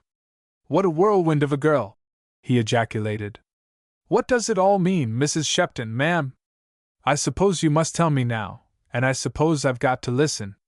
But why is your young friend so furious with me? Whatever have I done?" And in his tone, beneath its lightness, Mrs. Shepton perceived a considerable spice of indignation. The housekeeper, though sharing his indignation, looked ready to cry. "What have you done, sir?" she repeated. "Nothing, of course nothing, except that you have been very kind and considerate about a self-willed, headstrong young lady, for a young lady she is, as you suspected from the first. And never in all my life have I heard of such a wild scheme as she has planned and carried out. If she had fallen into some hands, a nice scandal there would have been. But yet," she went on, her voice softening, "I am so sorry for her too, for her motives were good and most unselfish. And when she goes home, she will have to face her parents' great displeasure." Michael Gresham raised his eyebrows. "I am glad to hear that," he said. "I was beginning to wonder what sort of people they could be to countenance such a proceeding, for this very moment I had come to tell you what I had grown sure of, that this most eccentric young lady's maid is no other than Mrs. Marmaduke's own sister, Miss Rainsworth." And he hastily recapitulated the various twos and twos which had offered themselves to be made fours of, without any special efforts at detection or very great exercise of acuteness on his part. Mrs. Shepton looked considerably relieved, for the having acted on her impulse had already begun to frighten her a little. "I shall be glad to tell Miss Rainsworth that you had found it all out," she said, "when she has calmed down a little, and then she will not be vexed with me. She was sure you suspected something, and that was what brought it all out today. She is terribly frightened, and no wonder. And yet her pride makes her angry at the very idea of appealing to anyone, to you, Mr. Michael, to keep her secret, you see? Yes, naturally, but what I don't see is why I should be expected to do so. A girl who can behave so wildly, and in defiance of her parents, should be pulled up for it, and the sooner the better, I should say." His tone was hard. All the softness and geniality seemed to have melted out of his face. Mrs. Shepton looked distressed. She began to feel as if by her appeal to him she had let the genii out of the bottle. Not that she, good woman, would have thus expressed it. There was a look in her boy's face which she had encountered more than once before in his progress from babyhood to manhood, and which meant a good deal beyond what she was able to cope with. "Master Michael, my dear," she began, sitting down as she spoke, and motioning him to a seat beside her. "You don't understand. Wait till you hear the whole, and all that the poor, dear young lady had in her mind." And trying not to seem too eager in her defense of Philippa, for she was not without experience in the little ways of the sterner sex, the housekeeper related with considerable detail all that she had learned from Miss Rainsworth as to the home life of her family, her sisterly devotion and not unreasonable anxiety about Evelyn at the present crisis, all, down even to the little difficulties which had attended the efforts to find a suitable attendant to accompany Mrs. Marmaduke Headfort to Wiverston. She drew, too, a touching picture of Philippa's anguish of mind on receiving the sternly disapproving letter from her parents. "Poor dear, I couldn't but feel for her, however rash and foolish she may have been, when she looked up at me so piteous-like through her tears, and said, 'Don't speak of Mamma, she has never been really angry with me before in my life.' It quite went to my heart, Master Michael, but of course that's a woman's way of looking at it, I know," she added diplomatically. Michael emitted an indefinite sound, something between a humph and a shaw, but the lines of his face had softened. There was a touch of amusement, too, in his eyes as he glanced up. "She is a very silly girl," he said at last, "and a very bad actress, though I don't know that I like her any the less for that. Solomon, what do you say to it, old boy? You saw through her from the first, didn't you? Solomon is very fastidious in his friendships, you know, Mrs. Shepton, ma'am, and he took to her at once, as I have told you." His old nurse's spirits rose. Master Michael wouldn't speak like that, she thought, if he was going to be hard and unsympathizing, but she was wise enough not to show her elation. "Of course, sir," she agreed.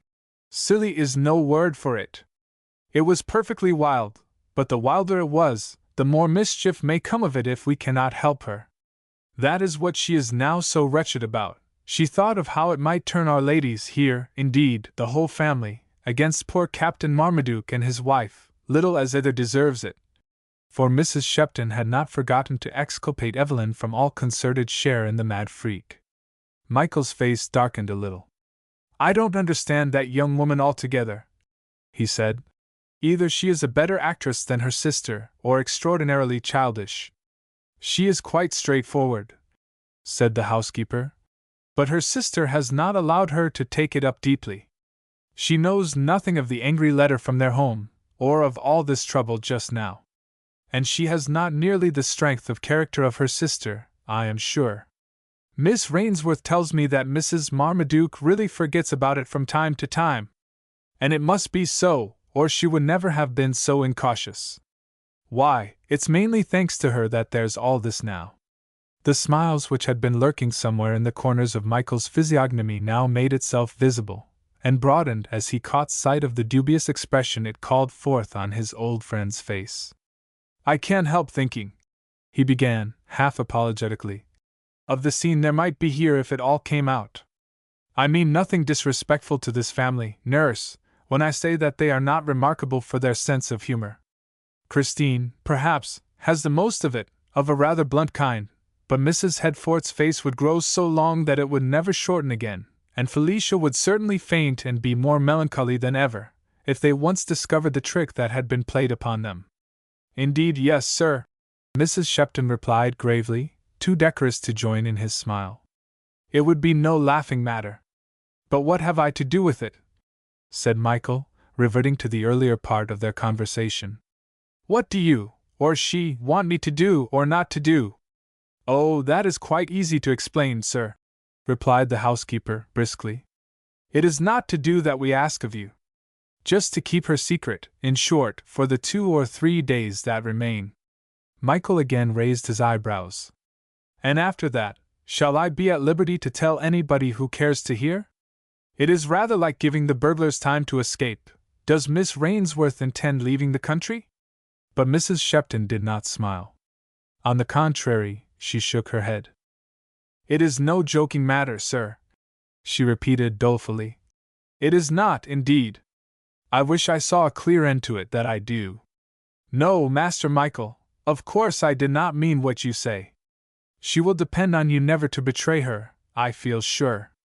I only mentioned the 2 or 3 days she will still be here, because once they are over, it is not likely the poor young lady or her troubles will ever come into your mind again. There would be no difficulty in keeping her secret after that." From behind her own spectacles the old woman eyed the young man with a somewhat curious expression. But he was looking down. His face was perfectly composed, almost stolid. Only his old nurse knew that when he put on that face, it was often more as a mask than as indicating indifference. "I don't know," he said at last, with a slightly cynical lightness of tone. "I have not the very least doubt that she will keep out of my way. She took a dislike to me from the very first, even in the train, a case of natural antipathy, probably. But fate has a nasty little trick of meddlesomeness in these cases sometimes. Just because she would prefer giving me the widest berth possible, your young lady, my good Mrs. Shepton, may find herself hurled in my way some day when she least expects it.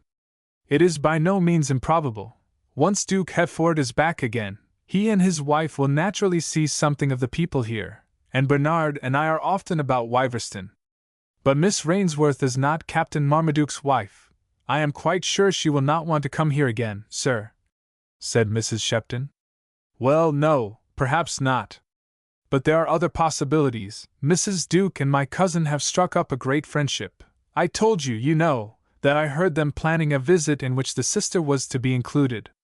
And I don't see why I should stay away from Merle at the best of the shooting for any silly girl in the world. Do you?" "Nobody asked such a thing," said the housekeeper, feeling for once rather cross with her adored nursling.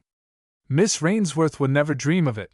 Once you have given your promise, her mind, so far as you are concerned, will be quite at rest, Master Michael, I can assure you." "I dare say," said Michael, grimly. "Once I have given my promise." He was in a very teasing mood. But his words failed this time in their effect. "My dear Master Michael," said the housekeeper, with a smile, "you are talking for talking's sake, just to get a rise out of me, as you used to say. Of course I know it is all right, and I can assure poor Miss Rainsworth that the matter will be perfectly safe in your hands." Mr. Gresham did not reply. He had transferred his teasing to Solomon, from whom he at last succeeded in extracting a growl, which made Mrs. Shepton start. Though if the truth were told, the Dachs only growled out of amiable condescension, understanding that his doing so would gratify his master, whose childishness really amused him sometimes. "All the same," continued the old woman, when Solomon had subsided again, "I shall be more thankful than I can tell you, when the two ladies are safely off. It makes me that nervous, sir, you'd scarcely believe it. And unless I can persuade Miss Rainsworth to stay in her room with a bad headache this evening, there's sure to be gossip in the hall. Anyone with half an eye could see she is quite upset, her poor eyes alone." Michael looked up quickly, and this time his old friend had no need to rebuke him for levity. "Do you mean," he began, "are that all of the servants not respectful and civil to her?" Mrs. Shepton bristled slightly. "Civil, sir, of course they are that, at any rate when I am by, and I don't think she ever comes much across them at other times. But respectful, if you mean behaving to her as if she were not one of themselves, is the very last thing to wish for under the circumstances." Of course, I was forgetting," said the young man. "You may be sure I would allow no disrespect to any young girl, above all, a stranger. And as far as our own servants are concerned, I think it has been quite pleasant, though even I cannot stop talk among themselves. And the visitors' servants I know still less about. I had to give Miss Ray is the name she calls herself, a warning the other day, to be a little more chatty and friendly. There's a maid of Mrs. Worthing's that I felt uneasy about. She's a sharp sort of person and inclined to be spiteful to any one younger and better looking than herself. She takes after her mistress, then. I can't stand Mrs. Worthing," said Michael boyishly. "The daughter is a harmless little thing, wax in her mother's hands, but Mrs. Worthing is a bundle of worldliness, just the sort of woman to beware of." He had more in his mind than he thought it well to discuss, even with his trusted old friend. It would have required no great acumen to discover the great attraction of Wiverston at the present time to the lady in question, for Bernard Gresham was universally recognized as one of the most desirable partis of the day. And that not only by reason of his wealth and social position, but on the higher grounds also of his personal character and refinement of taste. And what Michael had overheard of Evelyn's conversation with his cousin, even one or two remarks accidentally dropped by his cousin himself, had shown that the Miss Rainsworth of Dorreford had made an impression on him, little as he had seen of her. "Yes," added Michael aloud, after a little pause, "you are quite right, nurse. Don't let the Worthings, mistress or maid, get the slightest scent of any mystery. And impress upon the young lady at all costs to keep out of Bernard's way." So saying, he got up and turned to leave the room. "You may depend upon me," he said, with a slight nod, and without waiting to hear the housekeeper's fervent thanks, he called to Solomon, who by this time had fallen comfortably asleep by the fire, and the two went off together. When Evelyn came in from her drive, somewhat to her surprise, Phyllis was awaiting her as usual in her room. She had shut and locked the door carefully, for by this time she had in some ways acquired caution, and then hurrying through the dressing-room, she made her way to the small apartment appropriated to her sister, though scarcely expecting to find her there. "I believe she has gone out for a stroll," she said to herself. "Phil is always so fond of mooning about in the dusk, and I do so want to see her." But her conjecture proved unfounded, for there on the little bed, with a shawl thrown over her, lay Philippa fast asleep. Evelyn stole up beside her, and stooped down to see her face. "Poor dear," she thought. "She is looking very pale, and there are dark rings round her eyes. I wonder if there is anything the matter. Anyway, I won't wake her. I must wait till later to tell her of this new complication." So if young Mrs. Hetford looked a degree less trim than usual when she made her appearance among the circle gathered in the hall for afternoon tea, it was not to be marveled at. On her way thither, at the corner of the first passage, she almost ran into the arms of the housekeeper. Evelyn started.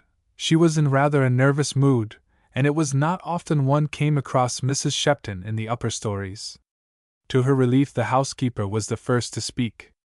"I beg your pardon, ma'am," she said. "I'm afraid I startled you.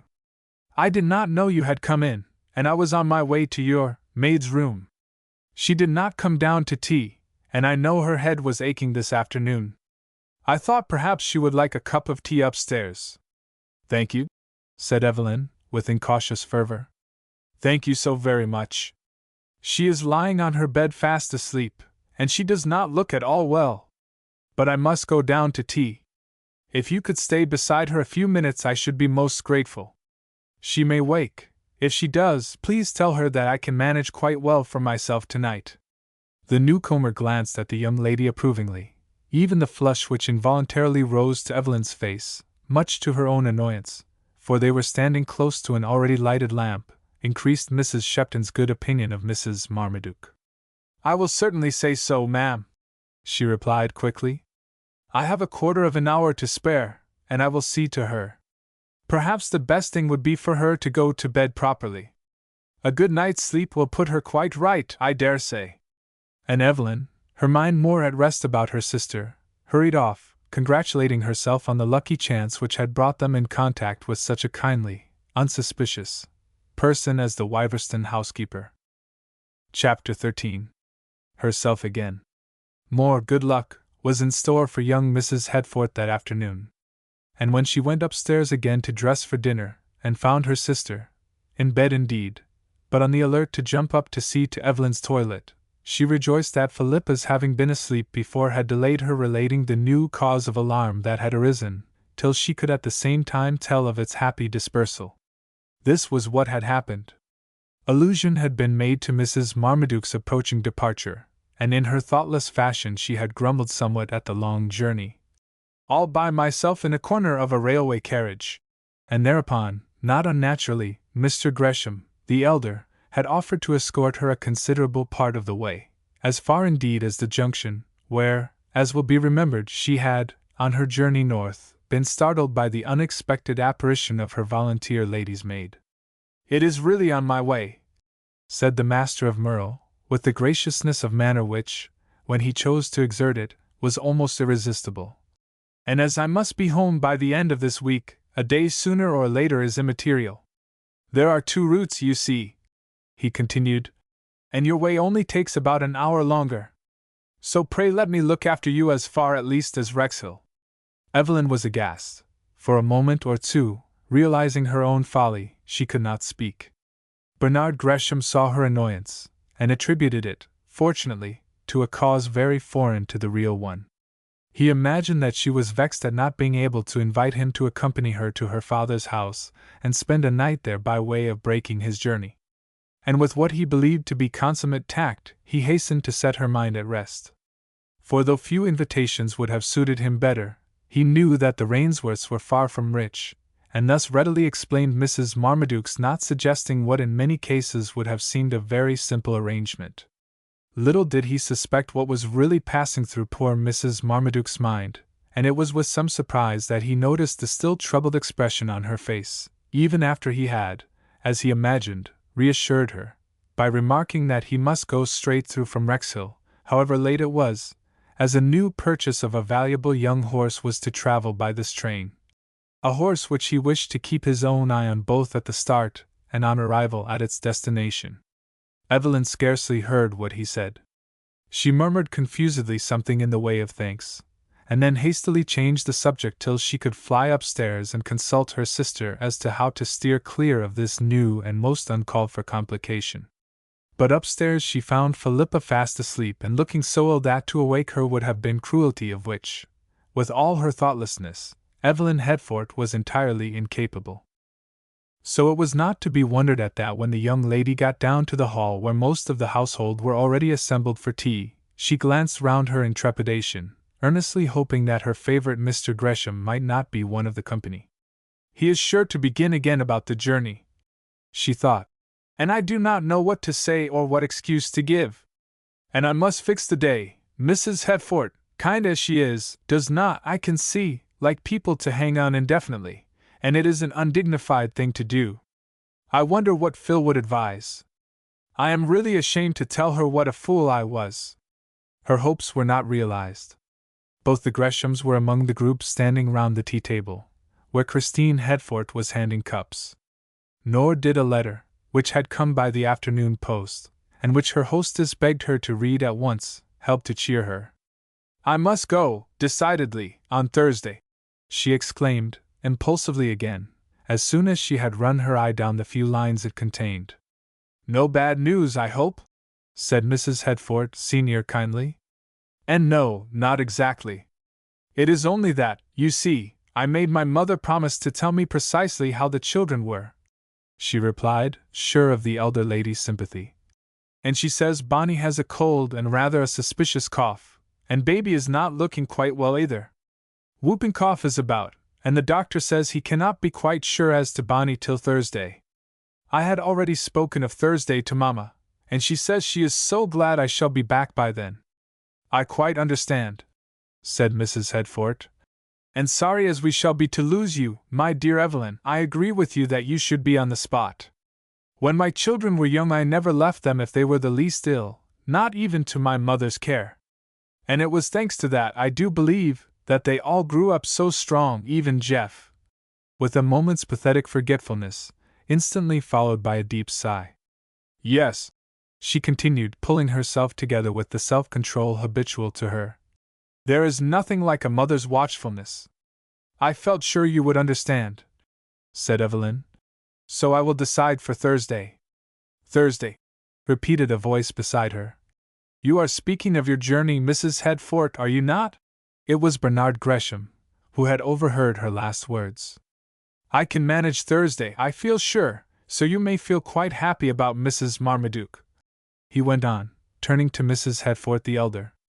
His words awoke no responsive smile on Evelyn's face, and but a faint one on that of his hostess, who, truth to tell, was somewhat too old-fashioned in her notions altogether to approve of this masculine chaperonage for Duke Hetford's charming and girlish wife.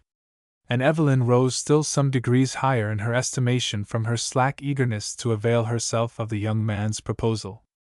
To be so pretty and attractive, and yet so very discreet, is really greatly to her credit, thought the old lady.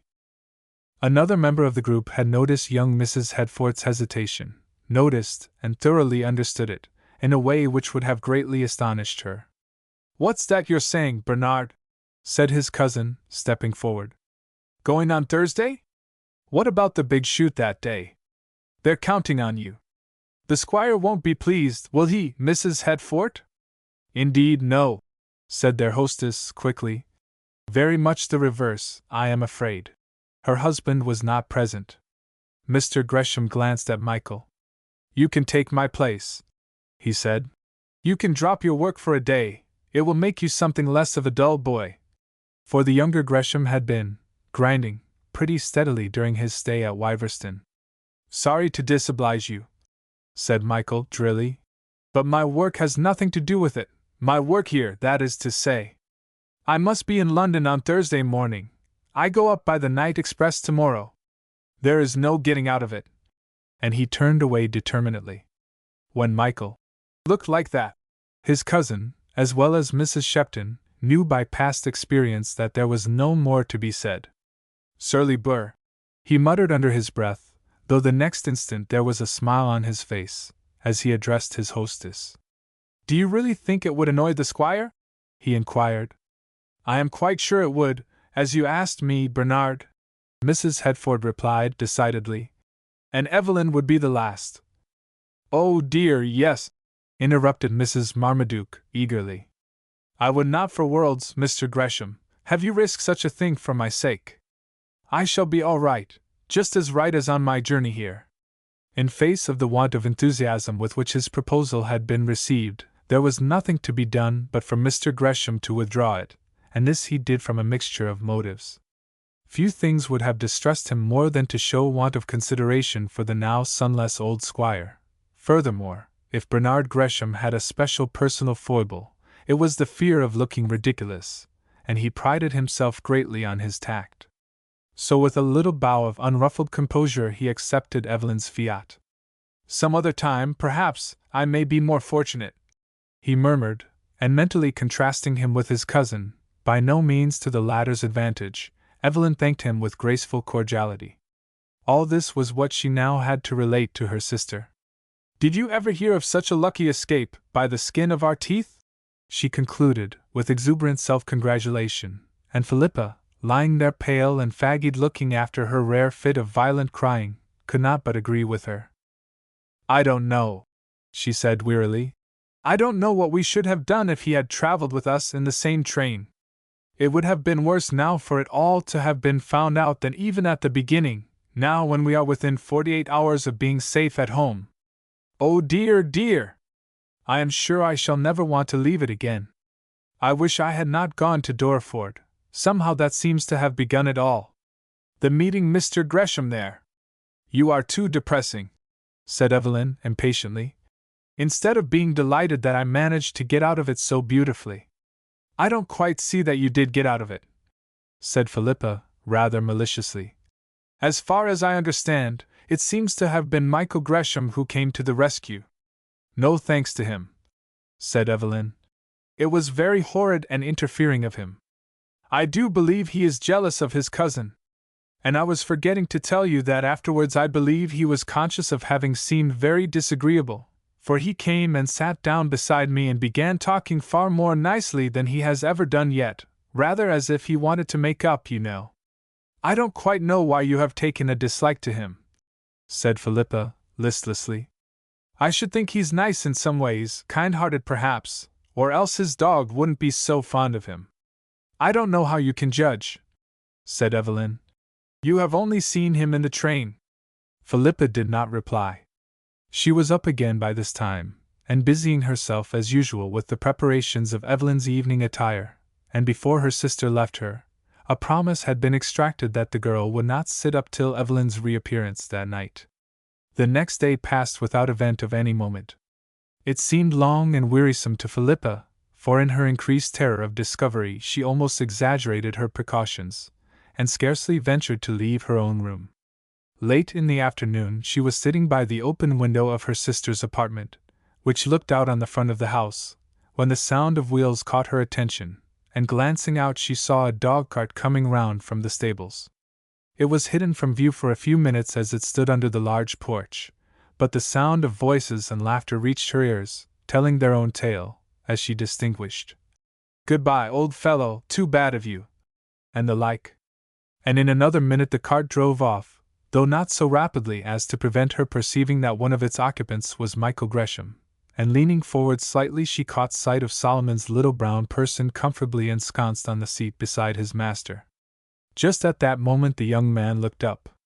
That he saw her there could be no question, for he instinctively lifted his hand to his cap, and Philippa, crimsoning, drew back hastily behind the window curtains. "It was rather nice of him," she said to herself, "though rash. I do hope no one saw it. Poor old Solomon, I wonder if I shall ever stroke his smooth little back again." What would she have thought had she known that the departure of both master and dog had been hastened by some 48 hours or so, as the only means Michael could see of putting a stop to his cousin's disastrous proposal of escorting Mrs. Marmaduke Headfort on her homeward way? There must be such things as brainwaves. What had made Michael look up at the first-story windows as he drove away from Wiverston? Philippa, as she got up from her seat by the window and began some preparations for Evelyn's packing, was conscious of some intermingling of feelings with regard to her former fellow-traveler's departure.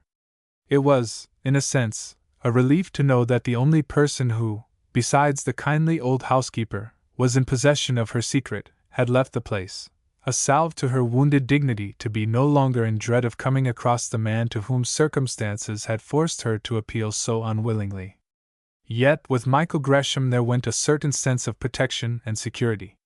Somehow or other she was instinctively assured that however he might blame her, he would have stood by her in any worse complication, had such arisen, and would have exerted himself to the utmost to ward off more serious trouble.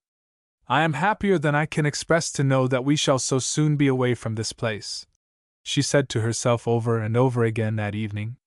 "To think that it is not now days but hours only that have to pass before we are safe on our way home, dearest home. I do not care how angry my darling mother is. I do not care how shocked father looks. I have deserved it for my headstrong presumption. I only care for the delight of being safe with them again. And I don't think anything worse can happen now, so very near our going, and good Mrs. Shepton so on the alert." Her hopes were fulfilled. Nothing more to startle or alarm the sisters occurred. And if there were any remarks in the servants' hall about Miss Ray's headache, which again incapacitated her from coming down to supper or joining in the more or less harmless gossip which went on at that sociable meal, remarks friendly or the reverse, Philippa did not hear them.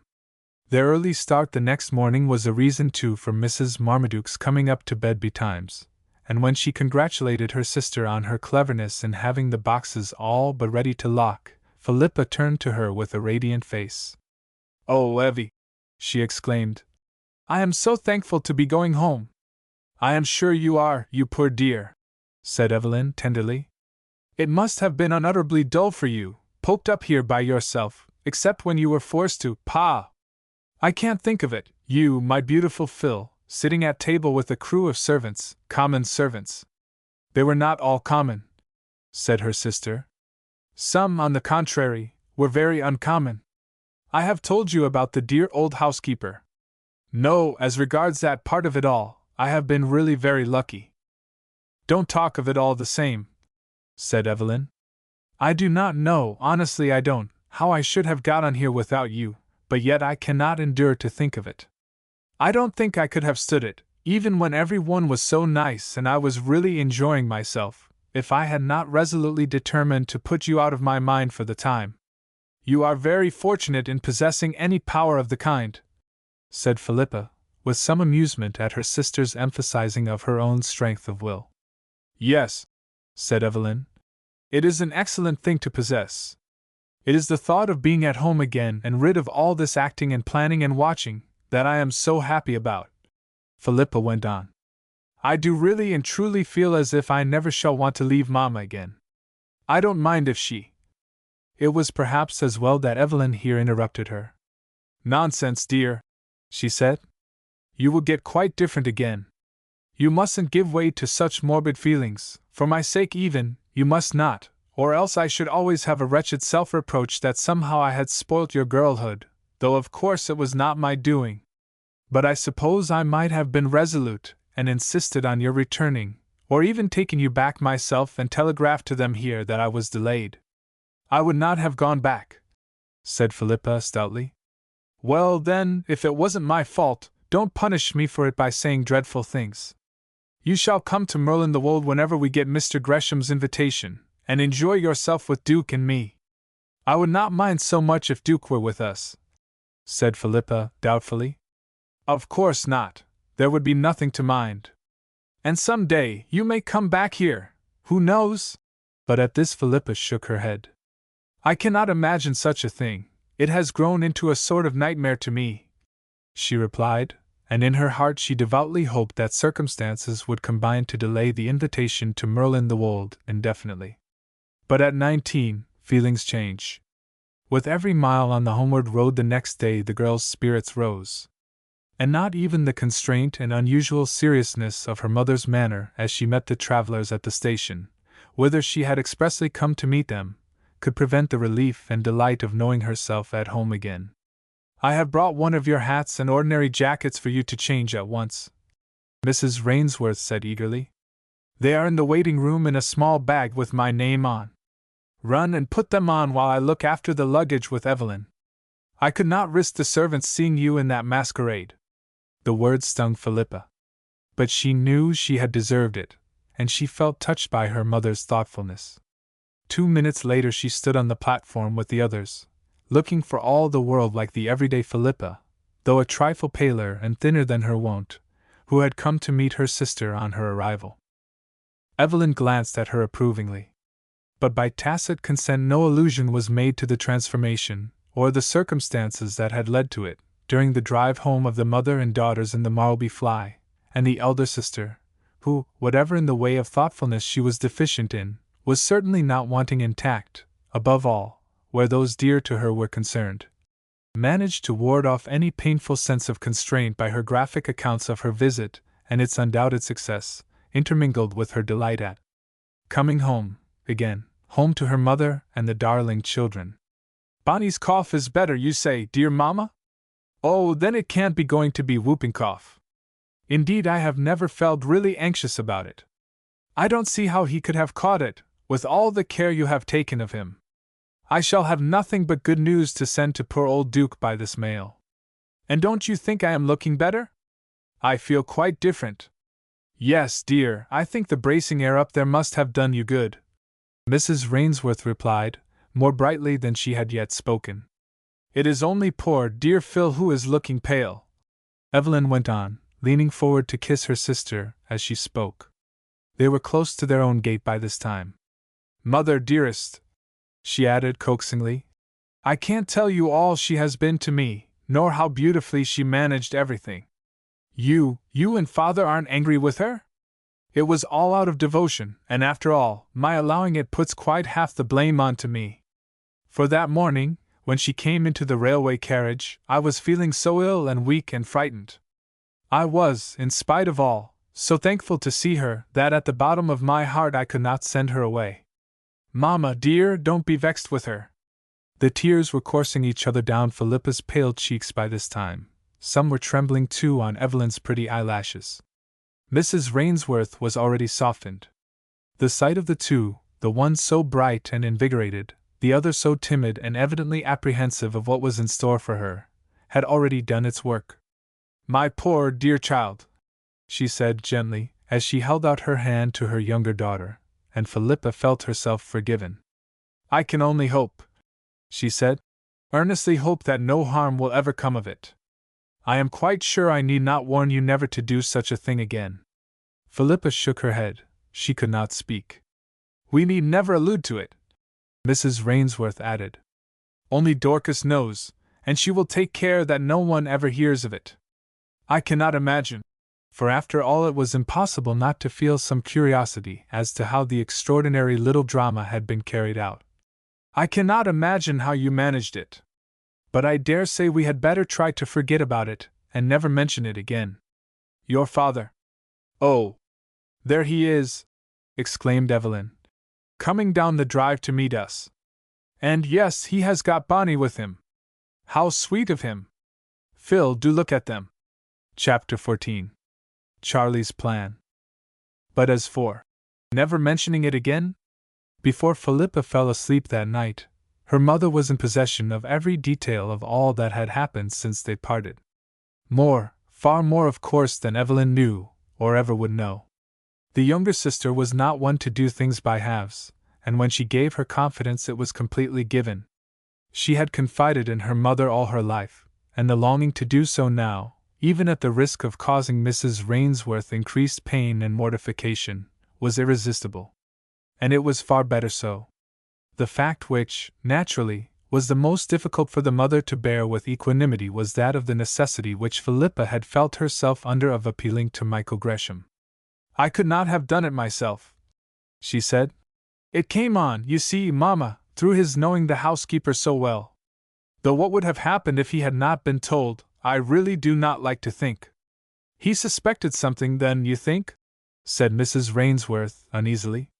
"Suspected?" Philippa exclaimed.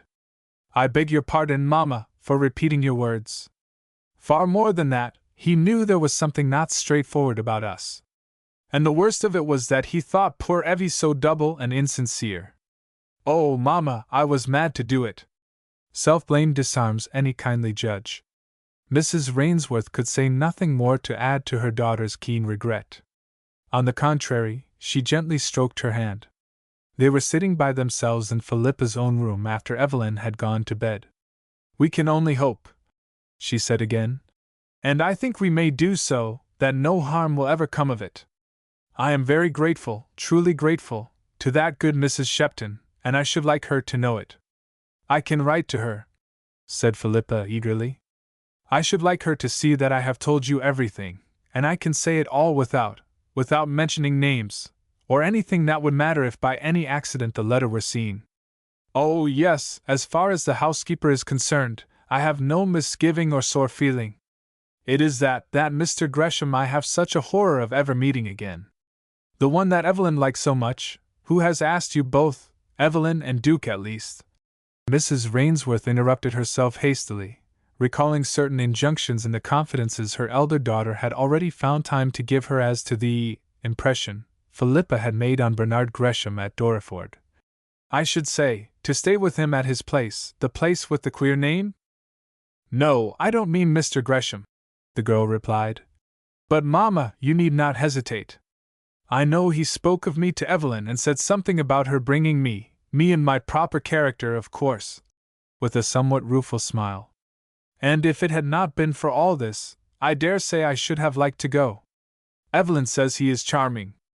But it is not he I am afraid of meeting again. He suspects nothing.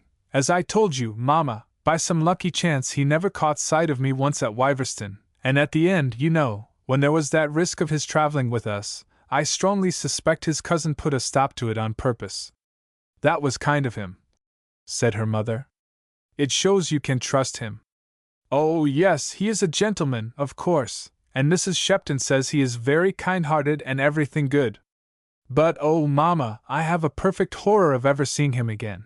I felt so degraded, when I had, as it were, to throw myself on his mercy. You cannot think what it felt like. And she shivered slightly.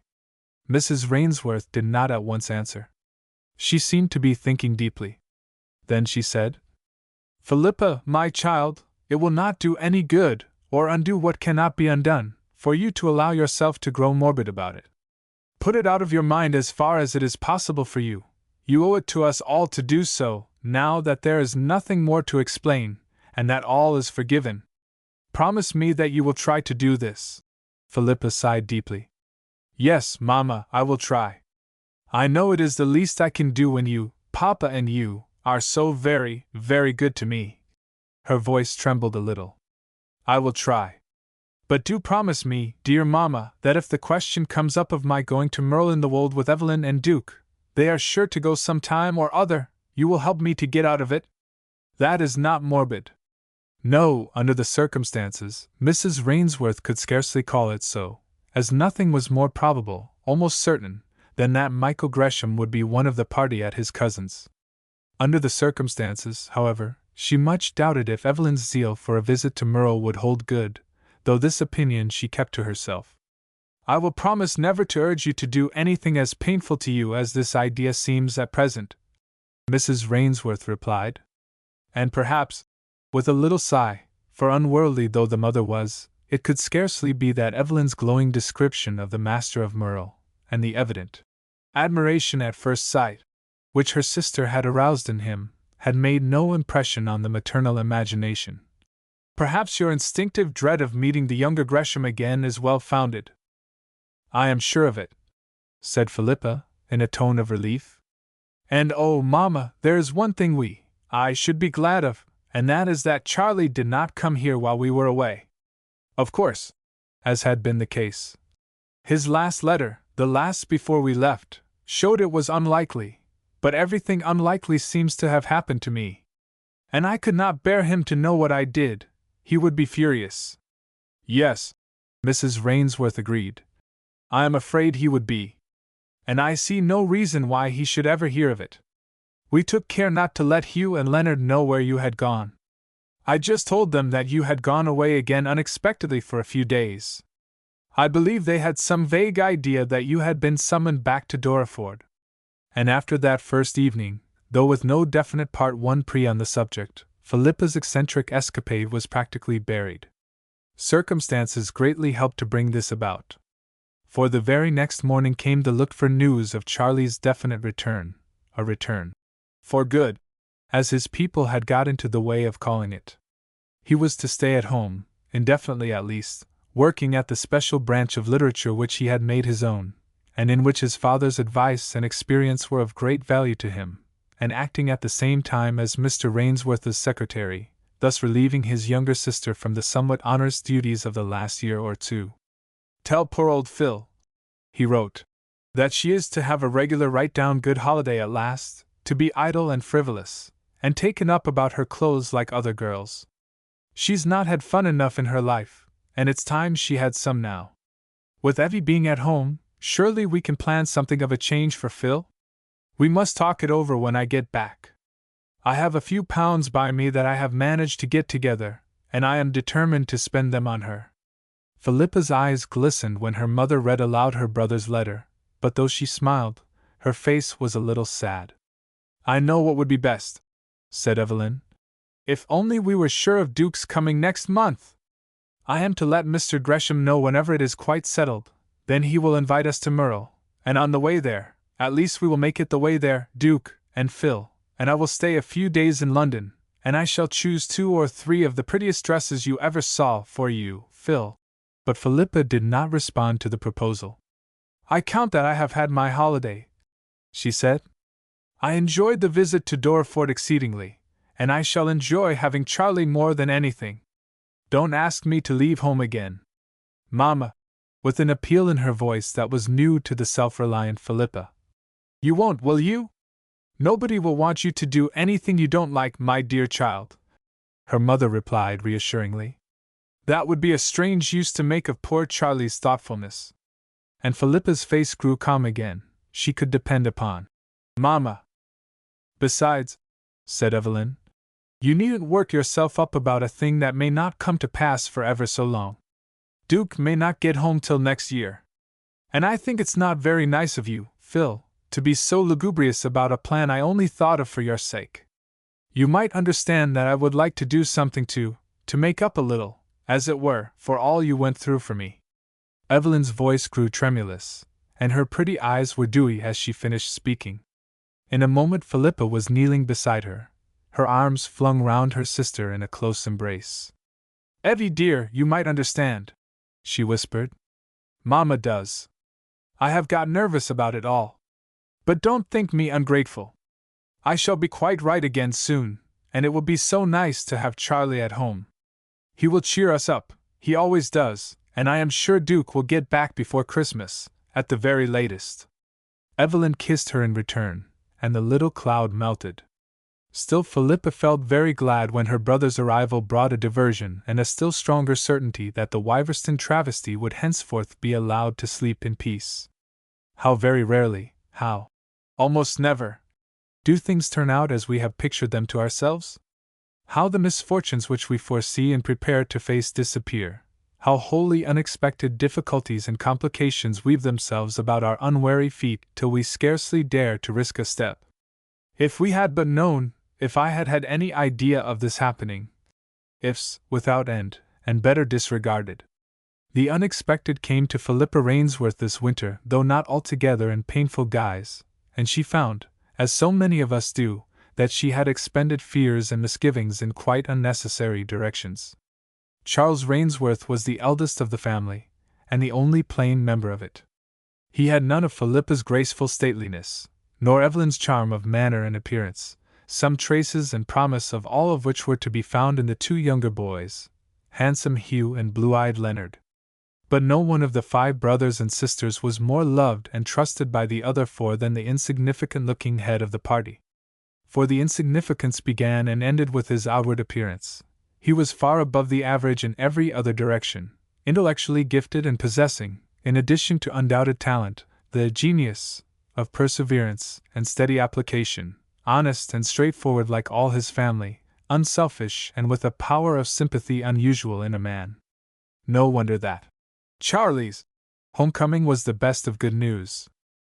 And for a day or two the pleasure of all being together again shed a rosy hue over everything. Charlie was in such request that he had scarcely time to think. If he were not closeted with his father in the study, he was buttonholed by his mother in the drawing-room.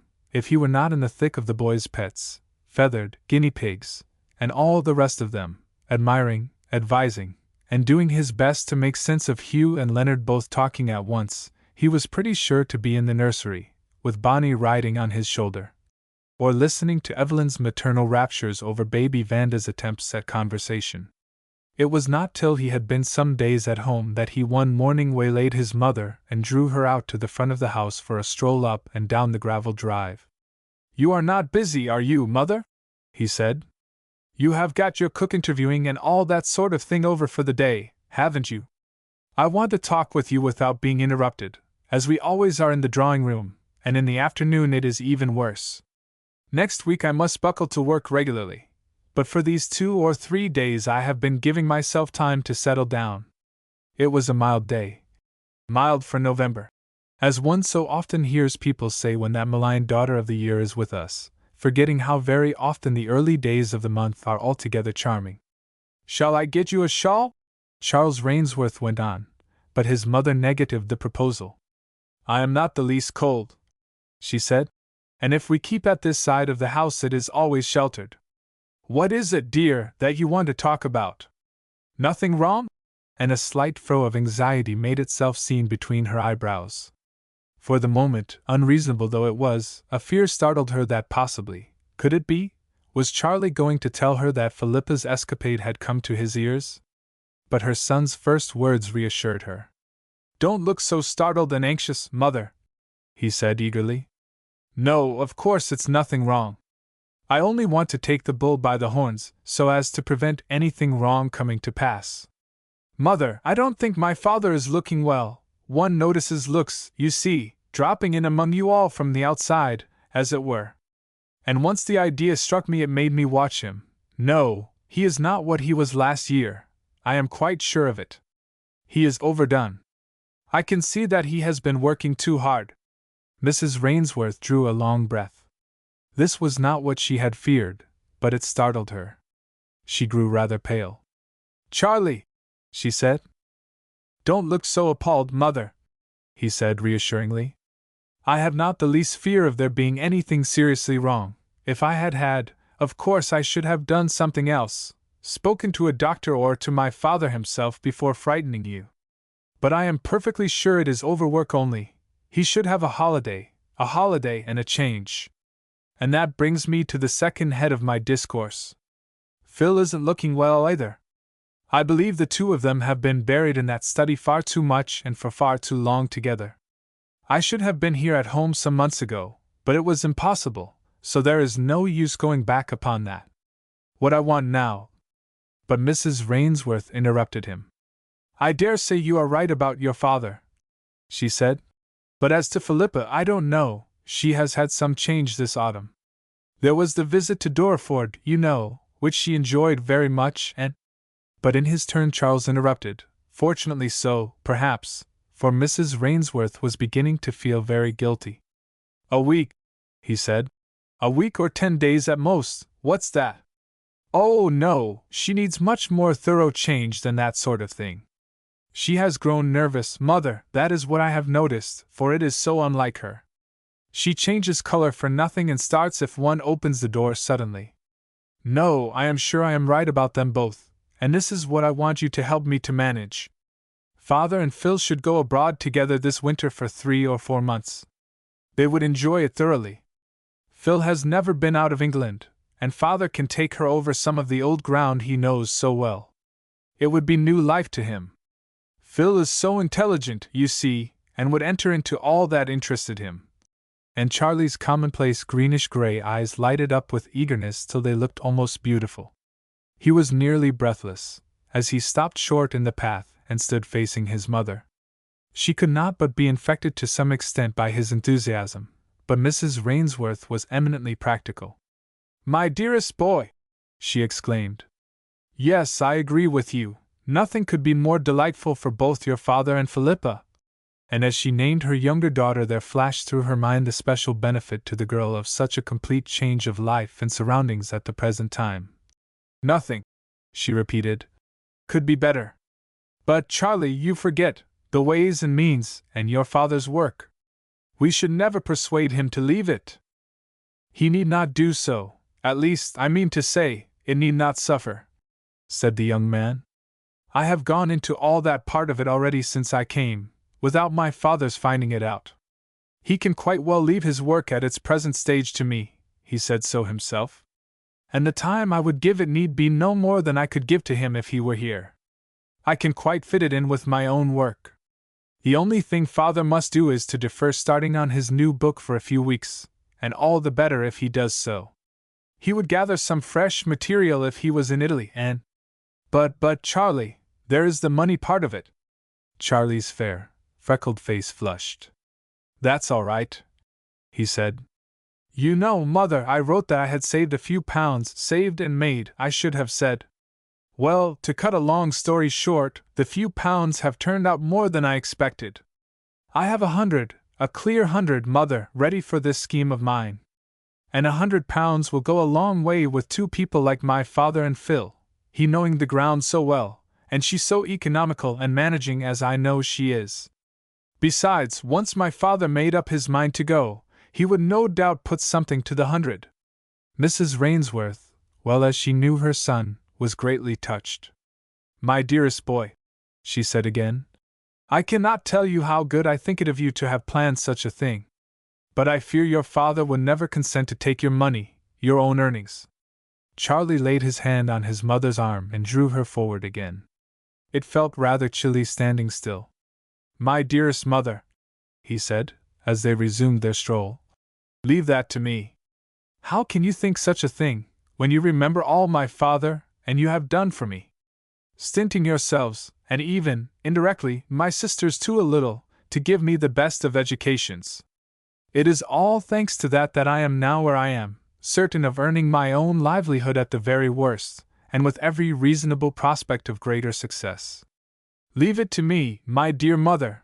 Only promise me to back me up when I have broached the idea with both my father and Phil. The promise was given and acted upon. For the more Mrs. Rainsworth thought over her son's idea, the more it commended itself to her. And the verdict of the doctor, an old friend who knew him well, whom Mr. Rainsworth appealed to with the expectation of his pronouncing the proposed holiday, however agreeable, by no means a necessity, decided the turning of the scale. The benefit to Philippa herself was not made prominent, though in her heart the mother was almost as glad of the proposed scheme for her daughter's sake as for her husband's. But Charlie was not without his reward. The glow of pleasure which overspread the girl's face at the first mention of the plan made her brother determine that it should be carried out, and Philippa's misgivings that it would be selfish and wrong to leave home for so long, and that Mamma should profit by Charlie's generosity rather than herself, were overruled by her father's assurance that no one except her brother could be as useful to him as his already well-trained little secretary. Circumstances in other directions too added their influence.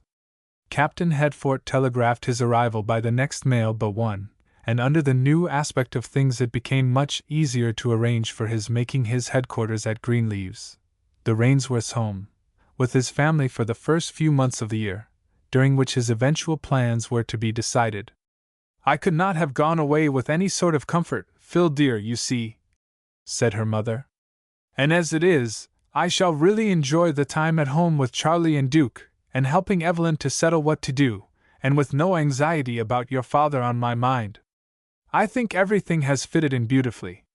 And on the whole, Evelyn's sentiments agreed with her mother's, though she could not help sighing in private when alone with Mrs. Rainsworth over the downfall of her castle in there. I shall not care to go to Mr. Gresham's in the least without Phil, even if he asks us now, she said disconsolately. I suppose I must write to tell him that Duke is really coming, as I promised I would. And of course I will tell him that my sister is going abroad. But 10 to 1 before the winter is over we shall hear he is going to be married. Men are just like that, even when they do fall in love at first sight, as I shall always firmly believe he did. Still, anything is better than for Philippa to get out of health in any serious way, or to lose her spirits and nerve, said Mrs. Rainsworth. And there is no doubt, Evie, that wild affair has had a strange effect upon her. It seems to have been almost a shock to her to realize how wild and rash it was, and how disastrous its consequences might have been. I doubt very much, Evie, if she would have agreed to go to Mr. Gresham's. It would have been very absurd of her to have been afraid of it, said Evelyn, impatiently. He never saw her at Wiverston, she allows that herself. And as for the other one, Michael Gresham, I don't suppose his cousin has him very much at Merle. They did not seem very specially friendly. Besides, he only saw her in the railway, and with those horrid spectacles on. One does not remember every person one meets in a railway carriage. Phil will get quite morbid if she is so fanciful. That is why I am so glad for her to have this complete change," said Mrs. Rainsworth quietly. Chapter 15. Maida at Fault. So, after all, the hobgoblin of a visit to Merle melted into thin air, as often happens with the things we dread the most. Not that, in this case, there was due element of disappointment to Philippa mingled with the very relief she was so grateful for. She had a distinct curiosity about Evelyn's hero, and a decided wish to see him again, and when, some 2 months or so later, a letter with the date of Merle in the Wold reached her in her wanderings with her father, she felt it undoubtedly regrettable that she could not, without misgiving, look forward to joining the Headforts in their next visit there, as her sister alluded to. "You cannot think what a perfect place this is," wrote Evelyn.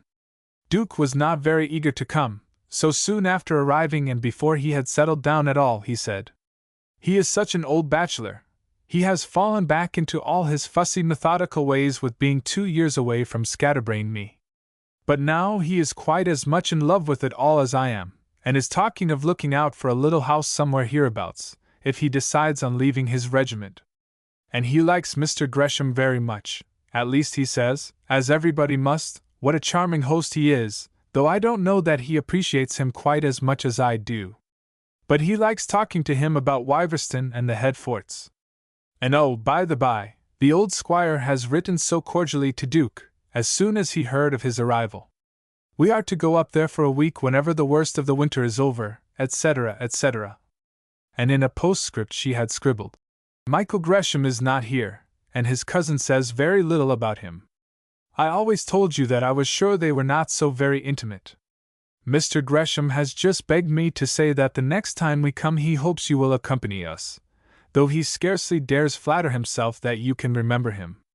Philippa smiled a little as she read the last words. Well, perhaps, she said to herself, perhaps I may go there some time or other without any misgiving.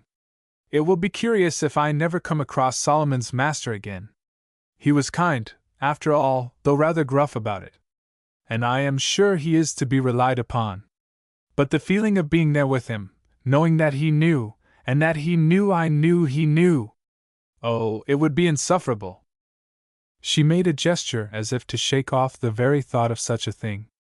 But her nerves and spirits were fast recovering themselves. Charlie's plan had been a grand success. Mr. Rainsworth and his daughter had enjoyed themselves to their heart's content, nor had they been idle. Philippa had taken her part in all her father's researches and explorings, for the new book he had in view dealt largely with the history of the old Italian towns which they had been staying at, one after the other, since leaving home. 3 months fled only too quickly. At the expiration of that time, just as they were deciding, not without reluctance, that they must turn homewards, for with all the good management in the world money develops very slippery qualities in traveling, a letter from Ken somewhat altered their plans. It was from Miss Lermont, with whom, since her visit to Dorreford, Philippa had kept up a regular correspondence, so that Maida was quite au courant of her young relative's whereabouts. The Lermonts had been spending the winter, or a part of it, in the south, and now, by her father's and mother's request, she wrote to beg Mr. Rainsworth and his daughter to join them in their villa for 2 or 3 weeks. I do not see why we should not do so, said Mr. Rainsworth. I should like to see something more of the Lermonts, and the quiet time would enable me to arrange my papers and notes a little better than it has been possible to do so far. They seem all right at home, Philippa, and you would like a week or 2 with Maida? Very much indeed, his daughter replied. So it came to pass that it was not at Dorreford, but in the sunny south that Philippa met again the friend she had already learned to prize. You are changed, Philippa, said her cousin, the first morning when they were strolling about in the pretty garden of the Lermonts' villa. Changed somehow, though I scarcely can say how. Am I? Said the girl. And yet it is only 6 months, barely that indeed, since you saw me last. But she was changed, and the consciousness of it made her color deepen, even though she knew how much more cause for her remark Maida would have had they met before Philippa's winter in Italy. I know, that is what makes me notice it the more. One expects to see change at your age after an interval of a year or two. I counted you scarcely grown up when you came to us last year. But in 6 months? No, I can't quite make it out. What is it? Said Philippa lightly. Am I fatter or thinner or paler or what? Miss Lermont looked at her scrutinizingly, which did not tend to increase the young girl's composure. No, said the elder woman at last. It is not in that sort of way so much, though you are thinner, rather thinner, and perhaps a little paler. Nevertheless you have grown still, prettier, checking herself in the use of a more imposing adjective. I am not afraid of telling you so, as I know you are not the least conceited. But you have changed otherwise. You are not quite as bright and self-reliant as you were, you look anxious every now and then, and sometimes you are rather absent. Tell me, my dear child, have you fallen in love with anyone? It was the greatest relief to Philippa that Maida's kindly cross-questioning should have turned in this direction.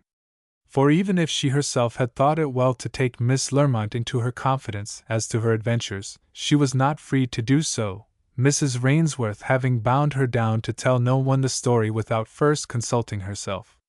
The laugh, therefore, with which the young girl prefaced her reply was quite natural and unconstrained. No, indeed, she said. I can't fancy myself falling in love with anyone unless I were very sure that the person in question had first fallen very thoroughly in love with me. And I can scarcely picture such a state of things as that. Naturally, said Miss Lermont. I don't think any girl, not a girl such as you are, at least, dear Philippa, can picture it till it comes to pass. Philippa hesitated. I mean more than that, she said. I do not feel as if I were the sort of girl a man is likely to care for in that way. I am not yielding, and appealing, and all that sort of thing. There is something of a boy about me. Long ago, when I was a tiny girl, the nurses used to tell me I had no pretty ways. Maida could not help smiling at Philippa's self-deprecation. But as the girl looked down at her, Miss Lermont was by this time established in her invalid chair, her cousin standing beside her. With a certain wistfulness in her expression, it struck the elder woman still more strongly that Philippa was changed, softened, and somewhat saddened. Her present estimate of herself was far less correct now than a few months ago. You forget, Maida replied, that tastes differ as to human beings' attraction for each other, luckily for the peace of society, more widely than in any other direction. It is not every man, by any means, whose ideal woman is of the type which you evidently think the most winning. But all the same, my dear child, you are much more womanly, shall I say, less self-confident and gentler than you were at Dorreford. Something has changed you. Don't you feel conscious of it yourself? Growing older, perhaps, said Philippa, trying to speak lightly. But it was impossible for her to be anything but genuine with Maida. No, she continued, with a sudden alteration of voice. I will not talk nonsense. I know that I have changed. You are very quick and discriminating to have found it out, and I wish I could tell you all about it. But I cannot, not at present at any rate. So don't let us talk any more about it. I do want to enjoy this delightful place and weather and you to the very utmost. She sat down beside her cousin and looked at her with what she meant to be a perfectly happy smile. But somewhat to Maida's surprise the pretty mouth was quivering a little, and there was a suspicious glistening in the deep brown eyes. My dear child! Maida exclaimed impulsively, her anxiety increasing. Can you not? No, dear, Philippa replied to the uncompleted inquiry. I cannot explain anything. But there is nothing to be anxious about, really nothing. Only tell me, Miss Lermont persisted. This trouble, whatever it is, or... It is quite over, said Philippa. Or has been, then, have you had to keep it altogether to yourself? Have you been unable to confide in anyone? Oh, no, Philippa replied. They all, at least Evie and Papa and Mama, knew about it, and Mama knows everything, yes, everything.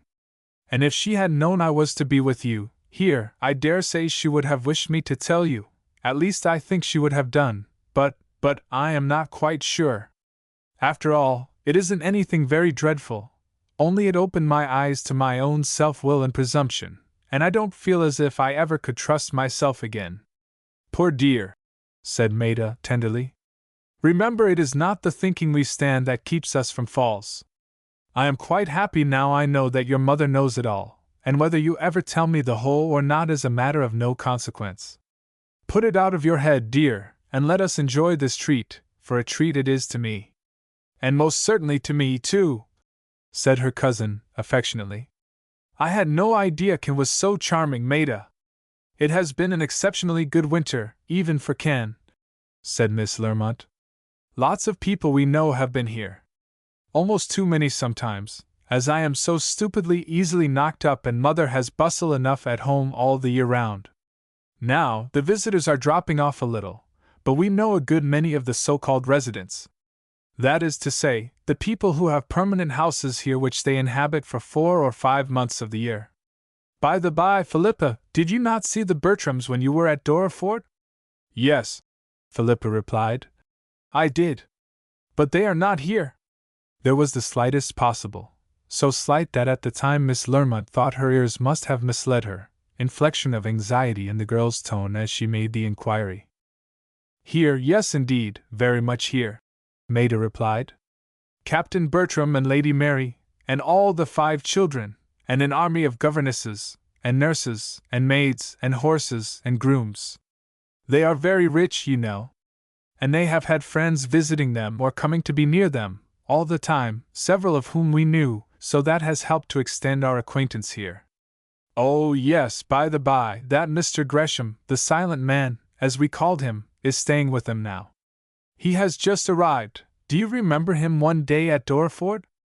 I had forgotten about it, but he asked me when he called with Lady Mary, if I had heard from you lately, and—" Philippa interrupted her. "Evelyn and Duke have been staying with him," she said, speaking with studied deliberateness. "That must have reminded him of me, as Evie is far too fond of talking about me." She did not turn away as she spoke, and her whole manner was peculiarly calm, but to Miss Lermont's amazement the color surged up into her cheeks, leaving them again as suddenly, she herself apparently unconscious, or determined to appear unconscious, that it was so. Maida felt completely taken aback. She was not of an inquisitive frame of mind, and was eminently unsuspicious when she had once learned to give her confidence. But she was very observant by nature, and as has been already mentioned, in her peculiar, semi-invalid life, the post of spectator had often fallen to her, and she had come to feel great interest in the affairs of her neighbors, interest which in an inferior class of mind might have degenerated into love of gossip. And aware of this danger, Miss Lermont was specially careful to keep her concern for other people's business well within bounds, even where conscious that real affection and sympathy prompted her. So for a moment or two she hesitated before putting to Philippa the question that most naturally rose to her lips. Then an instant's reflection showed her that the refraining from so simple an inquiry would of itself suggest some possibly annoying suspicion. "Have you never seen him again, then? Somehow his manner seemed to imply that he knew more of you than that one afternoon's introduction, when he did not distinguish himself by either feast of reason or flow of soul." Before Philippa replied, her cousin felt that she hesitated. Yet nothing could be more straightforward than her reply when it came. "I have never met Mr. Gresham since that day at Doreford," and the substitution of the vaguer participle for the more definite "seen" did not catch Miss Lermont's attention. Yet her perplexity increased. She did change color when she heard his name, and she was uneasy when she heard of the Bertrams being here, thought Maida. Yet I know she is not only truthful, but candid. The very way she told me there was something she could not tell shows it. Can it be merely that her sister has got it into her head that Mr. Gresham would be a good part one, which I suppose he would be, for her sister, and that some hints of hers have annoyed Philippa? She is almost morbidly sensitive, I know. I suppose it must be that." But feeling the girl's eyes fixed upon her, she hastened to reply to her last words. "You are pretty sure to meet him here," she said. "There is scarcely a day on which we do not see or hear something of the Bertrams. So we shall have an opportunity of finding out if our silent friend can talk when he chooses to do so." "But you have had an opportunity of that already, have you not?" said Philippa. "Did you not say you had seen Mr. Gresham since his arrival?" "Yes, the day before yesterday, but only for a few minutes. He did talk, I must allow. He found time, as I said, to ask if I had heard from you lately. He may have said something of Evelyn and her husband having been with him, but if so, I did not pay attention. He is certainly a very handsome man, and the Bertrams think everything of him. I suppose he is made a great deal of, and if he is a little affected and spoilt, it is excusable." "Did he strike you as affected?" said Philippa. Now that she had got over the first start of hearing Mr. Gresham's name, she had pulled herself together and regained her composure. After all, it was not Michael, and when she recalled that quite recently she had been contemplating the possibility of accompanying the Hertfords before very long on another visit to Merle, she realized the inconsistency of shrinking from meeting her sister's late host in the present easy and informal circumstances. "I don't think I can take Evelyn's account of him quite without a grain of salt. She seems so fascinated by him." "And your brother-in-law?" said Maida. "I always like to hear a man's opinion of a man, as well as a woman's." "Oh, yes, Duke likes him very much, I think," said Philippa. "He would not appreciate his charm of manner as Evelyn does, very possibly. Duke is a regular man, something of a boy about him, don't you know, a little too rough and ready, perhaps. Then Evelyn knows Mr. Gresham better. She saw a good deal of him at Wiverston." And Philippa suddenly stooped to pick an innocent daisy looking up in her face from the grass at her feet, only to fling it down again impatiently. Poor daisy! Why had she mentioned Wiverston, she asked herself? Why trench quite unnecessarily on ground where she could not be open and communicative with her friend, as she loved to be? "I am a perfect idiot," she thought, and again the expression on her face struck Miss Lermont as unusual. "At Wiverston," she repeated. "The Hertfords' place. Oh, yes, I remember your telling me in your very first letter from home about Evelyn's going there. But you never said anything more, as to how the visit went off and if she enjoyed it. You were not very well about that time, if I remember rightly. I think your mother wrote and said so?" "I don't think there was much the matter with me," said Philippa, "but Mamma was a little anxious. They will think me looking brilliantly well when I go home after this splendid holiday, I am sure. You were asking about Evie's visit?" "Yes, she enjoyed it very much, and it was a great success. She took to the Hertfords and they to her wonderfully." "Then," began Miss Lermont, "but don't answer if it is indiscreet of me to ask, do you think the old man is going to recognize your brother-in-law as his heir and to treat him accordingly?" "We don't quite know," said Philippa. "And after all, as Duke says, there is no hurry to know. The squire is not a very old man, and he must be wiry to have lived through the shocks he has had. He knows nothing almost of Duke except by hearsay, though there is nothing but good to hear of him. All he has said has been to express a wish that Duke should give up India and settle down at home, and he worded it as if he meant to help him to do so. Of course we shall know more after they have met." "Will that be soon?" asked Miss Lermont. "Yes, I believe Evie and he are going north very shortly after we get back," said Philippa. "And they are taking the boy Bonnie with them. The Wiverston people have specially invited him. I think that all looks very promising," said Maida. "You would be very glad for your sister not to have to go abroad again, would you not?" "Very," said Philippa, heartily. "It would be the greatest comfort in the world. Even if they had to go to live in the north, it would seem delightful after India." "Is Wiverston a pretty place?" said Maida, but she checked herself almost as she said the words. "Of course you have never been there, so how could you know?" Evelyn thought it a fine place, a good comfortable old house, though with nothing very striking about it, except, perhaps, the contrast with the great lonely moorland, on one side at least, round about it. "There is something very impressive about moorland, so grim and yet pathetic," said Philippa, half dreamily. Her eyes seemed to be gazing on the scene she suggested, and it was so. At that moment, instead of the sunny terrace, with the orange trees in their green tubs, and down below, the blue Mediterranean gleaming sapphire-like in the sun, with overhead the deep, all but cloudless sky, she was picturing to herself the cold grey morning aspect of the far-stretching lands on the east of Wyverston. She felt the very wind on her cheek, the breeze, with a flavour of the sea. As the Headforts were fond of saying, she saw the tops of the trees in the pine woods to the left, and then emerging from their shade she seemed again to catch sight of the long smooth body of poor Solomon, ready to wriggle with pleasure at her approach. And Solomon's master in his rough tweed suit and honest, kindly face, yes, it was an honesty kindly face, not far behind. What a pity that he had come to think so poorly of her. There was something about the man that made her feel he would have been a good and steady friend. She could have learned to like him, if ever, but here she was startled back into the present by Maida Lermont's rallying tones. "Philippa," it said, "for the third time of asking! The thought of the moors up there in that bleak north seems to have bewitched you. Has Evelyn such graphic powers of description, for you have never been there yourself? What are you dreaming about? I spoke to you 3 times without your hearing me." Philippa turned to her cousin. "I was dreaming about the moors and the pine woods," she said simply. "It is not necessary to have seen places to think about them, is it?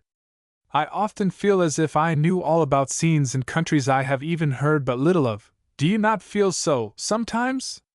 When I was little I used to fancy I must have seen places in my dreams, in real dreams, I mean, not daydreams." "Yes," Maida agreed. "I think I have had the same fancy. And what is almost as curious is the way in which the slightest association brings back scenes that we had practically forgotten. A word, or a touch in a picture, or very often with me a scent or smell, is like magic. I find myself recalling certain events, or remembering minutely certain scenes and perhaps people that I had not thought of for years and years. It does seem as if what we are so often told must be true, that we do not really forget anything. But I think, dear, we must be going in. The sun gets very hot on this terrace. We shall drive a little later, and there is some plan about meeting the Bertrams, going there to afternoon tea, I think. So we shall probably see Evelyn's hero." Chapter 16. Sunshiny Days. The Bertrams were the most hospitable people in the world. Wherever you came across them, in London, or at their own rambling country house, in a villa at Cannes, or on board a dahabeah on the Nile, it was all one. They were always delighted to see you, and uneasy till you promised to stay with them indefinitely, or, at least, to come to luncheon or dinner as long as you were within hail. And all this in spite of a constant amount of things to see to, none of which were neglected by her, and very far from robust health on little Lady Mary's part. Her Irish ancestry explained a good deal, said some. Irish people are so hospitable, you know. As if the virtue in question was an inherited quality for which no credit was due to the possessor. Her kind heart, for surely no kinder heart ever beat, had something to say to it, said those who knew and loved her as she deserved, among whom Maida Lermont was certainly to be reckoned. Yet, notwithstanding the prepossessions in their favour which Philippa could not but feel, when it came to the actual moment of her following Mrs. Lermont and her daughter into the pretty drawing-room where Lady Mary was fluttering about among her guests and her children, the girl could not but be conscious of an exceeding wish that Egypt, or Algeria, or any other of their various haunts, had this winter attracted the Bertrams elsewhere. For control herself as she would, the thought of meeting Mr. Gresham again, without even the support of Evelyn's presence, made her nervous. "Supposing, just supposing," she said to herself, "that he did see me at Wyverston, or that his cousin by some inadvertence had given the least hint of any secret." It was a mistake to allow her imagination to dwell on such possibilities, but the effect on herself personally was scarcely to be regretted. For there was a certain timidity and wistfulness in her manner which had not been there before, and which, in the eyes of one of those present at least, added greatly to her charm. "She is even lovelier than I thought," said Bernard Gresham to himself. "And she has lost that touch of the girl of the day self-confidence which jarred a little." For the first time they had met, that autumn afternoon at Dorreford, Philippa in her cheerful inexperience had taken it for granted that the handsome silent man was probably rather shy, and had exerted herself to draw him out. In consequence, 2 or 3 other women entered the room almost at the same moment as the Lermonts and their young cousin. and the names were not clearly announced. But Mr. Gresham from the farther side of the room spotted Miss Rainsworth at once, and managed cleverly to place himself in her way as she turned, with some little uncertainty of bearing, from shaking hands with her hostess. He was far too much a man, not only of the world, but of drawing-rooms, to run any risk of making her or himself conspicuous, yet he was resolved at once to take the place which he intended to hold while the fates left Philippa in his vicinity, that of a former acquaintance. So he would ask for no fresh introduction, but stepped forward with quiet matter-of-fact ease to greet her. "How do you do, Miss Rainsworth?" he said. "You arrived yesterday? I knew you were coming, as I had a letter from Mrs. Marmaduke Headfort 2 or 3 days ago." He brought in Evelyn's name purposely, being in his heart slightly doubtful of the girl's immediate recognition of him, little dreaming of the familiarity to her of his whole personality among the guests she had so often watched from Evelyn's window at Wiverston. But even without that, she would have known him again. She looked up with her pretty, half-startled eyes, a slight pink rising to her cheeks, as she held out her hand. "You have heard from Evelyn more recently than I have done, then?" she said. "Were they all well? Did she give you any family?" With a smile. "News?" Mr. Gresham was inwardly triumphant. How well he had managed this first introductory move! Nothing could have happened better than the whole combination of events. Here, at Cannes, a few days would be worth weeks elsewhere. The life was so much less formal, the opportunities of meeting so much more frequent and less observed. He would have ample time in which to judge further of this girl, whose strong individuality, whose uncommonness, had even at first sight so attracted him, fere à glace though he believed himself, and that not altogether without reason, in such matters. So he at once stepped onto the platform which his own tact, and Philippa's simplicity, and circumstances, the accidental isolation in which she momentarily found herself for one, had erected. "News?" he said pleasantly. "Oh dear, yes, any amount. The actual reason of my being honored with a letter just now was that Mrs. Headfort thought it would interest me, which it certainly does, extremely, to hear that she and Duke are going up to Wiverston next week." Philippa's eyes sparkled. "Are they really?" she said. "I had not heard of it. At least I knew that they were to go some time or other, but I fancied not till father and I should say, were home again." She was so interested that all her constraint and self-consciousness disappeared. Nothing could have suited Mr. Gresham better. His superior information from Greenleaves put him in the position of being applied to by Miss Rainsworth, and set her and himself at once on friendly and almost confidential relations. He glanced round. They were still both standing, and near Lady Mary, who was eagerly talking to Miss Lermont, and not noticing any one else's movements. There were no seats close at hand, but some tempting wicker lounges stood just outside on the balcony, on to which opened the long low windows. "Won't you come outside?" said Mr. Gresham. "It is crowded in here, and then I can glance through what Mrs. Headfort says." So within 5 minutes of the dreaded entrance into Lady Mary's drawing-room, Philippa found herself seated most comfortably beside the very man whose presence had been the cause of her nervous misgiving. No one could have reproached Mr. Gresham with silence. He exerted himself to the utmost, without seeming to do so in the least. He talked, though not too much. He made the girl forget everything, little as he suspected that there was anything for her to forget, except the present pleasant intercourse.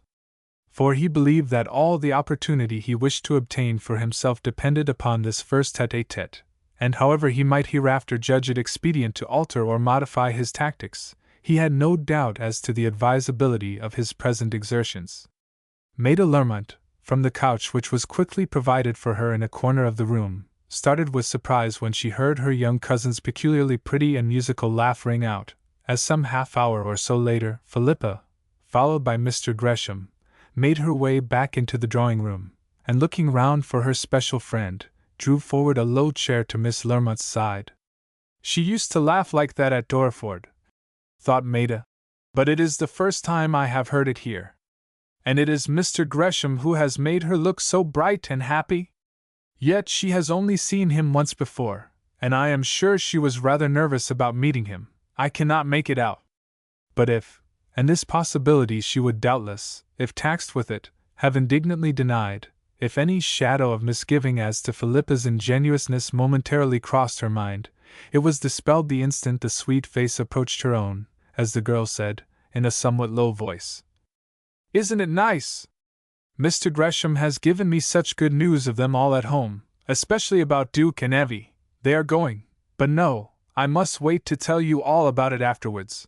And here Mr. Gresham, who had half heard, half guessed the drift of her words, interposed with the gentle considerateness which marked his bearing to the invalid Miss Lermont. "Shall I get you a cup of tea, or an ice, or whatever you would like best?" he said. "I can easily bring it here. It is all in the next room." thank you very much," Maida replied. "Yes, I should like some tea and a sandwich very much. And you, Philippa, you have had nothing? I will go and get something for myself when Mr. Gresham brings your tea," said Philippa, and the young man noted her words approvingly. This was not the sort of girl, he thought, to care to have a man, or the man would probably have more accurately described his thought, dragging about after her in any conspicuous way. No, there was no doubt of it, she was a type apart. And he smiled to himself, half apologetically, at the idea that, after all his several years' experience of society, and the caution with which he had steered his way amidst maneuvering mammas and scarcely less sophisticated daughters, he might be about to fall a victim to the common malady, to find himself, if he did not take care, as genuinely in love as any Henry Hawkins of the people. But the very candor with which he realized the possibility showed that so far he had himself well in hand. And well in hand he intended to keep himself. For it would be a complete mistake to suppose that this was in any sense a case of love at first sight. Mr. Gresham had long vaguely intended to marry, if he came across the woman who completely satisfied his fastidious taste, and seemed likely to prove the realization of his ideal. An ideal, not perhaps of the very loftiest, but admirable enough so far as it went. She must be endowed with all the orthodox and specially feminine virtues and graces. She must be refined and unworldly. To ensure, indeed, the last qualification, he was prepared to sacrifice some amount of conventional style, or fashion. That indescribable touch of finish which tells of a certain position in the world of the day. The very words employed to define it, testifying to its variability and intangible characteristics. He did not wish for any great preponderance of brains or culture. There were times when Miss Rainsworth struck him as having been too severely educated for his standard. Femininity was his sine qua non. So long as a little Greek and Latin, some notion of mathematics even, did not unduly harden or stiffen a woman, he would not exactly object to them, though any approach to obtrusive learning he strongly deprecated. But Philippa was too unaffected, too self-forgetful, to jar him by any such putting forward of her acquirements which, in contrast with the real learning of her father and brother, seemed to her, as indeed they were, but the merest sips of the spring. And above all, he was so sure of her perfect propriety, there was no slightest taint of fastness, or loudness, or any such horror in this irreproachable girl, no love of eccentricity or bohemianism, no possibility of mad escapades turning up in which she had taken a part. No, thought the master of Merle. There could be no risk whatever in it. Of course, people would be surprised at the marriage, but what do I care for that? Everybody knows, and he smiled half cynically. Everybody knows that my possibilities of choice have not been restricted. And this was certainly true. Nor would it be fair to accuse the young man of fatuity, inasmuch as he was little troubled by any misgiving as to his personal acceptability to Miss Rainsworth, should he decide to go through with his suit. He had every possible grounds for believing in it. He knew himself to be attractive and good-looking far beyond the average. He believed himself also to be affectionate, and endowed with all the qualifications for making a good husband, though he did not add to a wife who would see everything through his eyes and have no will but his. And so far, for this resume of Mr. Gresham's views of the whole situation is somewhat antedated, that is to say, as the day drew near for Philippa and her father to leave Cannes, He had no reason to doubt that the young girl liked his society, and was in a fair way to feeling still more attracted by him. This fortnight in the beautiful South was propitious in the extreme to pleasant projects. The weather was faultless, and not as hot as is sometimes the case, even early in the spring. The circle of residents and visitors, to whom the Lermonts had come temporarily to belong, seemed specially anxious to make the last weeks of their southern sojourn agreeable. Scarcely a day passed without some plan being set on foot for diversion or amusement in which even Maida could take part, and few, if any, guessed how many of these were really skillfully initiated by Mr. Gresham, who was well aware that it would have been of little use to try to decoy Philippa away from her cousin. So there was no question of balls or large evening parties for the girl. Such would have been quite out of her father's line, nor could she have expected Mrs. Lermont, quietly congratulating herself that such exertions for herself were over, to have begun again the arduous duties of chaperone. One exception only in this direction was made, and that was in the case of a large private dance on the very eve of the Rainsworth's departure, at which kind Lady Mary Bertram set her heart on Philippa's appearing. But before this there had been gaieties, or what seemed such to the young girl, in constant succession, and such as she had little dreamt of taking part in when she left home. Her letters to Evelyn described fully all that was going on, and Evelyn's spirits rose high. "Nothing could be better," she said to her mother, just as she herself was starting with her husband for Wiverston. "Now, Mamma, was I not sensible when I made you get and send her those 2 new dresses, as soon as we heard of the convisit?" And Mrs. Rainsworth could not but agree with her. "I don't suppose it could ever have occurred to Mrs. Lermont to give her the pretty blue evening dress Phil is so pleased with, unless she had arrived with 1 or 2 decent things. It would have been just like her and Papa to say they had nothing but traveling clothes with them, and could go nowhere and see nobody. I cannot tell you how delighted I am for the poor dear to have some fun at last. And," she added to herself, "to see something of Bernard Gresham," though she dared not say this, in so many words, to her mother.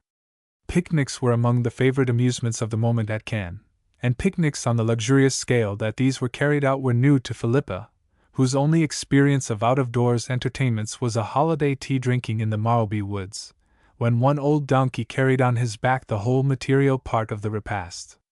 After 2 or 3 of these expeditions she found, it is true, that they began to pall a little. Still, it was always a pleasure to be with Maida, especially in the charming surroundings of lovely scenery and weather, and more, probably, than she would have allowed herself to own, never did Mr. Gresham show to greater advantage than on these occasions. His tact was wonderful. Without making her or himself in the least conspicuous, he yet succeeded in giving her the feeling that she was never forgotten, that her amusement and enjoyment were his first consideration, and that once satisfied that these were ensured, his own pleasure was complete. No girl, certainly no girl of Philippa's sensitive and responsive nature, could have been unconscious of this subtle and delicate consideration. To her, singularly free from vanity in any form, unspoilt and unselfish, there was something almost intoxicating in this refinement of homage.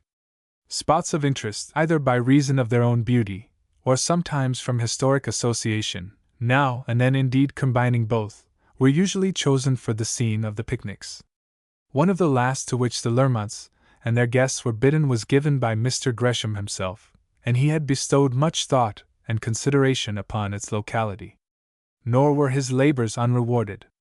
It proved to be one of the most successful parties of the season, and but for an incident which momentarily affected Philippa unpleasantly by recalling events which the last fortnight, with its sunshine and distractions, had almost ended by banishing from her memory altogether, the day would have been one of unalloyed enjoyment. The picnic was to be at an old chateau a few miles off. An old manor house, with remains of the domestic fortification necessary in those turbulent medieval times, would perhaps better describe it. For it had never been large, and now one part of it had fallen into picturesque ruin, while the remainder had been not unskilfully restored, more strictly speaking, perhaps, kept in repair, without any jarring modern innovations such as the French positive way of looking at such things often introduces. The chateau had not descended to the rank only of a farmhouse, for its owners, the bearers of a name which would at once serve to identify the original home of the family, still visited it from time to time.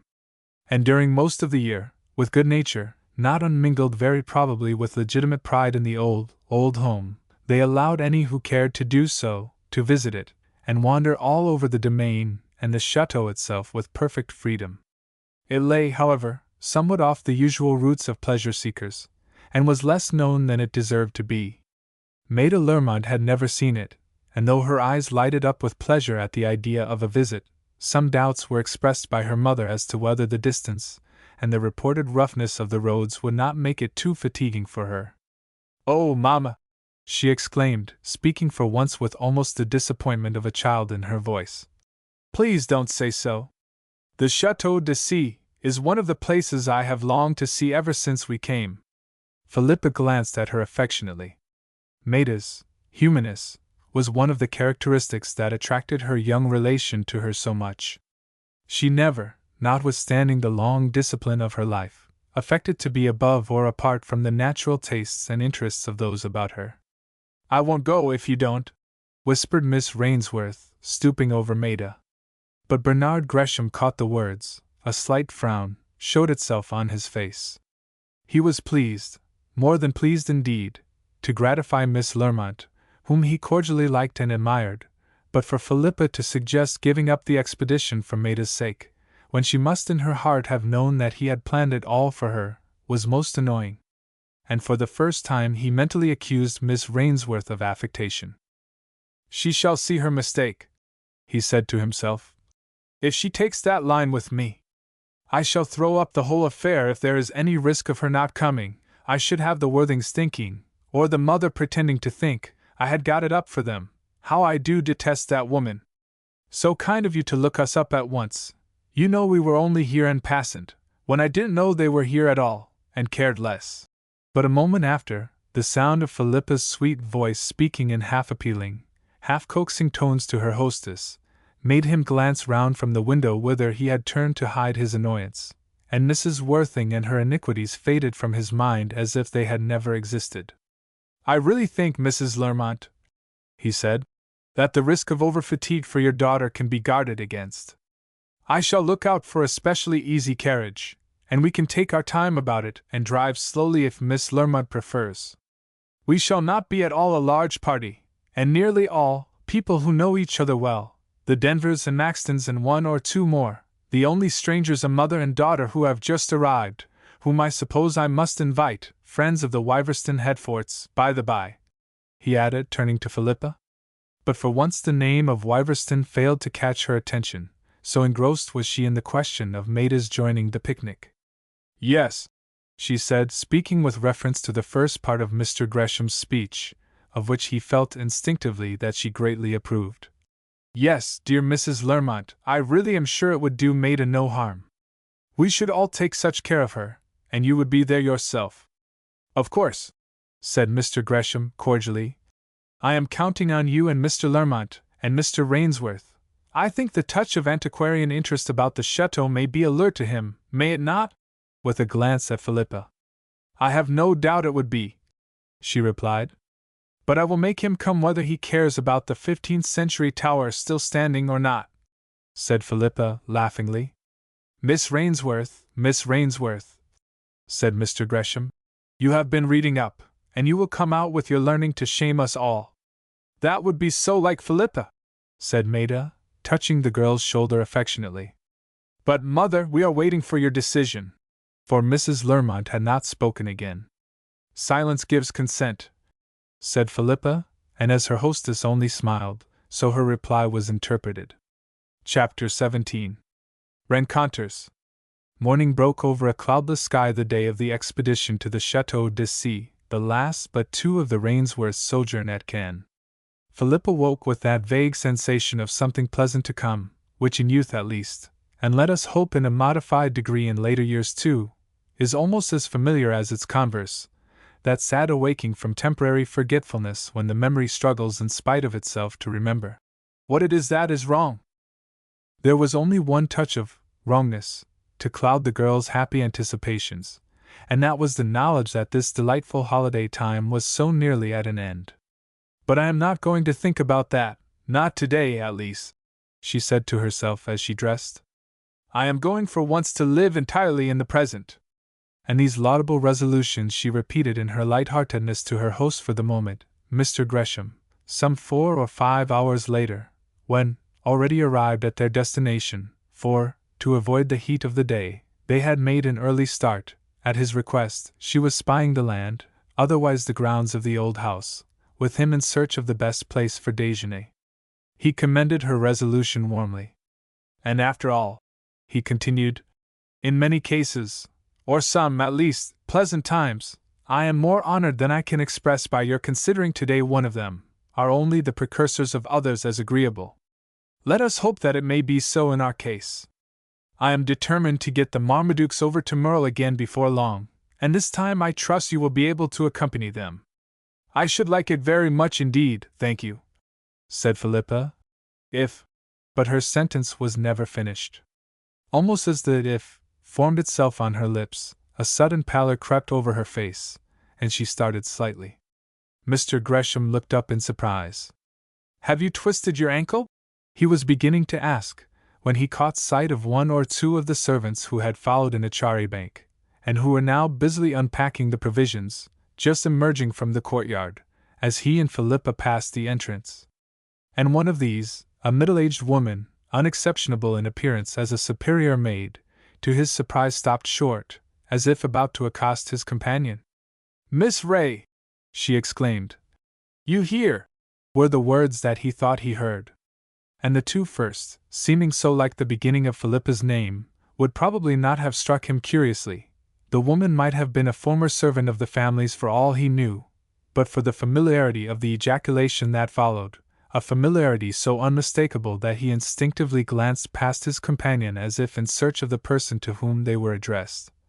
So impossible did it seem to him that the woman was speaking to Miss Rainsworth. But there was no one else behind or near themselves. And again he saw that Philippa's face was still very pale, though she walked on rather more quickly than before, taking not the very slightest notice of the person who had spoken. And she on her side, after throwing a curious glance in Miss Rainsworth's direction, in like manner passed on with her 2 or 3 companions. Did that woman speak to you? What did she say? Is she insane? Said Mr. Gresham, in a tone of annoyance. Philippa turned to him with a slight smile, but her lips were quivering a little. She certainly startled me, she said. I am afraid you will think I have no nerves at all. It is absurd to be so easily startled. But she said your name, or something like it, persisted Mr. Gresham. What could she have been thinking of? I don't think she said my name, replied Philippa. She must have taken me for someone else. Her companion felt strangely annoyed. There was something about Miss Rainsworth's manner that he could not define. In spite of her having been so visibly startled, she did not seem natural. Scarcely, in a sense, surprised at this curious incident, almost as if she were too absent-minded to have taken it in. Then a new and more agreeable explanation of her nervousness occurred to him. What had they been talking about just at the moment they met the woman? Yes, Miss Rainsworth was in the act of answering what he had said about her coming to Merle. Perhaps that was it. Perhaps, and the thought touched him with a certain tenderness. At that moment it had flashed upon her for the first time that he was beginning to care for her specially, that it was not every girl he would show himself so anxious to meet again. No wonder it was rather bewildering and startling. She was so unsophisticated, so free from vanity and that detestable aplomb of young women in society. Mr. Gresham felt satisfied that he had hit the right nail on the head. So though he muttered something about impertinence, how could anyone make such an extraordinary mistake? His annoyance at the incident gradually subsided. Only for a moment or 2 it was in danger of reviving, as Philippa, shaking off her dreaminess with an effort, looked up quietly and inquired with perfect calm.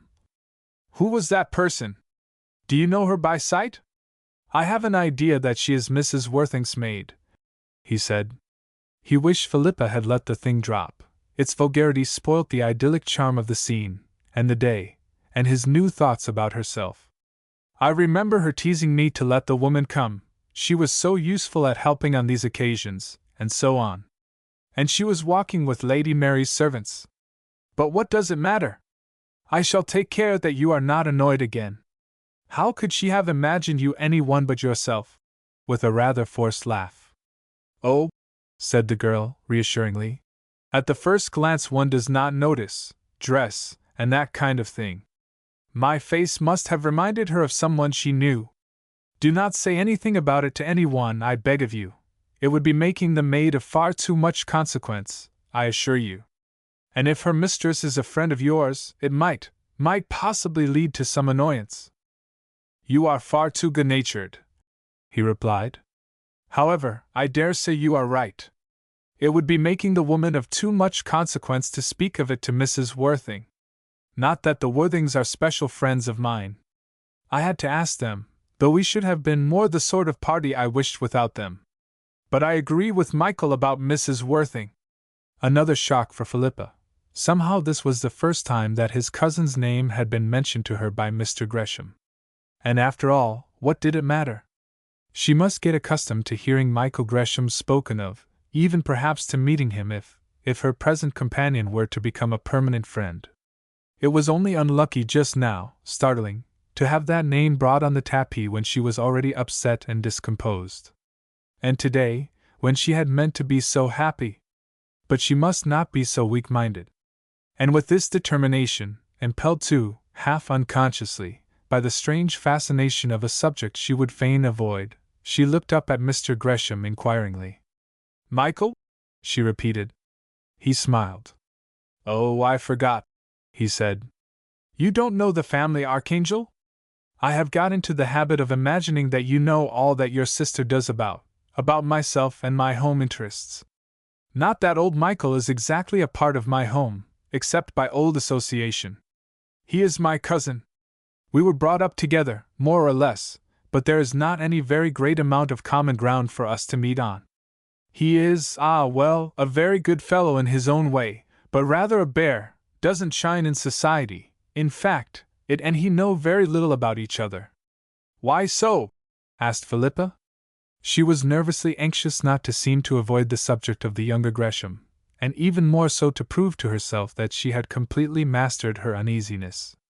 And she was not free from curiosity about Michael, both as to himself and as to the light in which Bernard regarded him. Are you joking? She went on. When you call him the family archangel, or do you really mean that he is very, remarkably good? Honestly, said Mr. Gresham, I don't quite know. Good things are not necessarily the most agreeable, are they? Rather the other way sometimes. Oh yes, Michael's very good, a model of steadiness and industry and all the rest of it, but not distinguished by suavity and charm of manner. He lives so out of things, you see. Is he a misanthrope, then? Asked Miss Rainsworth, her curiosity increasing. Mr. Gresham hesitated. He was a very truthful man, and prided himself intellectually as well as morally on his accuracy. And Philippa's question revived some old memories. Michael a misanthrope! Who would ever have associated such a word with the bright-faced schoolboy of not so very many years back, or the young fellow going up to college with everything this world can give him in the present and the future? And then the change, the shock of finding on his death that the father he had so honored had for years deceived him and his too confiding mother, the clouded name, the broken-hearted widow, who had no strength to rally even for her boy's sake, the transference to Bernard, the son of a younger brother, of the inheritance which, but for his father's misdoings, would at least in some part have been his. No, by nature assuredly Michael was no misanthrope, but if circumstances had conspired to make him one, would it have been a thing to wonder at? But all this the elder cousin had no wish to explain to the girl beside him. Still he was loyal, and his face had grown graver as at last he turned to reply. No, he said, it wouldn't be fair to call him that. He's had troubles enough to sour him, and he's not soured. And to give him his due, he has been a bit of a hero in his time. Philippa looked up quickly. She had never liked Mr. Gresham so much as at this moment. And some instinct told him so. I cannot tell you all about it, he said. He would not wish it, even though you do not know him. But I can give you some idea of it. He gave up great advantages for himself for the sake of clearing the name of one whom he had little reason to sacrifice himself for. I think it was Quixotry, and so do many others except, well, yes, there was another element in it, the peace of mind of one very dear to him. He was very young. I doubt if he realized the grind of a life he was bringing upon himself. Has he to work so hard, then? The girl inquired. If so, I scarcely see that he can be reproached with keeping out of things, as you say he does. There was a touch of reproach in her tone now, which her companion did not approve of. Oh, as to that, he said airily, it's a matter of temperament and personal idiosyncrasy. Many very busy men find time to mix in society. But Michael's a bear. There are only two individuals in the world that I would care to assert that he loves. Individuals, not people, for one is a dog. And the other? Said Philippa. The other is an old woman, said Mr. Gresham. Miss Rainsworth said nothing, but probably she thought the more. Something in her companion's manner gave her the impression that he did not wish to prolong the conversation in its present direction. And just then an exclamation impulsively escaped her. They had turned a corner sharply, in their progress round what had once been the ramparts of the little fortress, and below them lay a charming view, for the chateau stood on high ground, though the ascent to it was so gradual that one hardly realized its importance. How lovely! She exclaimed. Yes, Mr. Gresham agreed. This is one of the attractions of the place. I wanted to surprise you. It bursts on one so suddenly. And he began to point out to her the landmarks of interest to be more or less identified from where they stood. Don't you think, he added in conclusion, that this smooth bit of grass here would be our best dining room? The view would give people something to talk about and quarrel over. No two would agree as to what places can be seen and what not, if other topics of conversation fall flat. So the stretch of old turf, as much moss as grass, perhaps, but none the less charming on that account, was decided upon for the luncheon. And after all, the day turned out a pleasant and amusing one for Philippa, in spite of the shock of the unlucky rencontre. In the interest of talking about Michael Gresham, apart from all personal feelings in connection with him, she had forgotten her nervous dread of him. More than once during the day, his cousin's remarks about him, vague as they had been, recurred to her memory. I wonder what it was he did, or sacrificed, to make Mr. Gresham speak of him as a bit of a hero, she thought. He was once alluded to in her hearing in the course of the day, and that was by Mrs. Worthing, whom Philippa recognized as one of the visitors whom she had often caught sight of from her watchtower at Wiverston. Mrs. Worthing was the type of woman whom one is pretty sure to meet in any society, using the word in the narrowly conventional sense. She was of indefinite age and appearance, well-dressed and well-bred, an affectionate though somewhat tyrannical mother, to an, for these days, unusually submissive daughter. There was a Papa Worthing, too, who appeared in orthodox fashion on orthodox occasions, such as his wife's dinner parties and receptions, but he was a very busy man, and apart from his own line, uninteresting. So when the Worthings were alluded to, it could be taken for granted that the mother and daughter only were meant. Aline Worthing was undoubtedly pretty, and so far, her blue eyes were without the hard metallic light which was often to be seen in her mother's. But she was by no means a clever or original girl. Mrs. Worthing, of better birth than her husband, came from the north, not far from Wiverston, and old family associations had been kept up to some extent between the Headforts and herself. It was at Wiverston that she had first met the Greshams. She spoke graciously to Miss Rainsworth when the young girl was introduced to her, a certain reflection of the Headfort lustre being associated with Mrs. Marmaduke's sister. But there was a touch of condescension, not to say patronage, mingled with the graciousness, which made Philippa doubly glad that her meetings with the mistress, as well as the maid, were not likely to recur. I have met your sister, I believe, said Mrs. Worthing. We were staying at Wiverston when she came there last autumn. Her first visit there, you remember, she went on, turning to Mr. Gresham. It must have been quite an ordeal for her, without her husband too. First visits to new relations must always be something of an ordeal for a bride, said Maida, quickly and rather thoughtlessly, for she detected the covert impertinence. "Ah, but you see, it was not exactly that," continued Mrs. Worthing. "You could scarcely call Mrs. Marmaduke Hertford a bride. She has 2 or 3 children. And, but for my poor, dear friend's terrible sorrows, the connection is not a very near one, only second cousinship or something of that kind. My brother-in-law's father was Mr. Hertford's nephew," said Philippa, quietly, determined not to be suppressed. Mrs. Worthing held up her hands in smiling deprecation. "Oh dear, dear," she said, "that is beyond me.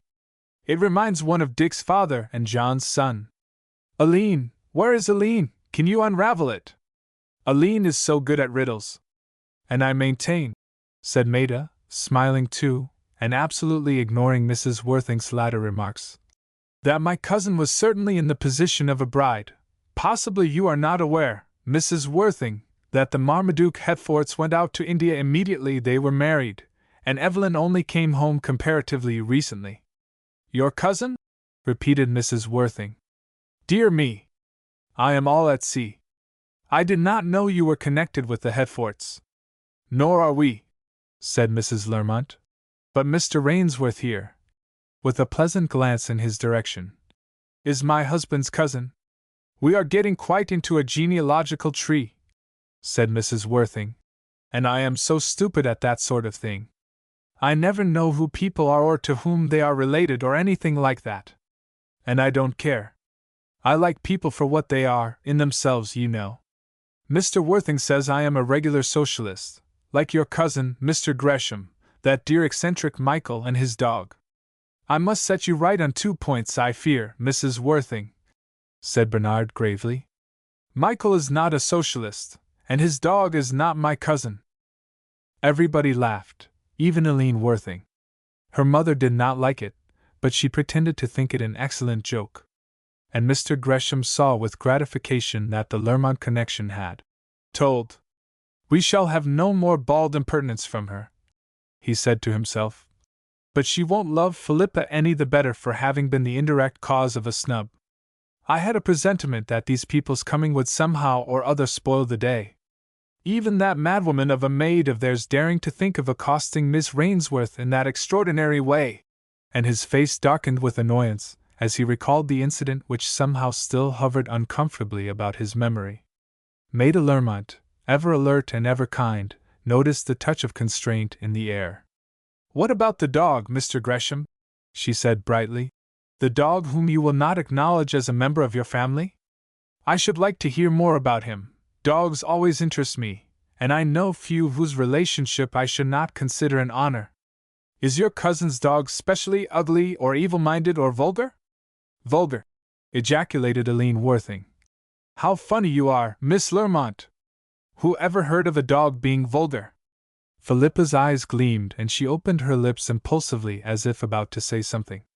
How she longed to speak up for dear Solomon. Mr. Gresham ignored Miss Worthing's remark. "Ugly," he repeated meditatively. "Yes, his ugliness is his beauty. I don't mind that. He, the animal in question, Solomon by name, is a thoroughbred dachshund. Evil-minded or vulgar, no, Solomon must be acquitted of those charges. And to begin with, I never said I should not consider it an honor to be his blood relation, if you remember. I only stated the fact, that I was not his cousin." He looked up lazily, and again everybody laughed. And Mrs. Worthing, whose good humor had returned by this time, proceeded to amuse them all by various anecdotes illustrative of the eccentricity of the dachs and his master. "They are quite inseparable," she added. "Last year at Wiverston you never saw one without the other. We used to meet them coming home from long rambles over the moors, the dog generally a few paces in front of the man, both looking so solemn and so ugly." "Mrs. Worthing," said Mr. Gresham drily, "you must pardon my reminding you that the animal's master is my cousin." No one was quite sure if he was annoyed or not, but Mrs. Worthing laughed. She was not without some gift of repartee. "Then," she said, "you must allow me to remark that the family likeness is not striking." And Philippa fancied that the implied compliment was not altogether distasteful to her host. Aline Worthing was sitting near her. From time to time she had made feeble efforts to catch Miss Rainsworth's attention. There was something about Philippa which attracted the weaker girl, but hitherto without success. She now tried again. "Do you think Mr. Michael Gresham so very ugly?" she said in a low voice. "Mamma is always saying so." "I don't think I do. There is something rather nice about his face. But oh!" as she caught sight of the astonishment, which an acuter observer might have described as not unmingled with alarm on her hearer's face. "I forgot, you were not at Wiverston. I suppose you don't know the other Mr. Gresham? It was my sister who was staying there last year," said Philippa, evasively. "Yes, I know. Mrs. Marmaduke Hetford. She is very pretty, though not the least like you," said the girl, simply, her thoughts already diverted from the consideration of Michael's personal appearance. "But it is so odd," she continued. "I have such a feeling that I have seen you before. And today, as soon as that visit to Wiverston was spoken of, I seem to have seen you there. I suppose it is through knowing that Evelyn Hetford, she let me call her Evelyn, is your sister." "Perhaps so," said Philippa. Then, anxious at all costs to set this troublesome little person's little mind at rest, she went on. "Perhaps Evelyn spoke about me to you. She is rather fond of doing so." "Yes, I dare say it was that," said Aline. "She did talk about you. I remember somebody said that she and I might be taken for sisters, and that made her say that her sister and she were not at all alike." "Oh, Evie," thought Philippa, "rash is no word for you." But aloud she said kindly, for something in the childish creature touched her.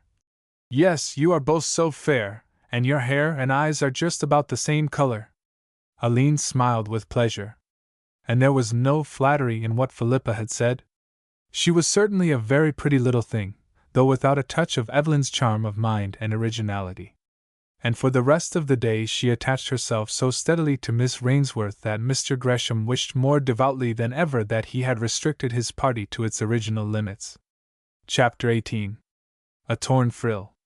The ball to which allusion has already been made, as the one gaiety of its kind that proved attainable for Philippa Rainsworth during her visit to Cannes, though a private one, was given at a hotel. And that hotel was the temporary residence of Mrs. and Miss Worthing. It came about, therefore, naturally enough that they were among the guests, though they had not previously been acquainted with the givers of the dance. For kind Lady Mary Bertram thought it would be too bad for a young creature like Aline Worthing to be actually on the spot, listening to the inspiring strains, which would probably prevent her going to sleep, without taking part in the entertainment. So she arranged that there should be an introduction, followed by a card of invitation. Philippa had heard of the circumstance, but without paying special attention to it. The evening was not destined, however, to pass without her having reason to wish more fervently even than heretofore that the mother and daughter had selected some other route for their journey home from Italy than that which had brought them to their present halting-place. She had looked forward to the ball with considerable interest and a fair amount of girlish excitement, which Miss Lermont was glad to see. It was only natural and right that Philippa should enjoy herself and should wish to do so. And this dance was almost a debut for her. In the Rainsworths' very quiet life, occasions of the kind were rare, and since Philippa had been really grown up, for various local reasons the neighborhood of Greenleaves had been peculiarly dull. Maida herself superintended her cousin's toilet, and the result fully rewarded her.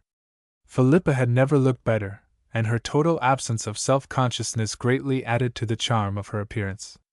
She was frankly pleased with her dress, and delighted that her kind friends approved of the whole effect, and then she thought no more about it. "Of course I do not expect to dance very much," she said to Maida, "and I hope Lady Mary will not trouble herself about partners for me. It is not as if we had been here all the winter and knew everybody there is to know.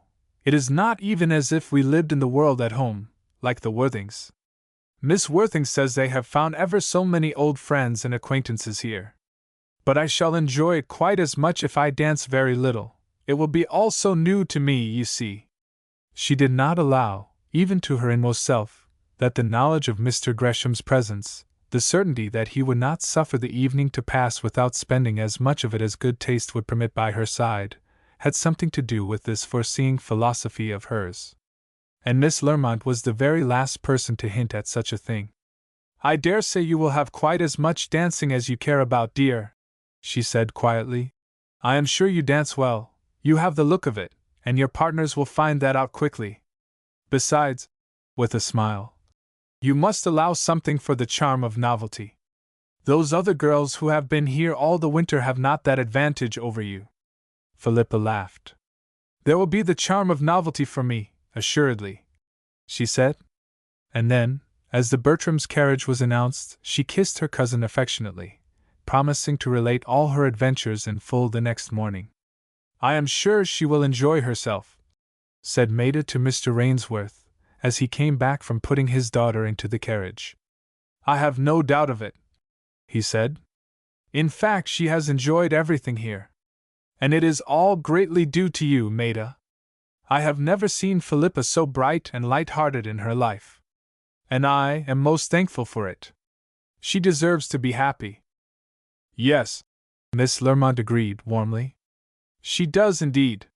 And Philippa did enjoy herself. To her the whole scene was almost one of enchantment, and she threw herself into it with no misgiving.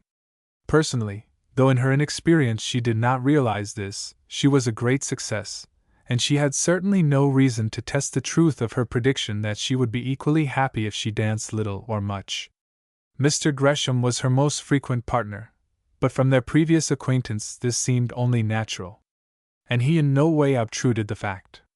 He had no desire to make any gossip about himself or his affairs prematurely, until he had entirely and completely decided that in Miss Rainsworth he had at last found his ideal.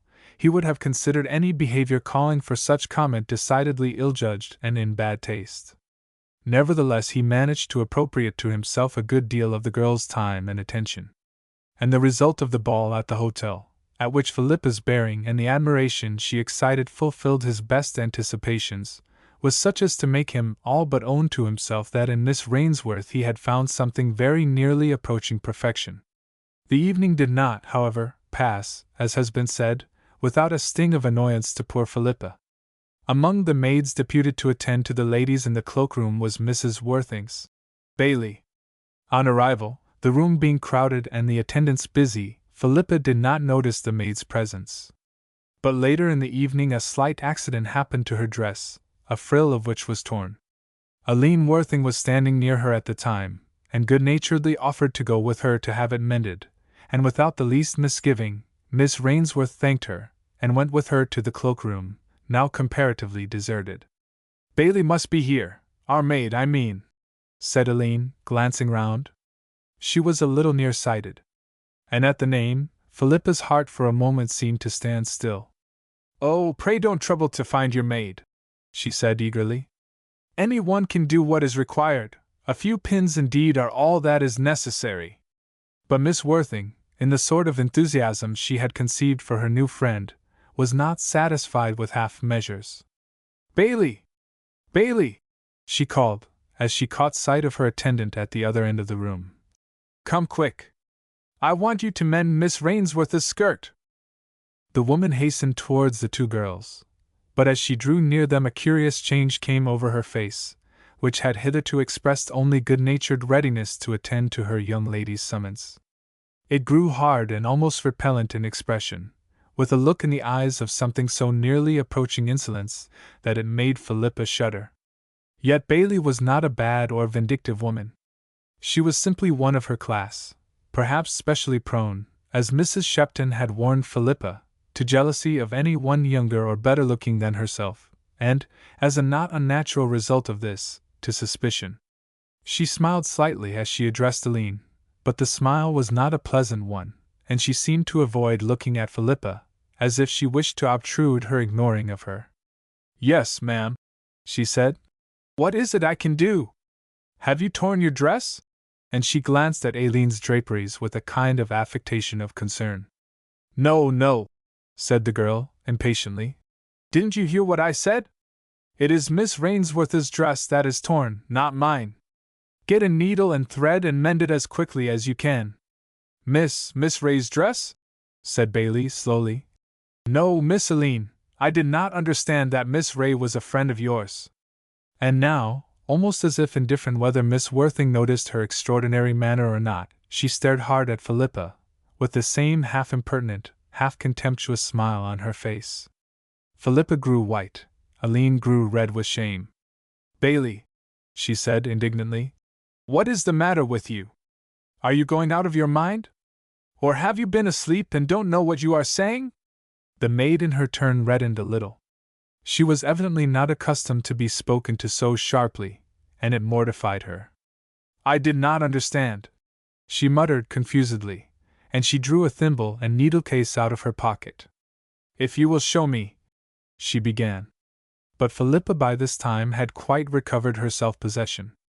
Every nerve in her body tingled with proud indignation. Whether wisely or unwisely, she felt that there was but one course possible for her to pursue. "She shall not dare to think that I am afraid of her," she said to herself. And she fixed her eyes undauntedly on Bailey with a gesture of repelling her now offered services. "No," she said icily. "I am much obliged to you, Miss Worthing, but I should much prefer one of the other maids mending my skirt." And she turned away and walked slowly across the room to where one of the French chambermaids was standing, looking rather astonished at the little scene, though she had no idea what it was all about. And just for a moment Bailey felt staggered. Could she have made a mistake as to the identity of this young lady and Phyllis Ray, the maid, whom she had met and disliked at Wiverston? The very idea frightened her. What would her mistress say to her if Miss Aline told of her rudeness? Bailey's imagination was well stocked with sensational fiction. She had read of extraordinary likenesses, leading to still more extraordinary mistakes. But no, a moment's reflection satisfied her again. There were other coincidences. Here, at Cannes, this girl was figuring as Miss Rainsworth, sister to Mrs. Marmaduke Headfort, for Bailey knew all the small talk and gossip of the place already. There, at Wiverston, she had been the same lady's maid. There was some mystery, some secret, and Bailey's sensational novels came in handy again, as suggesting reasons and clues by the score. She had not made a mistake. All this passed through her mind so rapidly that she was quite prepared with an answer when Aline, waiting an instant till Philippa was out of earshot, turned upon her again hotly. "Bailey," she said, "I am utterly ashamed of you. I do not know what has come over you, but I warn you I shall tell Mamma all about it." Somewhat to her surprise, Bailey did not seem impressed by what she said. Aline was in general very mild and gentle, and Bailey was an old servant. Miss Worthing would not have dared to speak so strongly to her, had she not herself for once been really angry, and she was half prepared for something rude in reply. But the maid answered calmly enough. "Of course, miss, you must tell your mamma what you like. But I shall have something to tell her too, something that will surprise her more than anything you tell her of my behavior. And I take blame to myself that I have not spoken out before, so particular as your mamma has always been about you." "What do you mean, Bailey? Say what you mean, or I will go straight into the ballroom and bring mamma here," said Aline, beginning to be vaguely frightened as well as angry. "As you like, Miss Aline," returned the maid curtly. "But," Aline, glancing round, saw at this moment Philippa, her skirt repaired, coming slowly towards her. Something in Miss Rainsworth's cool and stately bearing at once reassured the younger girl, and afraid of the possibility of repeated insolence on Bailey's part, she hurried forward to meet her companion. "Thank you so much for waiting for me," said Philippa. "I hope you will not have missed all this dance." "Oh, no, I don't mind," said Aline confusedly. "Miss Rainsworth," she went on, "I don't know what to say. I don't know how to apologize to you for Bailey's insolence. I don't know what has come over her, unless she is going out of her mind. She was never like that before. I shall tell Mamma about it at once." "Oh, pray don't," said Philippa. "Do not spoil the evening by anything disagreeable. Wait till you are in your own rooms afterwards. It is really making too much of it to say anything to Mrs. Worthing at all, but still I can understand your feeling about it." It would be worse than useless, she well knew, to persuade the girl not to tell her mother, even could she herself have condescended to do so. For she now felt little doubt that Bailey would communicate her suspicions, whatever form they had taken, to her mistress, and any check from herself as to Aileen's account of the strange occurrence would only lower her position. "I can't understand her," repeated Aileen. "She really looked at you as if she hated you, Miss Rainsworth. Can she be confusing you with someone else? Now I come to think of it, she spoke of you as Miss Ray, did she not?" "Yes," said Philippa.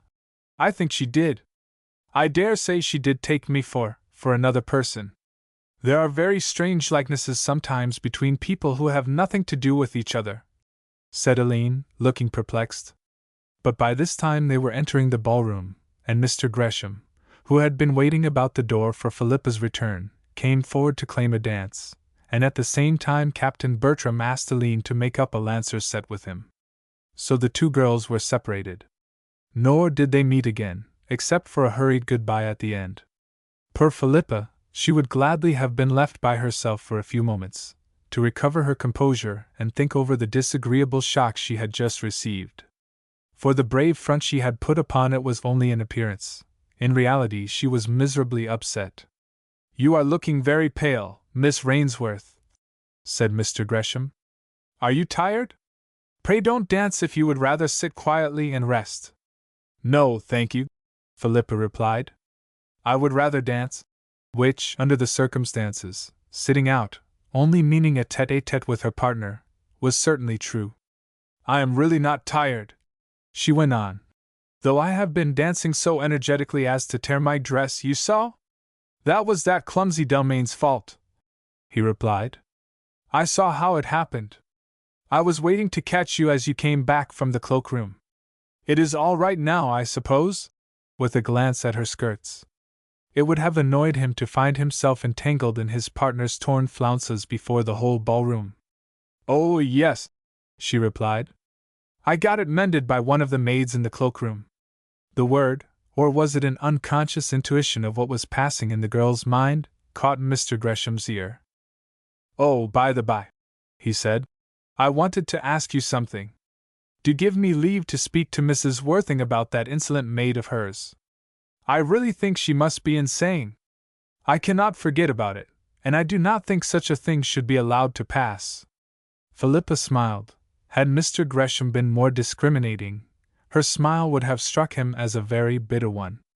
"Oh dear," she said, "I wonder at your remembering about that absurd thing. Surely it should be treated as beneath contempt." Mr. Gresham looked dissatisfied. "You might understand," he said, speaking in a lower tone of voice, and with something of reproach. "You might understand how inexpressibly annoying it was to me for anything of the kind to happen to you, above all, when you were in the position of my guest." He glanced at her with a kind of delicate inquiry in her eyes, and the accent on the pronoun made Philippa's cheeks flush. "Don't mind about it, I beg of you," she said earnestly. "Promise me you will not mention it to Mrs. Worthing. I scarcely know her at all, and she might not be nice about it.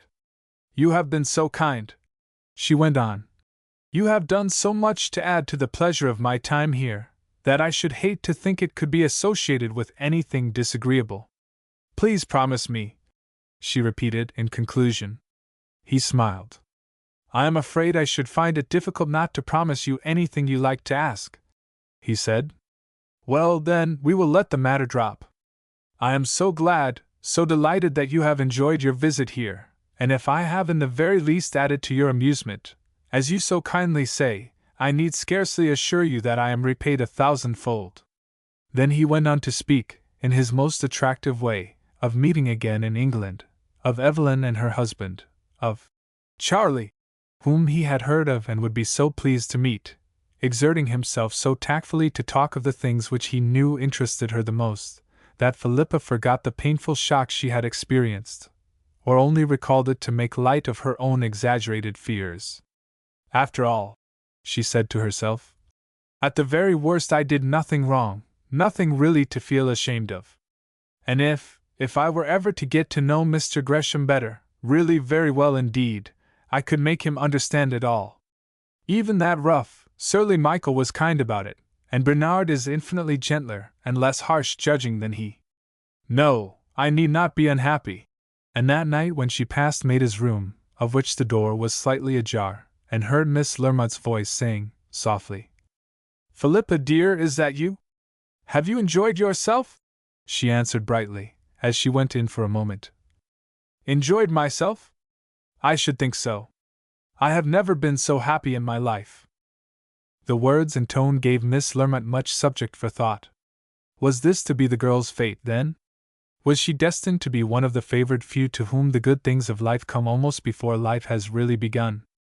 Was it to be a case of true love running smooth, one of the exceptions to prove the rule? It looked like it. And in the eyes of the world, and that not of the thoroughly worldly world either, such a marriage for Philippa Rainsworth would be not only brilliant, but excellent in every possible way. Yet, thought Maida to herself, yet is he really good enough for her? 48 hours after the ball saw Mr. Rainsworth and his daughter started on their journey home. Chapter 19. Good news. "Well, Mother," said Evelyn Hedford, one morning, a fortnight or so after the return of the two wanderers to Greenleaves. "I hope you are satisfied now that it was not my fancy about Mr. Gresham? I have not said anything hitherto about it. I thought I would wait till you could judge for yourself, but I am sure you have had time to hear everything Phil has to tell by this." "But," began Mrs. Rainsworth, "if there were anything of that kind to tell, Philippa would be more likely to tell nothing." She smiled a little at her own rather Irish way of expressing herself. "Of course, Mother dear," said Evelyn, with a touch of impatience. "Of course I know that. What I mean is that you can judge. I don't dream for a moment that she is the sort of girl to tell even you of the conquests she has made. But to me, and I don't suppose Philippa has said as much to me as to you. I have been so busy, you see, getting ready for Wiverston." For the Marmaduke Hedfords were on the eve of starting for a visit to the north. "And Duke wanting me every 2 minutes, but even judging by what she has said to me, I feel no doubt about it whatever. It is in her own hands. He fell in love with her that first afternoon at Dorford. I shall always say so." "Well, time will show," replied Mrs. Rainsworth. She seemed slightly nervous, or rather disinclined to discuss the subject. But Evelyn, though a little disappointed, was not suspicious of there being any other reason for her mother's reticence than Mrs. Rainsworth's extreme, perhaps exaggerated delicacy. "I don't know about that," she replied. "There are ways and means of preventing time's showing. It does not do to be a fatalist in such matters, any more than in any others, Mamma. If Phil chooses to discourage its going any further, either actively or tacitly, nothing is easier than for a girl to discourage a man. No one will ever believe there was anything in it. At least no one would ever be sure that there had been. I do not call that time showing. I should call it girl's perversity." Mrs. Rainsworth hesitated. "I think you can trust Philippa," she said. "There is not a touch of a flirt or coquette about her. If she had real grounds for believing that any man she felt she could care for cared for her, she would behave with simplicity and straightforwardness, I am sure." "Perhaps she would," rejoined Mrs. Hedford. "But how about what you call real grounds? Short of putting it into so many words, I doubt if she ever would believe it, and till she did, she would be tacitly discouraging without meaning it, and then the so many words would never come. It is a vicious circle, when you have to deal with any one so fantastic as Phil." And to herself she added, "And I do believe Mamma rather encourages it in her. They are both too impracticable." Poor Evelyn, she was feeling put out.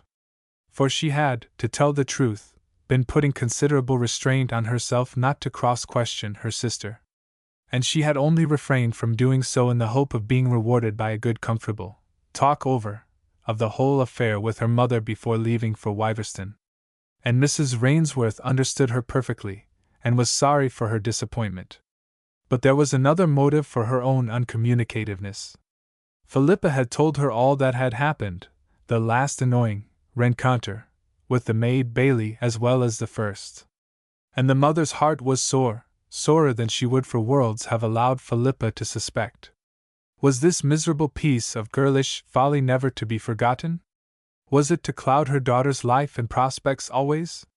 For Mrs. Rainsworth knew the world and society much better than might have been supposed from her present quiet and almost isolated life.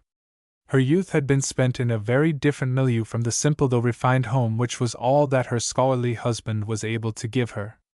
And she knew how the least breath of anything against a girl, any, even harmless, piece of fun or thoughtlessness may be magnified or distorted, above all, where there is any element of spite or jealousy present, into grotesque, but none the less fatally damaging proportions. I almost wish, thought Philippa's mother, that I had not made her promise never to tell the story without first consulting me. Had she been free to confide in Maida Lermont, for instance, Maida might have found some way of telling it to Mr. Gresham, simply and unexaggeratedly, if, that is to say, Maida has noticed anything on his side of what Evie suspects. Maida is very clever and tactful. Could I write to her? But this idea was dismissed as soon as it suggested itself. It was too repellent to all Mrs. Rainsworth's instincts, as if her child, her noble Philippa, needed explaining, apologizing for, not to speak of the, to such a woman as herself, inexpressible indelicacy of presupposing any special interest in her daughter, before the man in question had unmistakably declared it. No, she decided, I can do nothing. I could speak to Maida, possibly to her mother. But writing anything of the kind, putting it on paper, I cannot. Perhaps she was wrong. A great many things in this often crooked life of ours might be put straight if people were less timorous of speaking out, of their doing so being misunderstood. But for many, lifelong suffering, death of every hope, seemed preferable to even the shadow of indelicacy. And of such were Philippa and her mother. And then again came a species of reaction to Mrs. Rainsworth, much as had been the case that last evening at Cannes with Philippa. I am surely after all exaggerating it, thought she. I am letting myself get morbid. At the very worst there is nothing to be really ashamed of in what the foolish child did, and in the motives which led to her doing it there is much to be proud of. Any man who was worthy of Philippa, who could rise above conventional notions of propriety where higher feelings called for doing so, would understand and would scarcely blame her, though as her father and I do, he might regret, bitterly regret, that she had been so rash. No, I will not let myself be unhappy about it, for there is no real reason, and Philippa would find out if I were so. Her intuitions are so quick and accurate. And above all, she must not be allowed to grow morbid about it. It would have been an unspeakable comfort to the mother to have confided the whole story, with its sequence of anxieties and misgivings, to her eldest son. But this she had deliberately decided not to do. Charlie was so proud of Philippa. He loved to guard her from every touch of roughness or coarseness, as if she were too good for common life at all. It might be exaggerated, but it was very sweet and tender all the same, and his mother could not face the thought of his pain and indignation did he ever come to know what his sister had done, and the detestable gossip and comments that even now might result from it. No, Charlie must never know. And the unselfish determination to keep her uneasiness to herself made Mrs. Rainsworth even more consistently cheerful than usual, so that Philippa felt herself justified in dismissing her misgivings, and now and then, though rarely, for the girl knew the complexities of her own character and its weaknesses, when few would have suspected them, just now and then she allowed herself a little daydreaming of radiant, rose-colored possibilities, whose beauty any more definite picturing would, to such a nature as hers, have destroyed. And some weeks passed, happily and peacefully.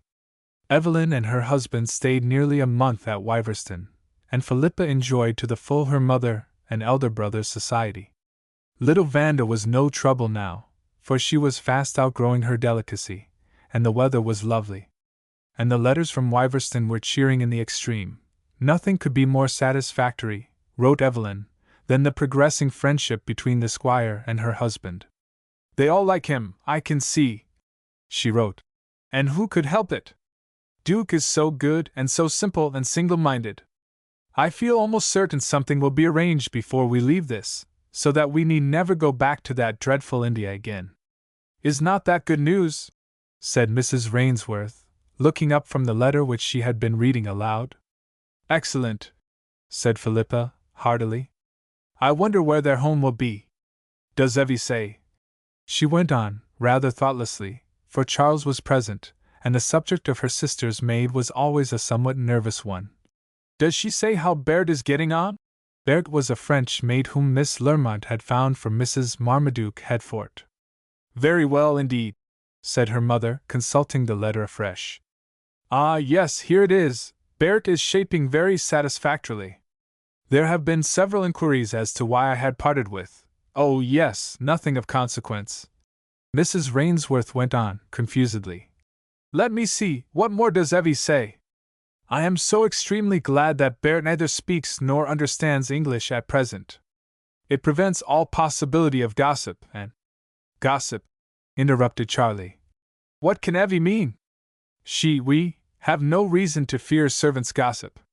Surely," and he flushed a little, "surely Evelyn is not vulgar-minded enough to be afraid of her maids talking of the simple way we live, of our not being rich?" "Charlie," said Philippa, "how can you dream of such a thing? Of course not, but Duke's position among his relations is a rather delicate one. There might be plenty of gossip about it." She felt herself crimson as she spoke. She hated herself for the species of subterfuge she was condescending to, and afterwards she felt that it had been scarcely necessary. Charlie was not of a suspicious nature. Her suggestion of a natural reason for her sister's fear of gossip seemed to serve its purpose. Charlie gave a kind of grunt of semi-apology to the absent Evelyn, and no more was said. But later in the day, when Philippa and her mother were by themselves, Mrs. Rainsworth alluded again to the letter. "There are one or two things Evelyn asked me to tell you, Philippa," she said. "One was that, as I knew she intended to do, she managed to pay a private visit to that good Mrs. Shepton, and to give her the little present I sent her.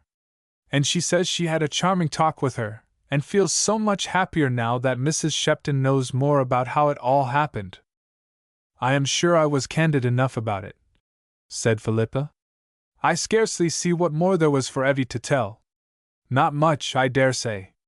But I think too that it is satisfactory and only fair to you yourself, under the circumstances, that what you told should have been, as it were, endorsed by a member of your family. And who so well able to do it as Evelyn? I know for her own sake, she was anxious to show Mrs. Shepton that she had not joined you in planning the thing, though she had not resoluteness enough to stop it. And I am glad for the housekeeper to know very distinctly what your father and I felt and do feel about it." There was a touch of coldness in Mrs. Rainsworth's tone, and a slight inference of reproach which her daughter's tender conscience felt to be not entirely undeserved. She had not answered as gently as she might have done to her mother. "Oh, Mamma!" she exclaimed. "Of course I know you are always right and wise, but somehow any allusion to that time at Wiverston makes me nervous and cross." Mrs. Rainsworth patted her gently. Philippa had crept up close to her. Evelyn's letter was still lying open before her. "There is a long postscript, I see, Mamma," she said. "You did not read it aloud, did you? Is it anything private?" Mrs. Rainsworth hesitated. "It is and it isn't," she replied. "But of course Evelyn would leave it to my discretion to tell you or not. She does ask me not to speak of it to your father or Charlie, as Duke wants to tell them himself, once it is settled. Did you know, Philippa— no, I am sure you did not— that the Headforts have considerable property in shire, not far from that place of Mr. Gresham's, Merlin the Wold?" Philippa looked up with interest. "No, indeed," she said. "I had no idea of it." Nor had Evelyn. It is natural enough, however, that she should not have heard of it, for it is not what agents call a residential estate. There was no house. But quite lately the old squire has bought more land there, and on it there is a small house, a sort of good farmhouse, which might easily be converted into a very charming little place. And with the increased size of the property he wants someone there to look after it. This is what he is talking about to Duke. His idea is for Duke to leave the army and settle down there. They are talking it over busily, Evie says. Of course, Duke is sorry to give up his profession, but then, as the squire truly says, there's the future to think of, his children and— Here Mrs. Rainsworth consulted the letter. He says, too, Evie writes, that if Duke's future is to be that of a country proprietor, the sooner he learns some details of the business the better. That is the way he puts it, you see, half-jokingly. but he is too kind and good to mislead us. And in many ways, Shire would suit us better at present than farther north. I shall get quite strong in time, no doubt, but India has tried me, and Vanda is not too robust either. Phil will remember what a lovely part of the country it is near Merlin-the-Wold. Ah, yes, Mrs. Rainsworth went on. That shows that she meant to tell you. She adds also something about Mr. Gresham's being such a pleasant neighbor. It does sound delightful, said Philippa, with sparkling eyes. I do hope it will be soon decided about. I shall have to try to forget about it, or I shall be able to think of nothing else. It is not likely that we shall be kept very long in suspense, said her mother, for Evelyn and Duke will be back in a week, and by that time they are sure to know. Even a week, however, seems to extend itself magically if one, especially if one, is young and eager, has any great reason for wishing it over. But the first glance at her sister and brother-in-law's bright faces as the familiar old Malby fly drew up at the Greenleaves door told that all was right, and Philippa's heart rebounded with joy. "Isn't it too lovely, Phil?" whispered Evelyn already, as they were crossing the hall. "Mamma has told you what we have been hoping, hasn't she?" "I told her she might, though Duke wanted to tell Papa and Charlie himself." "And is it really settled then?" asked Phil. "If so, it is almost too lovely as you say." "Yes, it is settled, quite settled. Duke wrote about retiring before we left Wiverston. That is the only melancholy bit of it, for he has been so happy in his regiment, and he loves his work. It was better for him to do it there, on the spot, as it were, when the family feeling could keep him up to knowing it was right. Poor old Duke! The squire did so understand and liked him the better for it, I could see. And I was glad for them all to feel that there is sacrifice even in his accepting the position of future head of the house. But I must wait till afterwards to tell you everything. I think I shall have to talk for a week without stopping, once Duke lets me." They were in the drawing-room by this time, where all the others were waiting to receive the travelers. For the Rainsworths were old-fashioned enough to be a very united family. The comings and goings of any among them were of interest to the others. Their joys and sorrows were common to all, and Duke Hertford, from his somewhat lonely and isolated position before his marriage, seemed at Greenleaves, for the first time, to learn what home life and home affections are. And even now, when his own kinsfolk had so unexpectedly made those friendly overtures to him, and his future position bade fair to be a prominent and prosperous one, Captain Hertford was far too steady and loyal to change. "Whatever the squire does for me, and however kind and cousinly they all are," he said to his wife, "I can never but know that the first reason is that I am a Hertford. They thought little and cared less about me till fate, in a sense, forced them to do so. And I don't in the least blame them. It was only natural, and I am grateful to them now for the kind and hearty way in which they are acting. For at best it must be terribly bitter to them to see a stranger in their son's place. But they can never be to me what your people are, Evie. Your dear people, who welcome me as a son and a brother, as cordially as if I had been a duke or a millionaire. Far more than if you had been either one or the other," said Evelyn, adding, with a smile, "But then, you know, Duke, it was partly for my sake, because I had fallen in love with you." "Well, what is done for your sake only doubles its value in my eyes," he said. It can readily be imagined, in such circumstances, how very good the good news the young husband and wife brought back seemed to the little circle at home. Almost indeed at first it sounded too good to be true, and it was not till Captain Hertford, with the practical matter-of-fact grasp of things which was a part of his character, went on to give details about going down to see the place and settle what had to be done, and how soon they could take up their residence there, and so on, that they all began to breathe more freely and feel that it was real. "You must come with us, Phil, when we go to spy the land," said Evelyn. "We shall be ever so much the better for your advice and taste."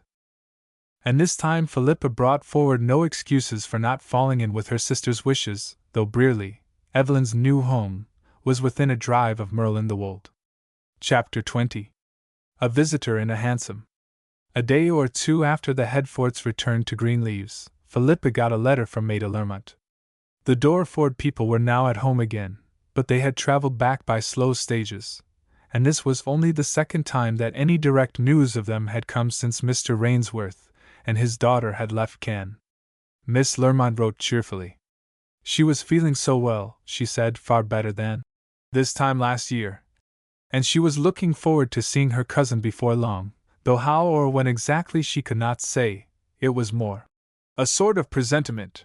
She gave a few details, with the graphic interest of touch peculiar to her, of their journey homewards and certain new sights and experiences it had offered. And then at the close came a mention of the name which, almost unconsciously to herself, Philippa had been looking for all through the letter. I hear from the Bertrams that Mr. Gresham has been down at Merle, but only for a short time, she wrote. They will be seeing him in town next week when they go up. He has been very busy about something or other, I forget what. Oh, yes, I know, some electioneering through an unexpected vacancy. And at the very end she added, I forgot to give you Aline Worthing's love, though I faithfully promised her to do so. They left Cannes the same day you did, but by a different route, so I did not see them again there, but we came across them in Paris. These two fragments of gossip did not detract from the generally pleasurable feeling which Miss Lermont's letter left on her cousin's mind. She was glad to know that Mr. Gresham had been unusually busy, for a girl's fancy is an unmanageable thing. In spite of her strong self-control, Philippa, at the bottom of her heart, knew that she was not always mistress of her own thoughts. And now that several weeks had elapsed since her return and his, for he had told her he meant to be soon in England again, and he had made no sign, not even a letter to Evelyn, certain painful possibilities had now and then suggested themselves. Had the woman Bailey, who for some reason or other seemed to have become her enemy, had Bailey done or said something? Had she retailed her discovery to Mrs. Worthing, and had Mrs. Worthing? A faint sick feeling came over Philippa at this stage of her conjectures, and she went no further with them, for what sort of interpretation a coarse, vulgar mind might give to what she had done, she was at a loss to imagine. She would probably say I had done it for a wager, or some hateful practical joke, just the kind of thing he would abhor, she thought.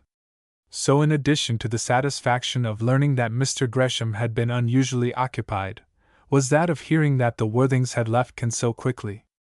They cannot have met again, thought Philippa to herself, and her heart grew lighter at once. If only, she went on thinking, if only I knew him well enough, or had any reason for telling him all about it, the whole story, what a relief it would be! And even Michael Gresham, rough and ready as he is, so different from his cousin, once he knew the whole, was really kind, and I don't think he looked down upon me for it. What he hated, I can see now, was the feeling that I was deceitful and unstraightforward. And Mr. Gresham understands shades of thought and feeling so wonderfully, almost like a woman. Oh no, it could not do me any harm in any real friend's opinion if I could tell it all myself in the first place. And perhaps she was right. Philippa, said Evelyn one morning, I have ever so many messages for you from Mrs. Shepton, dutiful regards or affectionate respects, or something of that kind. She was sorely put to it to find out how to express herself correctly, with proper respect, I mean, and yet with the affection she really does feel for you. She is a nice woman, and so devoted to Bonnie. I only hope. But here Mrs. Marmaduke Headfort hesitated. Go on, said Philippa. I don't mind any allusions now. And I love Mrs. Shepton. Nothing she could say would vex me. You are wrong for once, said Evelyn. It wasn't anything about you I was going to say. It was only that I do devoutly hope if ever I come to be, well, at the head of things at Wiverston, that I shall find Mrs. Shepton still there. And I hesitated, because it seems horridly cold-blooded to think of the dear old squire's death. Yes, her sister agreed. It does. Still he is an old man, and of course he now wants Duke to be recognized as his heir. That makes a difference. I should not think Mrs. Shepton at all a lover of change. I dare say she will end her days at Wiverston. She has only been in 2 places in her life, first as nurse in one of the Gresham families, and then, after a few years of married life, as housekeeper at Wiverston. And her affections seem divided between the 2 families. "I don't think she cares much about Bernard Gresham, our Mr. Gresham," says Evelyn. "It is Michael she is so devoted to, and that is natural, I suppose, as it was in his family she was nurse, though she had a good deal to do with Bernard too. He was so much with his relations as a child. She told me some interesting things about the Greshams, by the by. Did you know that Michael's father was the elder brother, not Bernard's, and that the granduncle to these young men I mean, from whom Bernard inherited Merle and all his wealth, left it away from Michael on purpose?" "And no," Philippa replied. "At least I don't know anything distinctly. Mr. Gresham, in talking of his cousin one day, alluded to his having had troubles, and spoke of him as having behaved very well, or very unselfishly, or something." How clearly she remembered the very spot at which they were standing, in the grounds of the old chateau, when Mr. Gresham had alluded to Michael.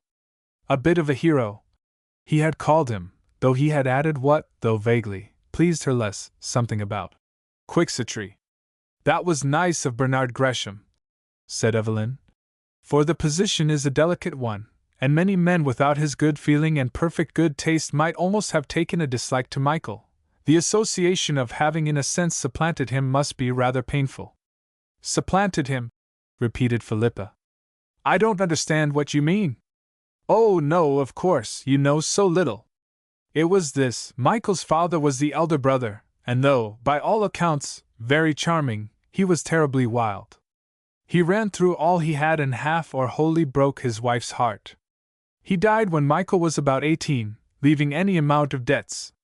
They had been very well off, much better than Bernard's parents, who were in India or somewhere. His father, that is to say, his mother died when he was born, and he was practically brought up at his uncle's. Then his father died, just before Michael's, so the two young men came next, though the property was not entailed. Well, the old uncle was furious at the way Michael's father had behaved, but that would not have made any difference to Michael, whom he liked and respected. But he would do nothing to help to pay his dead nephew's debts, and Michael and his mother were broken-hearted about them, both on account of the disgrace to Mr. Henry Gresham's memory and also because some of the debts were unusually bad ones. He had borrowed money from all sorts of people who could ill afford to lose it, poor relations of his wife's, even poorer people still, whom he had cajoled by his charming manners. It was actual ruin to several. Michael pleaded and pleaded with the old uncle till at last he got into a sort of rage and said that for peace sake he would pay them off, if Michael would renounce all expectation of being his heir. And Michael did, for his mother's sake more even than for the other reasons, and he never let her know at what a cost his father's memory had been cleared. She died soon after, in comparative peace of mind. And he had to face the world practically penniless. He knew it. He knew the old man would keep to what he had said, and he did. "Did he leave Michael nothing?" said Philippa. "Nothing. His name was not mentioned in the will. The uncle might have modified it if he had lived longer, but he was very old, and he died suddenly. And," Philippa went on, with some hesitation, has Mr. Gresham done nothing for his cousin?" Evelyn shook her head. "I can't say. I didn't like to ask Mrs. Shepton anything that she did not tell, but she is a very fair, just-minded woman. She did not say anything about Mr. Gresham, Bernard, I mean, one way or the other. But she said a great deal about how proud Michael is. I should think it is most probable that Bernard has offered to help him, but that he has refused it." "Yes," said Philippa, consideringly. "And then besides if he looked upon his arrangement with his granduncle as a compact, I dare say he would think it not strictly honorable to take any of his money, even from its present possessor." Still what?" said Evelyn, with some impatience. "I was only going to say that I think Mr. Gresham might have done, well, something to help Michael on. And how do we know that he has not? I feel almost certain he has tried to do so at any rate. You remember he used the word Quixotry in talking to you of Michael. 10 to 1 he was thinking of his cousin's refusal to take anything from him." "Perhaps so," said Philippa, somewhat absently. Evelyn felt slightly irritated with her, and half inclined to blame herself for her own communicativeness. "Philippa is so fantastic," she thought. Very likely she will now begin making a hero in earnest of Michael Gresham, and blaming Bernard for what he probably deserves no blame for. But she scarcely understood her sister. Philippa's thoughts were certainly occupied with the two men, but not exactly to the disparagement of the elder. She was only comparing the two in her mind and saying to herself how little she would have credited Michael with the delicacy and sensitiveness of feeling he evidently possessed. He must be almost a grand character, she thought. And I only saw his roughness and hardness. I never would have thought him so capable of devotion as he must have been to his mother. What a hard life he has had! It makes it seem easy for anyone to be kind and considerate as Mr. Gresham is, when one knows how smooth things have been for him in comparison. Still, prosperity might have made him hard and indifferent, it often does. And that I cannot think he would ever be. She was right, that is to say, so far as a large nature can ever fairly judge a small one. Careless or indifferent to his cousin it was not in Bernard Gresham to be, nor forgetful of the kindness shown him throughout his youth by Michael's parents. And Evelyn's belief that the struggles the latter had gone through were far more due to his own determined independence than to Bernard's selfishness or neglect, hit the mark pretty closely. The very evening of the day on which the sisters had had this talk about the Greshams, a tête-à-tête, in which they themselves, Miss Rainsworth more especially, were the principal subject of discussion, took place in Michael Gresham's rooms. He had dined and was preparing for an evening's study, for he was working very hard just then at the higher branches of technical knowledge connected with his profession, when the sound of a hansom stopping at his door made him glance out of the window with a touch of curiosity. For the street was a quiet one, and the neighborhood was not fashionable, and callers on himself were rare. But that this caller was one of such, there could be no doubt, for standing on the pavement as he paid the cab, Michael recognized the familiar figure of his cousin Bernard. He stepped back from the window with a murmur of impatience. Bernard's visits, though infrequent, were not flying ones, and Michael had mapped out his evening's work. There was no use in grumbling, however, and he met the newcomer pleasantly, as the door opened and the small boy who acted as page on such occasions announced Mr. Gresham. "Lucky to find you in, Mike," was Bernard's first greeting. "I would have telegraphed to say I was coming, but I only made up my mind to try to see you half an hour ago, so I thought I would just chance it."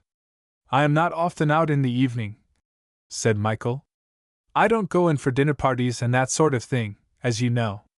"I have missed you sometimes, however," said his cousin. "Last year I looked you up 2 or 3 times, don't you remember? Without ever finding you in. Last year I stayed later at the office.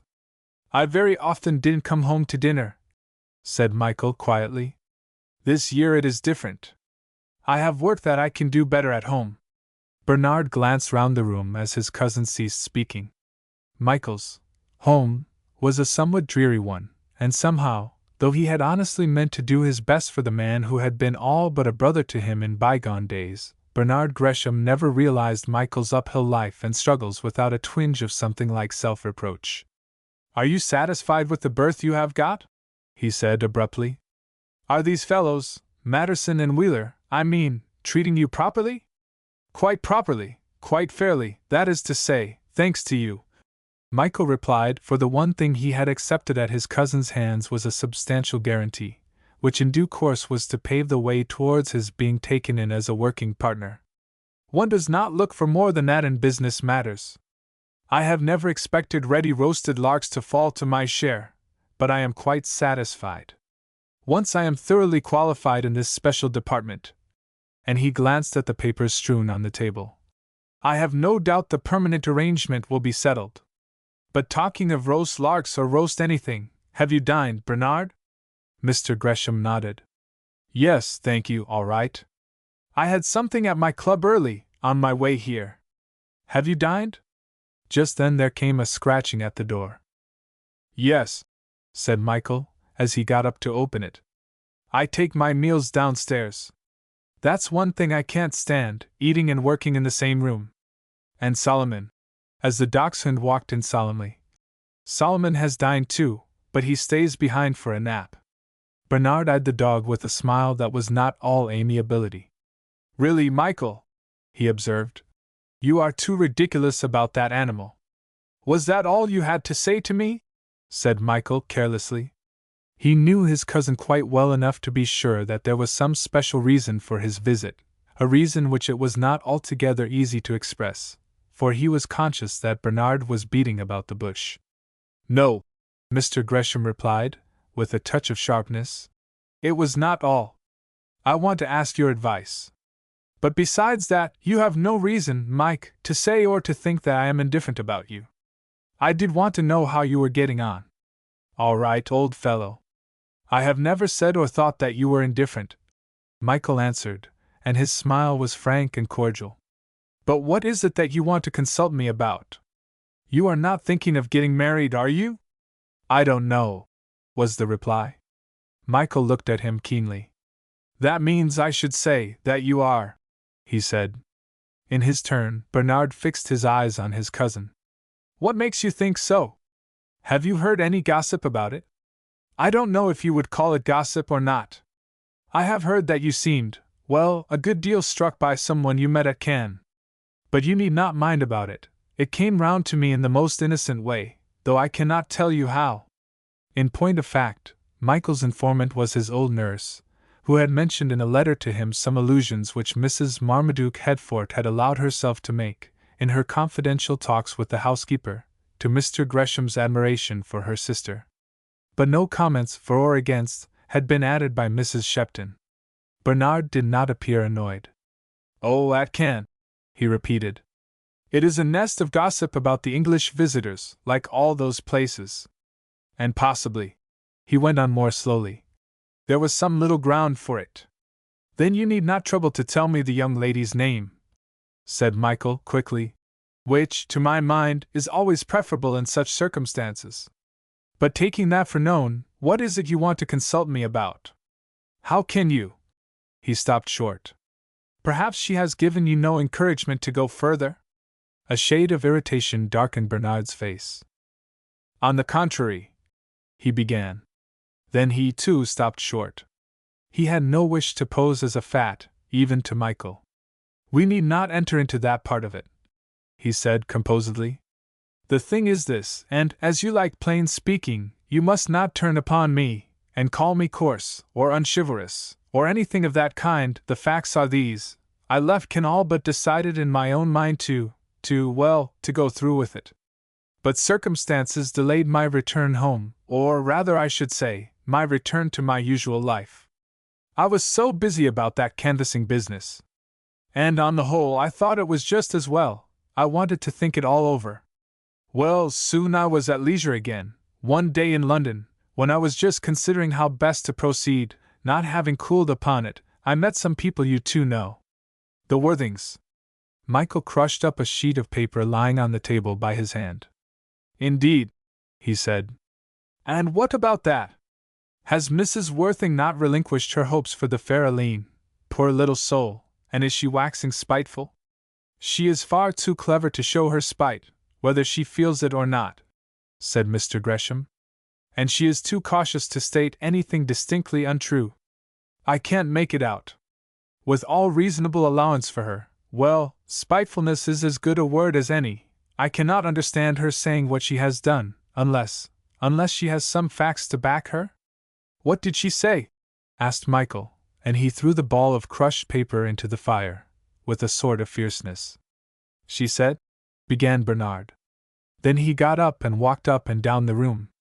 Upon my soul, he went on, it's awfully difficult to tell. It was so vague, just enough to be horribly annoying and upsetting, and people have no right whatever, to be vague and mischief-making, said Michael angrily.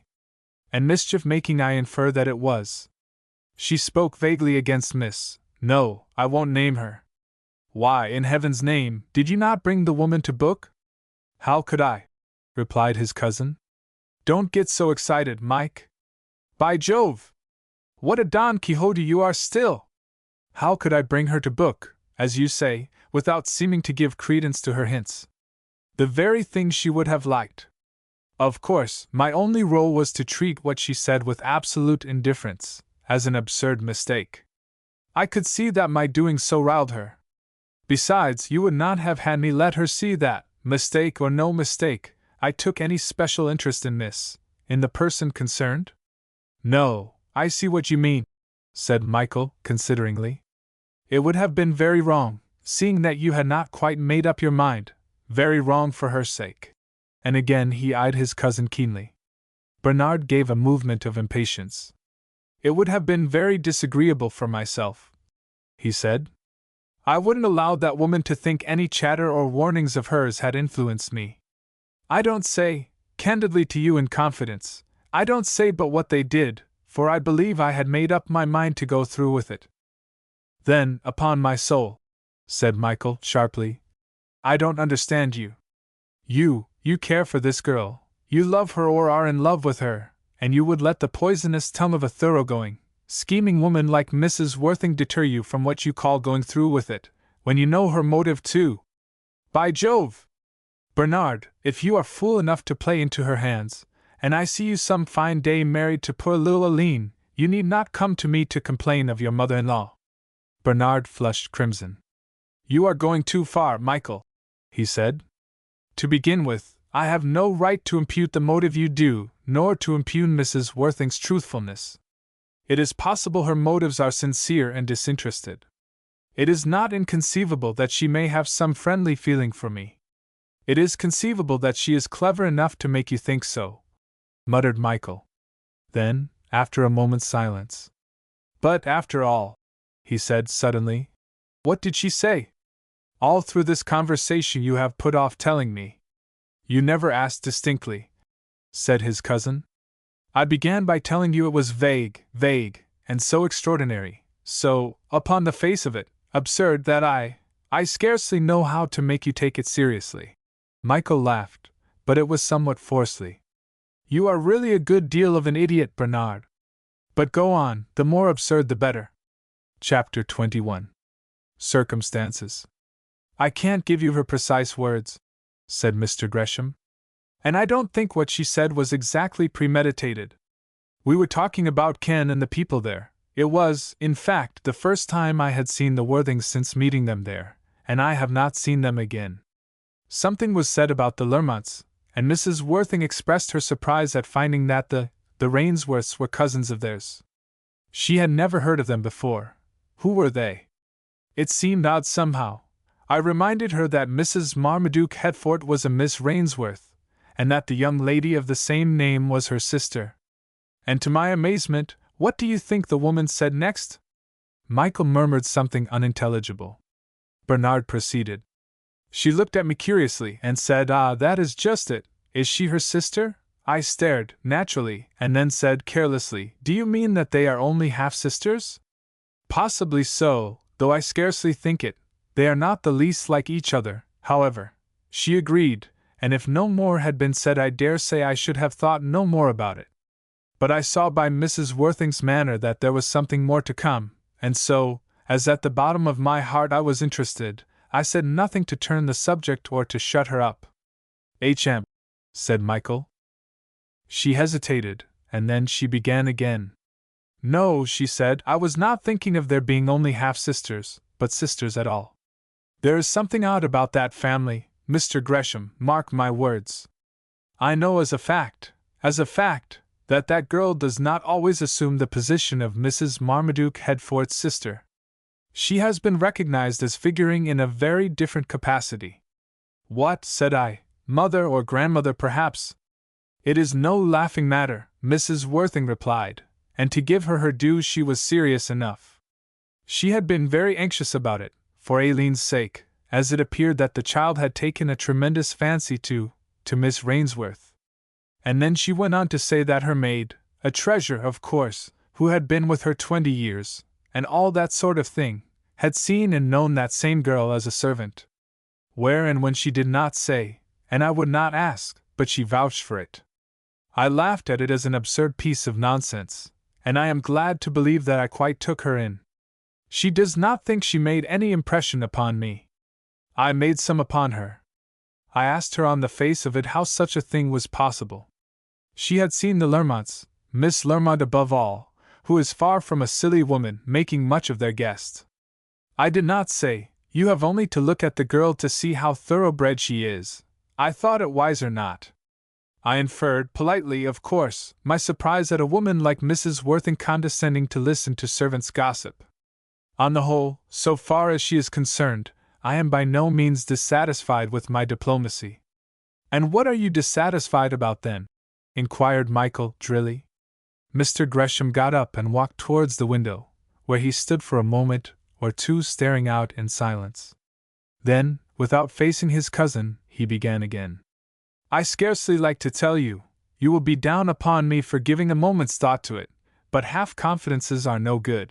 And he went on to relate the curious and annoying episode which had occurred at the picnic, an episode which he confessed had been emphasized to him by Philippa's extreme reluctance to having any notice taken of the lady's maid's impertinence. So you see, he added in conclusion, I could not help putting two and two together, when Mrs. Worthing made her extraordinary statement to me, otherwise I should probably have sent it quite out of my mind, as utterly absurd and contemptible nonsense, or possibly as one of those extraordinary cases of personal resemblance which one does come across or hear of now and then. And why not explain it in that way still? I don't know, said Mr. Gresham slowly. I really cannot say. There was something indefinite, unsatisfactory in her manner. It is surely natural enough that a girl of any refinement would detest to be mixed up in a scene with Mrs. Worthing's maid, or Mrs. Anybody's maid, said Michael, hotly. A low-minded, suspicious servant. Of course, Miss Rainsworth treated the thing as beneath contempt. And after all, he went on, cooling down again, what can you be afraid of? What do you suppose it can be but some mistake? The girl is not a servant. Would a whole family, including the Lermonts, combine to pass her off as a lady if she were not one? It is inconceivable. Besides, Mrs. Marmaduke Hertford spoke of her sister Philippa to you often at Wiverston. I remember hearing her say how unlike they were. Yes, Mr. Gresham agreed. I know she did, and I had seen her myself. You forget, the same girl that I met at Cannes, I had seen her at Dorreford. Then what in heaven's name are you worrying about? Exclaimed Michael. You blow hot and cold with one breath. I have no doubt that it is all right, practically, said his cousin. She must be herself. What I dread is the possibility of some wild practical joke, acting a part for a wager. And here he shuddered. Can you imagine anything more detestable for me? The sort of thing I could not stand coming up in the future about my wife. It would be insufferable. Then why risk it? Why take any steps towards making her your wife? Said Michael. His tone was peculiar. Bernard Gresham's face fell. You really think there is risk of something of the kind? You seriously advise me to give it up? He said. I had hoped you might suggest something, that possibly you might have found out what it has all arisen from, and set my mind at rest. Michael shook his head and laughed, somewhat grimly. Not if I know it, he said. I would do a great deal to oblige you, but not act detective, thank you, my good fellow. Do I advise you to give it up? Well, yes, if... And here his voice softened and deepened till its tones were very grave and yet almost tender too. If you cannot entirely and absolutely trust a woman to be incapable of any really unladylike or unfeminine action, or course of action, well, yes, without such trust I should strongly advise you, for her sake, even more than your own, to give up all idea of making her your wife. Mr. Gresham's face had brightened at first. As Michael came to a conclusion, it fell again. Ah, he exclaimed, the way you speak seems to describe her. She gives one just that feeling. You might have seen her. I have heard of her, said his cousin laconically. And yet, the other went on, scarcely noticing the interpolation. Yet I am not satisfied, and that's the truth of it. You don't think I could ask her about it, straight out, you know, do you, Mike? Premising, of course, as the excuse for your interest in the matter, that if she explained things to your satisfaction, you have almost made up your mind to propose to her? Well, what do you think yourself? How does it strike you? Don't be so confoundedly sarcastic, said Mr. Gresham, in a tone of reproachful irritation. I have come to you for advice. I have told you the whole thing as I would do to no one else, and you might see I am very much upset. I suppose you cannot understand, a cold-blooded misogynist like you. Come now, you needn't call me ugly names, said Michael, whose spirits seemed to rise as Bernard's went down. I suppose we look at things quite differently. I don't think I do understand your excessive uneasiness and perplexity. Put yourself in my place, said Bernard eagerly. If you— he hesitated. Go on. If I cared for anyone as you do for her, said Michael, would I feel as you do? No, I would not. That's just it. It is not in me to care in that sort of way, without giving complete trust. You don't know anything about it, grumbled his cousin. You mean, then, that you think I should? I don't mean anything. You are you, and I am I. I am afraid I cannot advise you. Bernard got up slowly. Thank you for listening to me, all the same, old fellow, he said, as he held out his hand. You'll come down to Merle at Easter for a day or two as usual. I shall count upon you. Well, yes. I dare say I shall, thank you. They shook hands.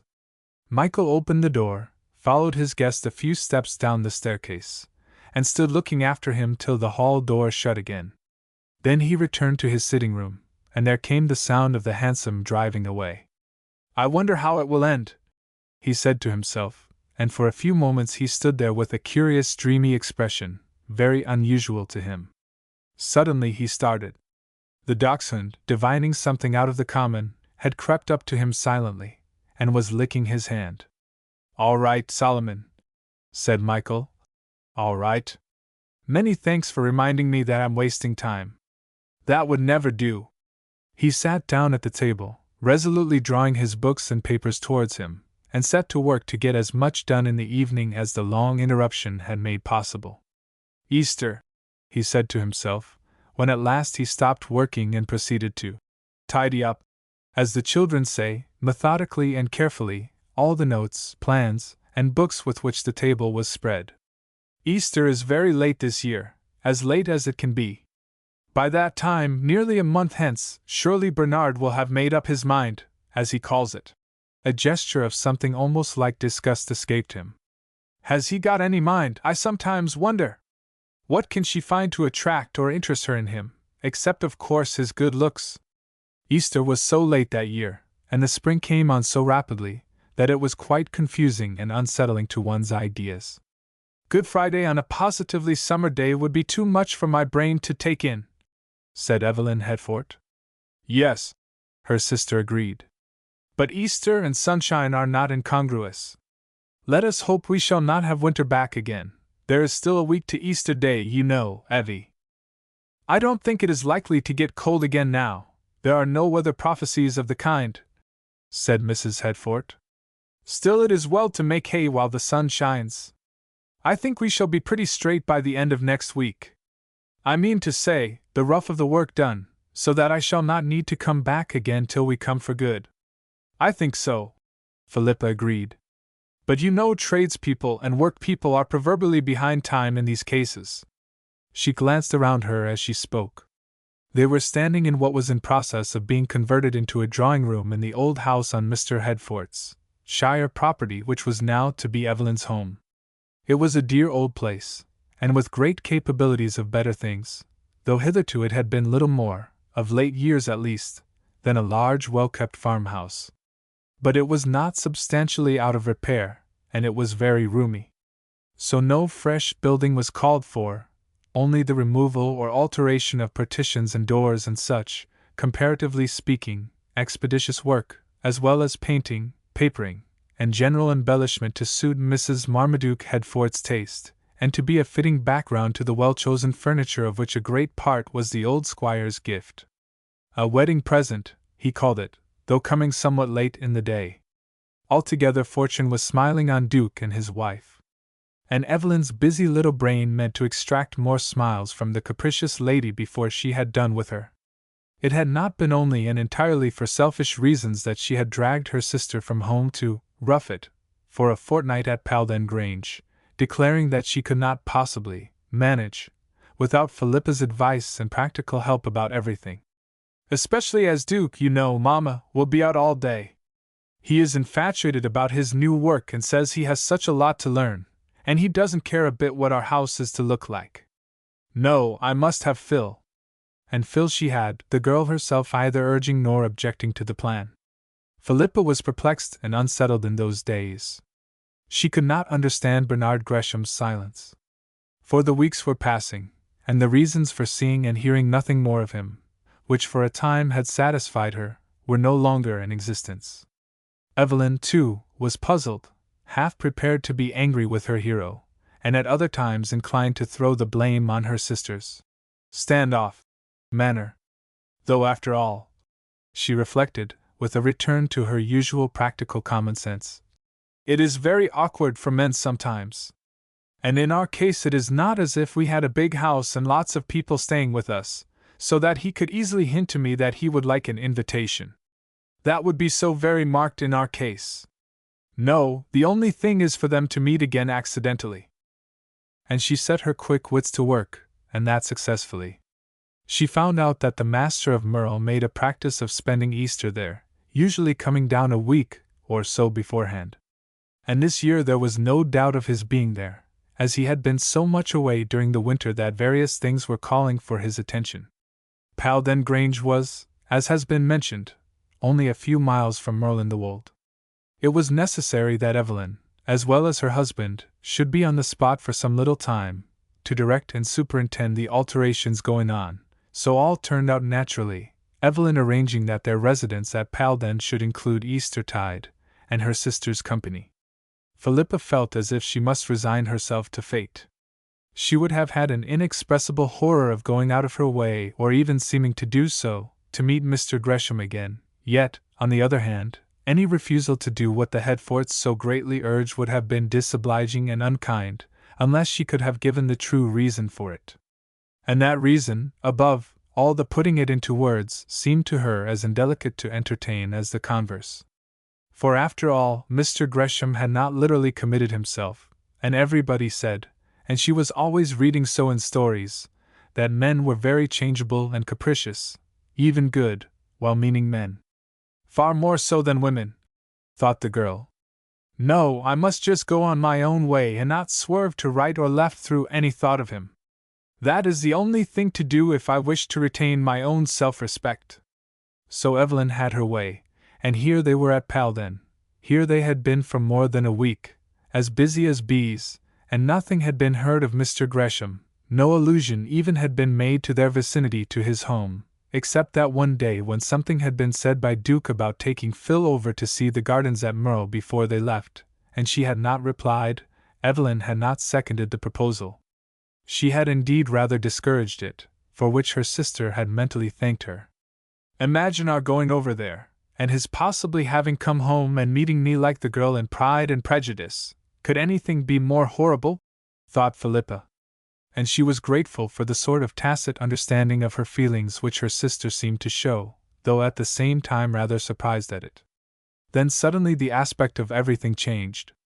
That very afternoon, the afternoon of the day on which the sisters had been discussing the probability of the work being sufficiently advanced to allow of their return to Greenleaves within a fortnight, as Philippa and Evelyn were unpacking some especially choice china which had just arrived, and which was to be carefully locked up in one of the innumerable cupboards of the old house till Mrs. Marmaduke Headfort should return for good, the young servant, who was their temporary attendant, appeared in the doorway with a face of some consternation.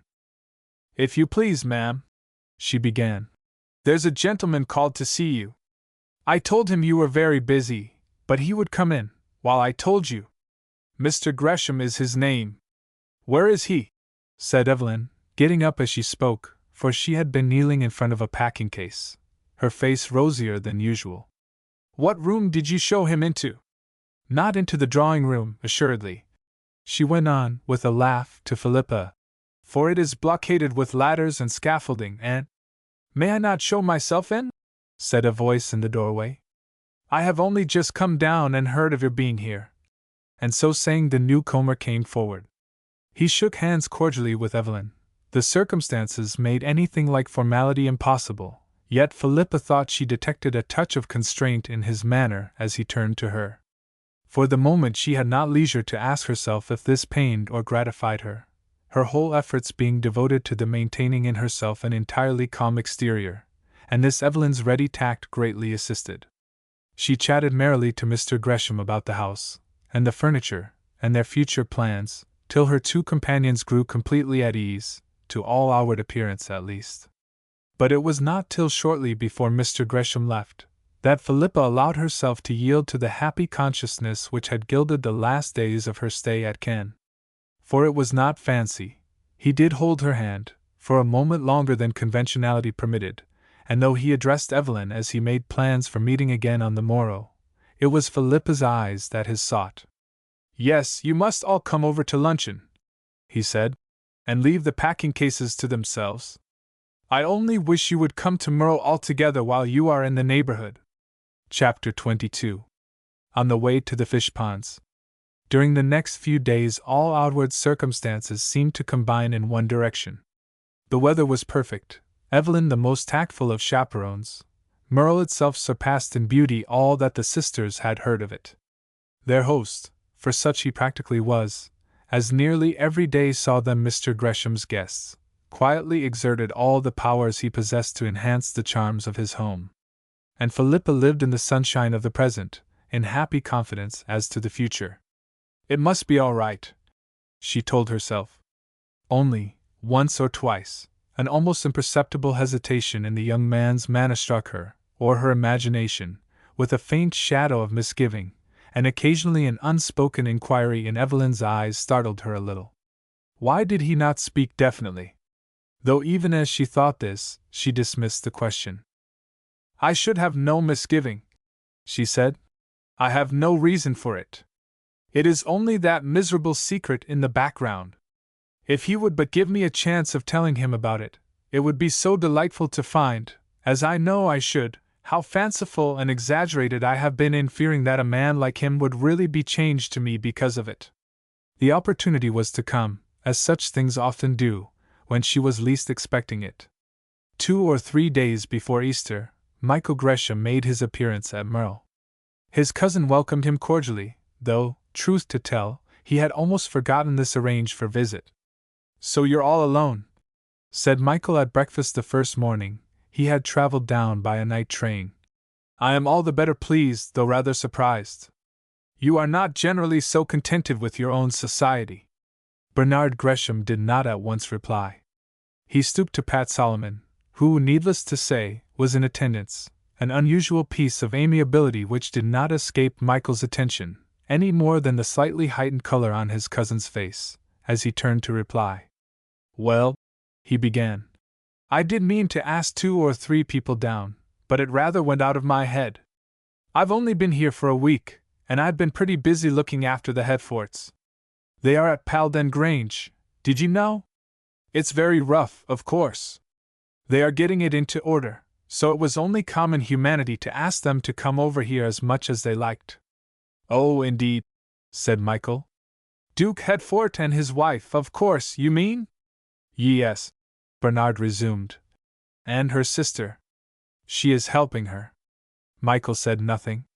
Bernard wished he would speak, but as he gave no signs of breaking the silence, Mr. Gresham began again.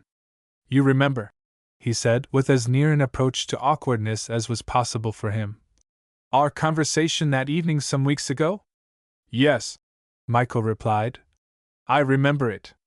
"I have heard nothing more," said Bernard. "I have not come across those people again, the Worthings, I mean. And, well, I think I've made up my mind to risk it, to go through with it. Fate seems leading up to it somehow. I was by no means sure that she was here when I came down, though it did occur to me as possible that she might be with her sister, and I have seen a great deal of her these last few days. I cannot associate her with any unladylike escapade of the kind that was hinted at. I cannot believe that there is really any risk to run. There must have been some absurd mistake. And," said Michael, "you have no misgivings as to her reciprocating your—" He hesitated. Bernard smiled. "In ordinary cases that would hardly be a fair question," he said. But as I have given you my full confidence so far, I think I may allow that that part of it appears to be all right. Michael got up from his seat and strolled across to the fireplace. There, leaning against the mantelpiece, he calmly surveyed his cousin. Then, he said, I may almost congratulate you at once. You will doubtless allow me to do so formally as soon as possible? Certainly, Bernard replied. You shall be the very first to hear of it. And you intend to leave that piece of gossip at rest then? Said Michael, after a moment's silence. A shadow crossed Mr. Gresham's face. What else can I do? He inquired. Nothing, Michael replied. Most certainly nothing, but granting that she is all that I feel sure she must be, if there is any truth in the story, anything that a man could dislike his wife having been mixed up in, there is her point of view to be considered. She will not let it rest. How do you mean? Said Bernard, raising his eyebrows. She will tell you about it herself, of course, said Michael curtly. Bernard seemed considerably discomposed. You had better be prepared for the possibility, Michael continued. There is generally some root for gossip, however exaggerated. I advise you to face this for both your sakes.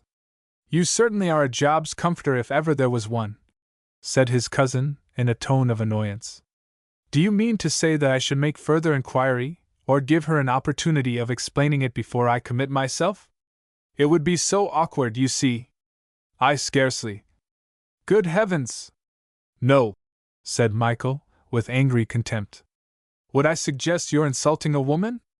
I am only forewarning you that if there is anything that requires explanation, she will volunteer it, and on this account you had better be sure of your own mind, or you may find yourself in a very awkward position, to put it mildly.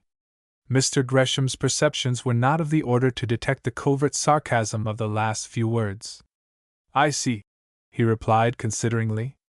Thank you for the suggestion. It can do no harm to be prepared. But I flatter myself if any one can steer their way through a tangle of the kind, I can do so. Thanks, Michael, all the same. And with his serenity quite restored, he got up from the breakfast table. The expression of Michael's face when he found himself alone grew hard and dark. What evil genius, he said to himself, brought me down here at this crisis? I wish I were at the antipodes. I almost think I shall go back to town at once, but it is just possible that, mixed up as I am in this affair, I may be of use to her. Heaven knows what is going to come of it all. That unlucky secret of hers, and Bernard's smallness of character. Will she be disillusioned? Or does he really care enough for her to rise above himself? And will she perhaps spend the rest of her life in worshipping an ideal and never find out her mistake? Such things have been with such a woman. He sighed and turned away from the window where he had been standing. No, he said. I'll stay and see it out.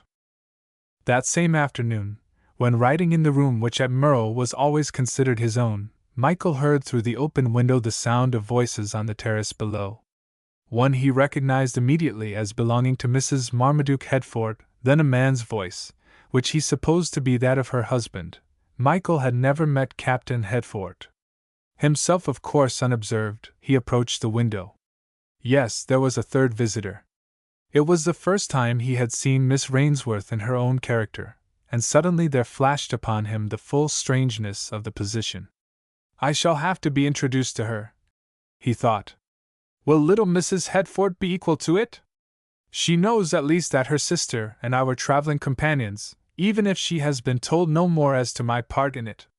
And how will the girl herself stand it? I know how essentially candid she must be. I must do my best to make it as little awkward as possible. They have come over to tea, no doubt. I will keep out of the way till we meet in the drawing-room. A moment or two later his cousin put his head in at the door. The Headforts are here, Michael, he said. We are going through the woods to the old fish ponds. Do you care to come or not? Michael shook his head. I am not quite ready, he said. You'll be back to tea, I suppose? You can introduce me to your friends then. To Miss Rainsworth and Headfort, I mean Mrs. Headfort, of course I know. Bernard Gresham scarcely stayed to hear his reply. All right, he said. They're waiting for me. And he shut the door. Halfway to the fish ponds, Evelyn's strength showed signs of giving out. "Duke," she said plaintively, "if I go much farther you will have to carry me back. You forget that we walked here from Palden." Duke looked intensely penitent. "Of course," he said. "Why didn't you say so before, Evie, when Gresham proposed it?" "I didn't know how far it was," she replied. "Is it much farther, Mr. Gresham?" Bernard hesitated. "I am extremely sorry, Mrs. Headfort," he said. "I'm afraid I must own we haven't come halfway. But of course if it is too much for you we had better give it up." "Oh dear, no," said Evelyn quickly. "That would vex me dreadfully. It is such a lovely day. You three go on, and I'll easily find my way back to Merle, and wait on the terrace for you. I shall enjoy the quiet, and it would be a shame to stay indoors on such a perfect afternoon." "Nonsense," said Duke. "Of course I'll take you back, and then I'll stroll this way again and meet you and Philippa on your return," he added to Mr. Gresham. Philippa opened her lips as if about to remonstrate, but before she had time to speak Bernard broke in. "Don't say you are tired too, Miss Rainsworth. I had set my heart on showing you the fish ponds. The woods there are in perfection at this time of year." "I am not tired," said Philippa quietly. "Perhaps it is the best thing to do.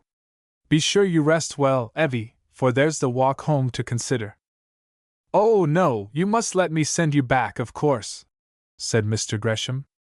"Au revoir, then," and the quartet separated. Philippa and her host walked on some little way in silence. Both, though neither fully realized it for the other, were making up their minds to a decided step. For the last few days had made the girl resolve that if circumstances combined to render her doing so possible, she would tell Mr. Gresham the facts of the travesty she had since so bitterly regretted.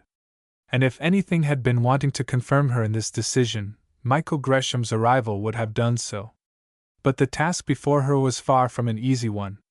Independently of her own not unnatural shrinking from the subject, there was the terror lest in volunteering this confidence she should appear prematurely to take for granted any special interest in her affairs on the part of her companion, any right, so to say, on his side, to know all details of her life. How could she broach the subject? She glanced at him. He was not looking at her, but gazing before him with a preoccupied expression. And in some degree to her relief, just as she was nervously clearing her throat to begin to speak, he suddenly turned towards her. "We have still fully a mile before we get to the fish ponds," he said, "but I do not think we need walk quite as fast as we are doing." Philippa slackened her pace without speaking. "I am so glad," Mr. Gresham continued, "of this lucky chance of speaking to you uninterruptedly." Then for the first time he hesitated. "You," he went on. "You must know, Miss Rainsworth, how much interest I have come to feel in you, and in all that concerns you." Philippa glanced up quickly. What was coming? His words would normally have admitted of but one interpretation, but something in his tone, its calm, almost businesslike deliberateness, made her doubtful. For the moment she was on the point of availing herself of this preamble as an opening for what she had made up her mind to say.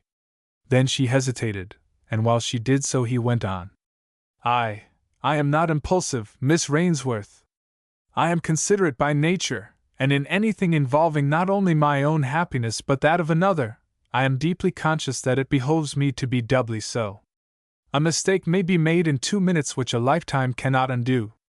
So you will not misunderstand me if I confess that it has taken me many weeks, nay, months, to decide upon.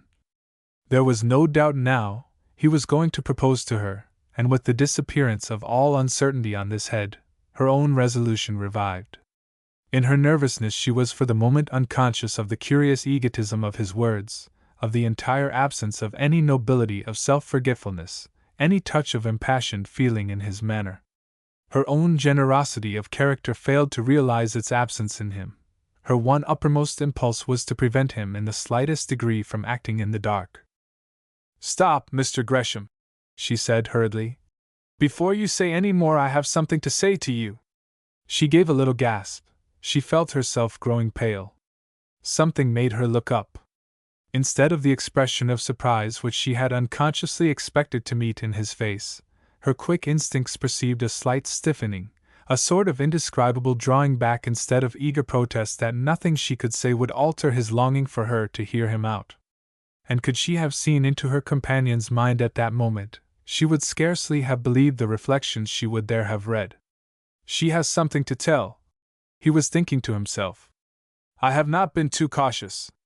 And aloud he said quietly, As you wish, of course, Miss Rainsworth. She plunged into it.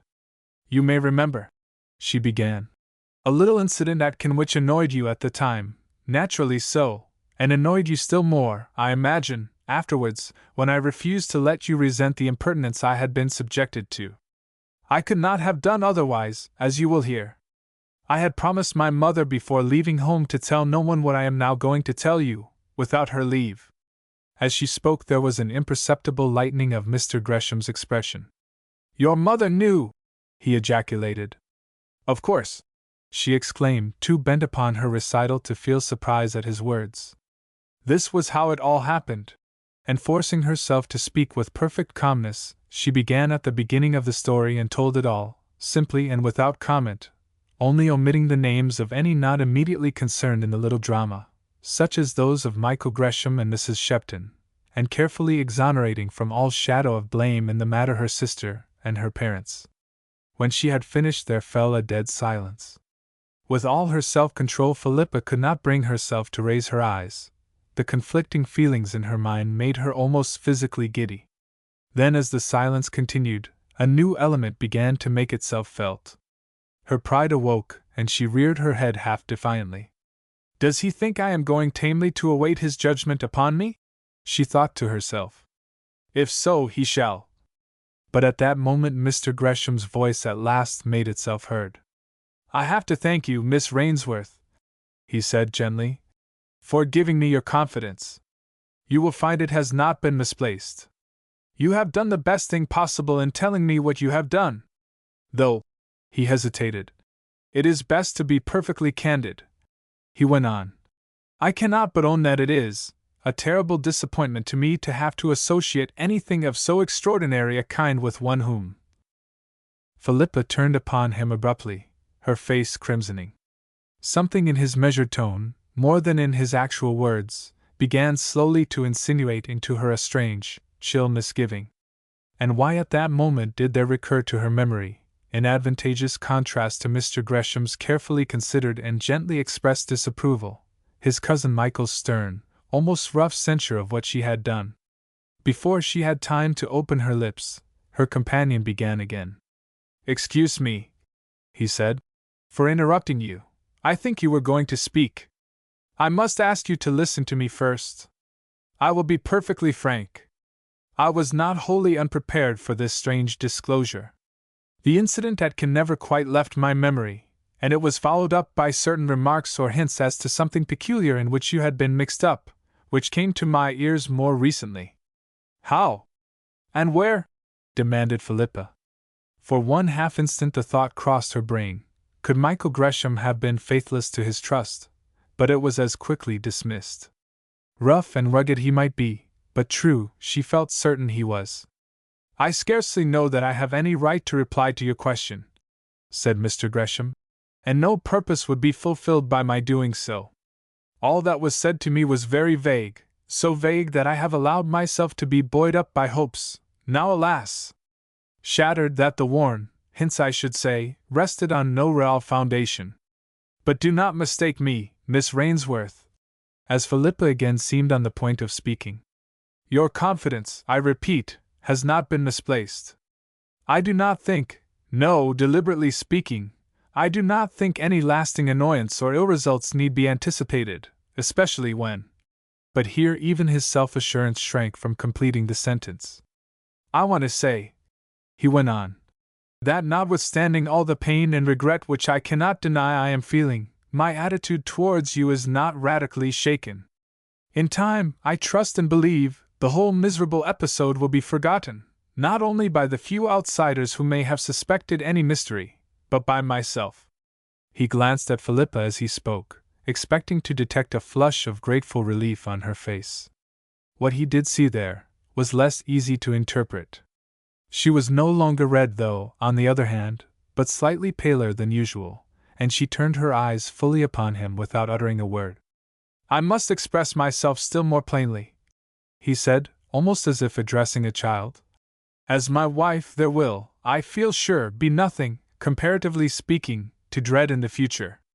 Your candor has disarmed my scruples, for I know I can trust that never, under any conceivable circumstances, could you again be tempted so to set propriety and dignity at naught. Still she did not speak. Miss Rainsworth, he said at last. Miss Rainsworth, Philippa, he exclaimed. Do you not understand me? And for the first time a very shadowy apprehension that possibly, just possibly, he had appeared too sure of his ground suggested itself. The circumstances have been so exceptional. I have had no opportunity so far of assuring you of the depth and sincerity of my feelings towards you, of my devotion. You must allow they have been well tested. And they have stood the test. I ask you now to be my wife. My happiness is in your hands.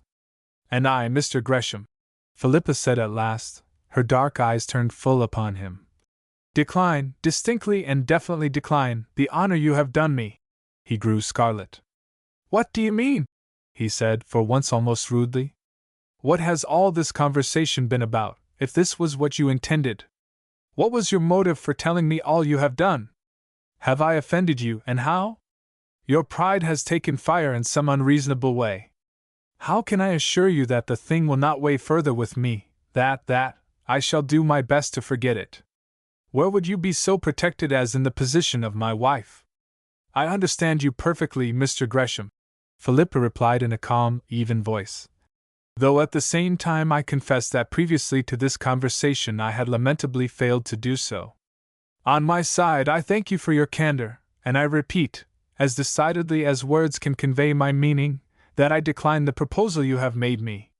He still seemed unable to believe her. Have you been playing with me all this time? He said harshly. It is inconceivable. But what can be your reason for changing so suddenly? I have a right to ask, and a right to know. Yes, she said. Perhaps you have, though I do not know that my reason will much enlighten you. It is simply this. I am entirely convinced that we are utterly unsuited to each other, and that in marrying you I should be entering upon what would prove a tremendous mistake. You do not, and never would, understand me. Surely that should suffice. He smiled bitterly enough. Something in her manner carried conviction home to him, through all the thick folds of his self-esteem. And may I inquire further, he said, what has thus magically caused the scales to fall from your eyes as regards my poor deserts?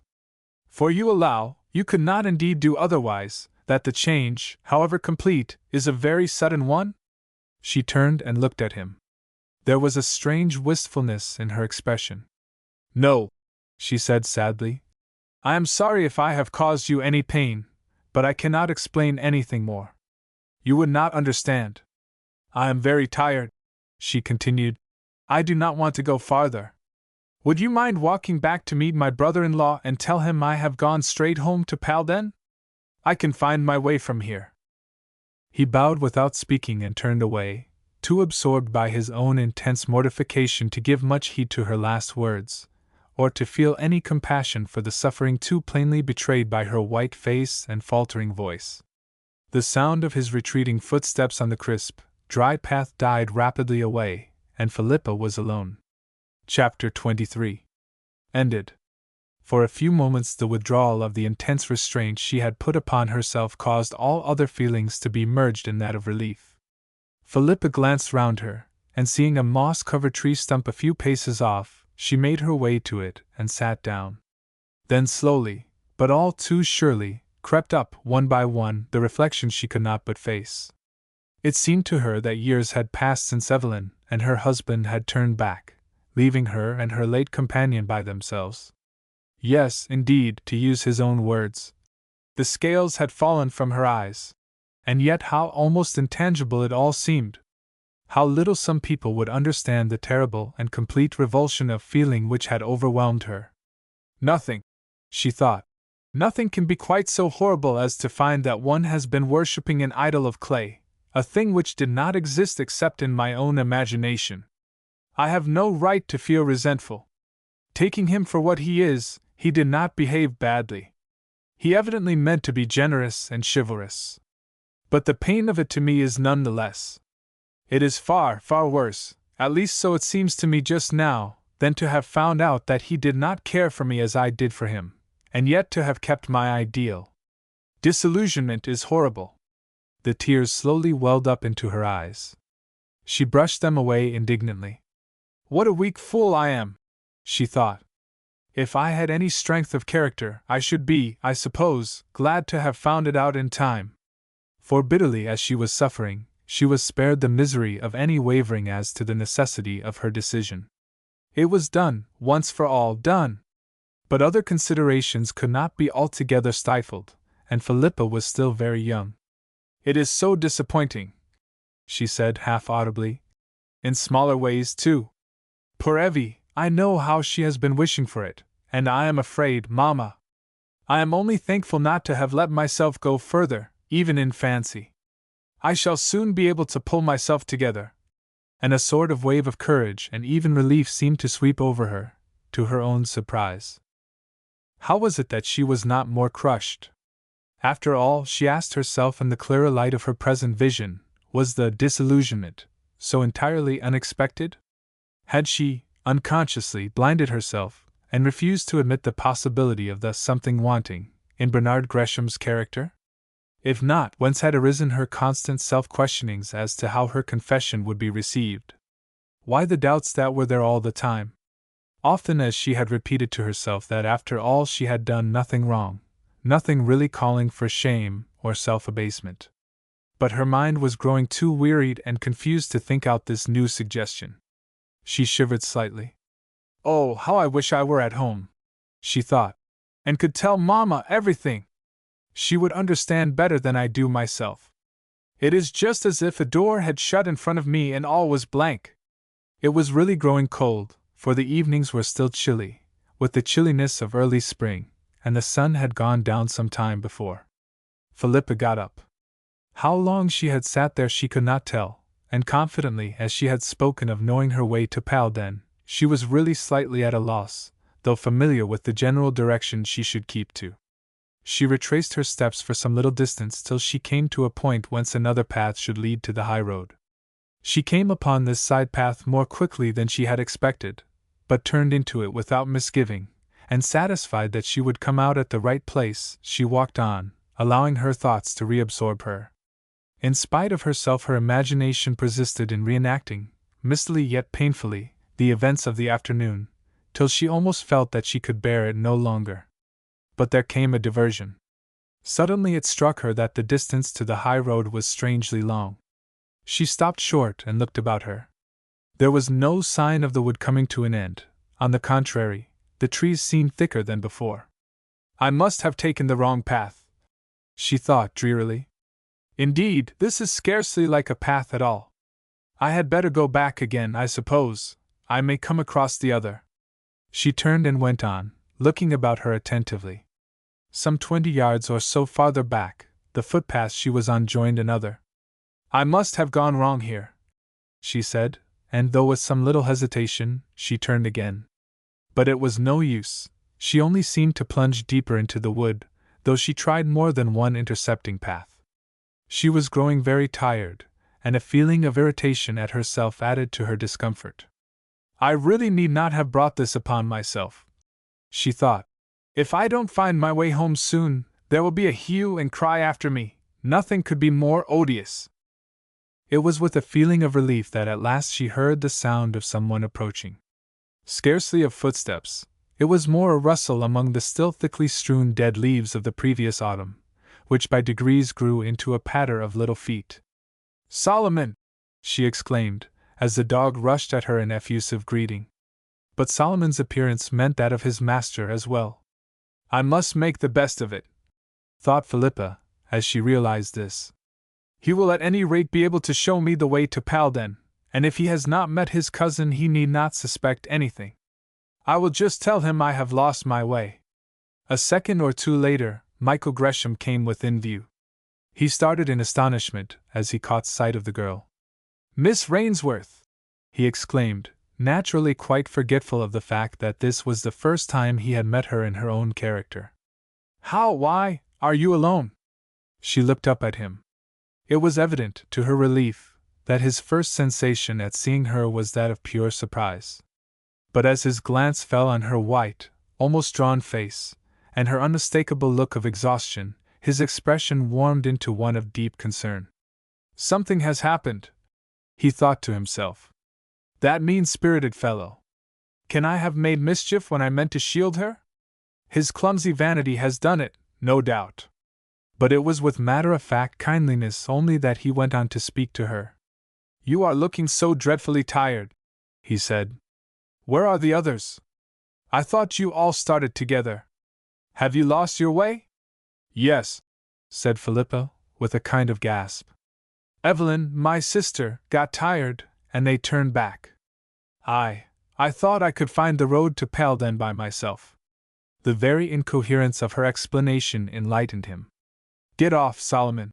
he exclaimed, in a gruffer tone than the dachshund, still leaping and jumping about Philippa, was accustomed to. "He has not forgotten you, you see," Michael went on, eager to say something or anything to hide his own suspicion of the situation. Then the color rose quickly to his face as he realized the awkwardness of the allusion. "I should say," he began again, but Philippa, oblivious of any cause for embarrassment in his words, answered quietly. "No, the dear dog, and I have never forgotten him. But will you put me on my road home?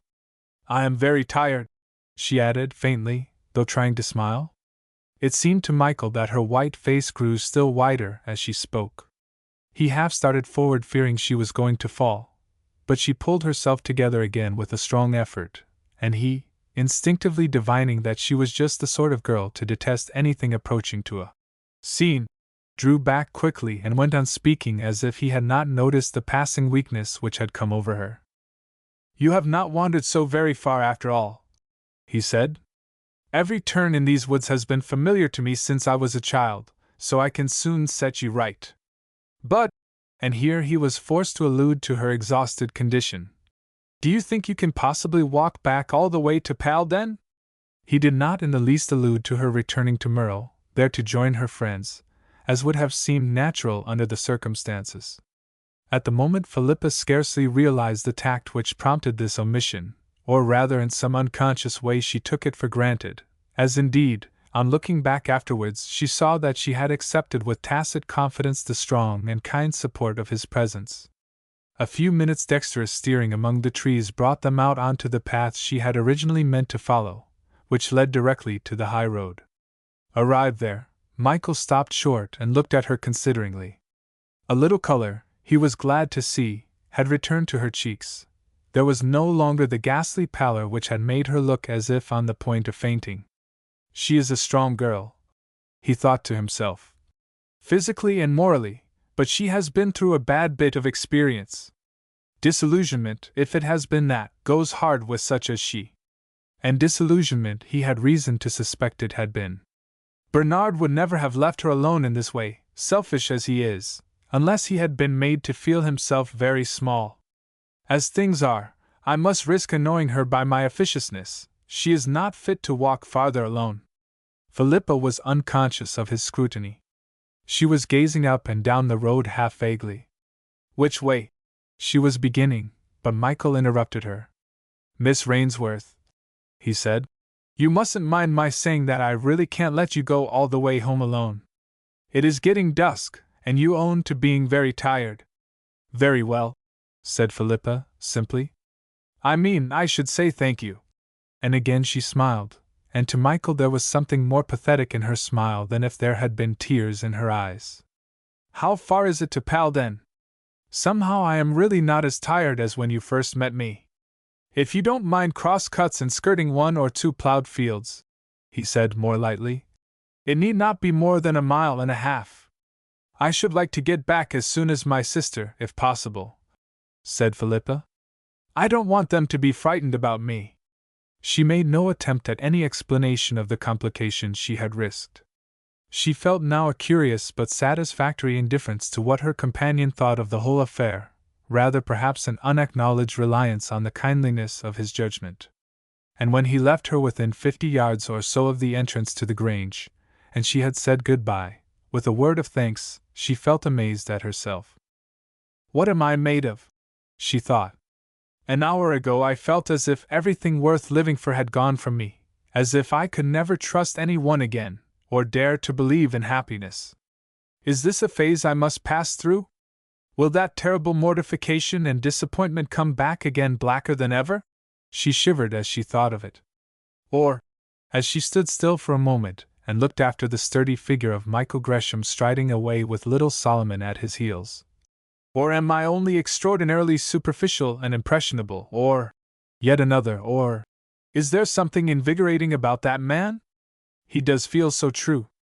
From whatever source her newfound strength had been derived, it stood her in good stead that evening. 5 minutes later the Merle dogcart drove up, and Duke and Evelyn got down with disturbed faces, which scarcely cleared when they caught sight of her at the hall door, where she had purposely stationed herself to meet them. "I am so glad I got home first," she said. "I was afraid you might be uneasy about me. I have only just come in."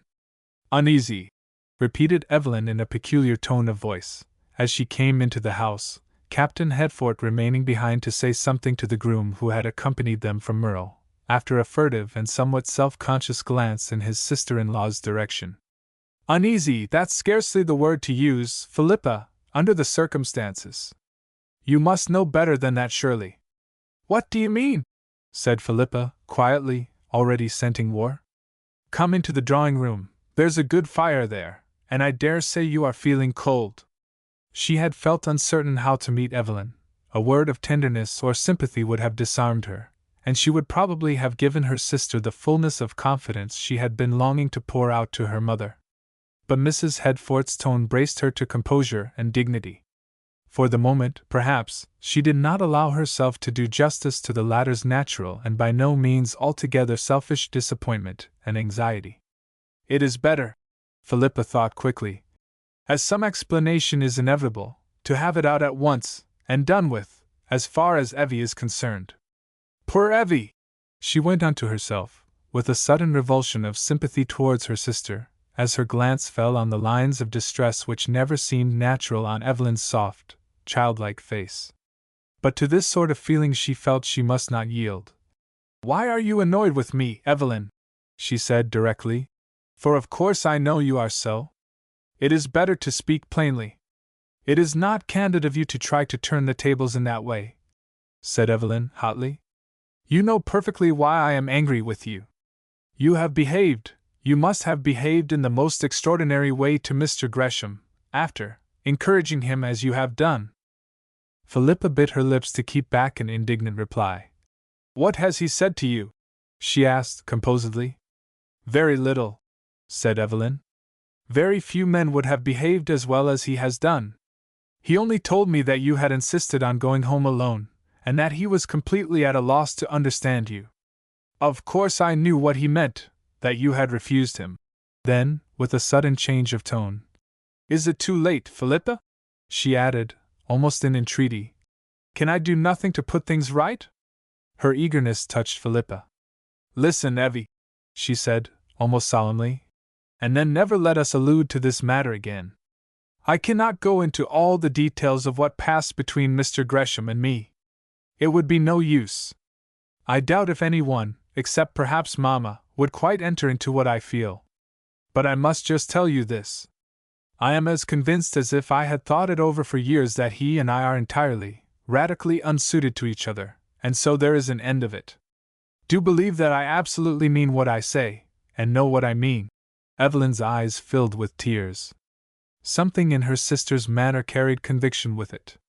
"Oh, Phil," she said, "you are a far stronger character than I know, and I must, I suppose, give in to you. You must know best. But it does seem such a pity, such an awful pity. And what can have changed your opinion of him so suddenly?" "Was it suddenly?" said Philippa, dreamily. "Something seemed to have nothing to do with time, and, after all, was it not?" But here she stopped abruptly. Was it not? Finishing the sentence in her own mind. Lurking there already, the doubt of him? The suspicion of there not being any real sympathy between us? Don't misunderstand me, Evie, she went on aloud. I am terribly sorry to have been the cause of anything. She hesitated. Mortifying or disappointing to him, though I dare say it will not last long. With a little smile. I do him full justice, and I hope he will marry someone who will make him far happier than I could have done. She ended, earnestly, and the complete absence of bitterness in her tone was more convincing to her sister than anything else could have been that her castle in the air was doomed to no tangible existence. Of all those concerned in the little drama which had that day been enacted at Merlin the Wold, perhaps the one the least painfully affected, full of sympathy though he had been for the girl whom he seemed fated to meet under such curious circumstances, was Michael Gresham. Chapter 24. Charlie's Friend. 2 years. A very short time to the old, but not so to the young, especially in anticipation. That autumn day when Philippa Rainsworth bade good-bye to her kind friends at Dorreford, she little expected that twice 12 months would pass before she returned there, and had this period been then alluded to, it would have seemed to her half a lifetime off.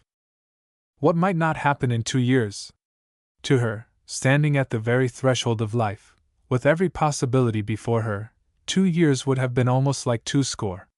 Yet when, in the autumn but one following the Easter of her first visit to Palden, she found herself again at Dorreford, she could hardly believe that 2 whole years had elapsed since the day when Mrs. Lermont kissed her so affectionately, and made her promise to return to them as soon as she could do so. She was again within a day or 2 of leaving them, after a quiet but pleasant fortnight with Maida. Poor Maida, she was no stronger in health, possibly a shade more fragile than when she and Philippa had last met. But as ever, the fact of her invalidism was never obtruded on those about her, even, on the contrary, to a great extent ignored. They, the 2 cousins, had been strolling for a very little only was all Miss Lermont was able for now, up and down the already leaf-strewn drive. The day was mild and calm, a typical autumn day. Suddenly Maida spoke. Do you remember, Philippa? She said. It has just come back to me, the last time you were here, our standing in the porch and watching the Bertrams drive away? Philippa smiled. There was no bitterness in her smile, though it was perhaps a little sad. Yes, she said, with a little bending of her head as she spoke. Yes, I remember. Maida glanced at her. You are changed since then, she went on. It is 2 years ago, said Philippa. 2 years may alter one a good deal, even less time than that, for I recollect your saying at Cannes, within 6 months of the time I was here, that I had changed. I remember it too, said her cousin. But now I should express it differently. At Cannes you were changing, you seemed unsettled and uncertain, though in some ways matured, and do not be hurt at the word, softened. But now you are changed, the process is completed. I hope for the better? Inquired Philippa. She spoke lightly, but there was an undercurrent of earnestness in her words, too. To my mind, if it is not impertinent of me to give my opinion, said Maida gently. Very certainly yes. You are just what I pictured you would be as a full-grown woman, though. Don't stop short. I like to know all you feel about me. It does me good. I was going to say I scarcely saw how anything but the discipline of sorrow could make you quite what I wanted you to be, my darling, Miss Lermont replied. And the unwonted expression of affection touched Philippa. And I trembled at the thought. I am cowardly about suffering for those I love. Yet how short-sighted we are! Here you are, with all the softening, and mellowing, and widening I hoped for done, and yet, no special suffering has, so far as I know, fallen to your share. Don't think me inquisitive, she added hastily. I don't want you to tell me anything you would rather not. Philippa hesitated. I have often thought of telling you the whole history of my life during the 6 or 8 months after I was last here, she said. All my experiences, my personal experiences, I mean, seemed compressed into that time. Since then things have gone on very monotonously, though I have not been either dull or unhappy. You see, it was so clear to me that it was my duty to stay at home and help Papa again, After Charlie so unexpectedly got that splendid piece of work in India. And with Evelyn settled at home so comfortably and no anxiety about her, things just settled down somehow. These last 18 months have been most uneventful. You might have varied them by a little visit to us, said Maida. Truly I could not, Philippa replied earnestly. The one time I could have come, you remember Mrs. Lermont was ill and you were fully engaged. I have only been to Pal then once, that was last winter, for 10 days. Is not Evelyn vexed with you for not going more frequently? No, said Philippa. She knows I could not help it. Now, of course, with Charlie back, I shall be comparatively free. But I don't care to go much to Pal then. I think I know why, said Maida. Has it not to do with what you have often thought of telling me? And are you going to tell it to me? On the whole, said Philippa, if you will not think me capricious, I think I would rather not. Some day, perhaps. As you like, dear, exactly and entirely as you like. But if I may ask you something? Of course you may. I would like to know. I cannot quite master my curiosity, you see, and indeed it is more interesting you than curiosity. I would like to know why you refused Bernard Gresham. For I am sure you did refuse him. Yes, I did, said Philippa, simply.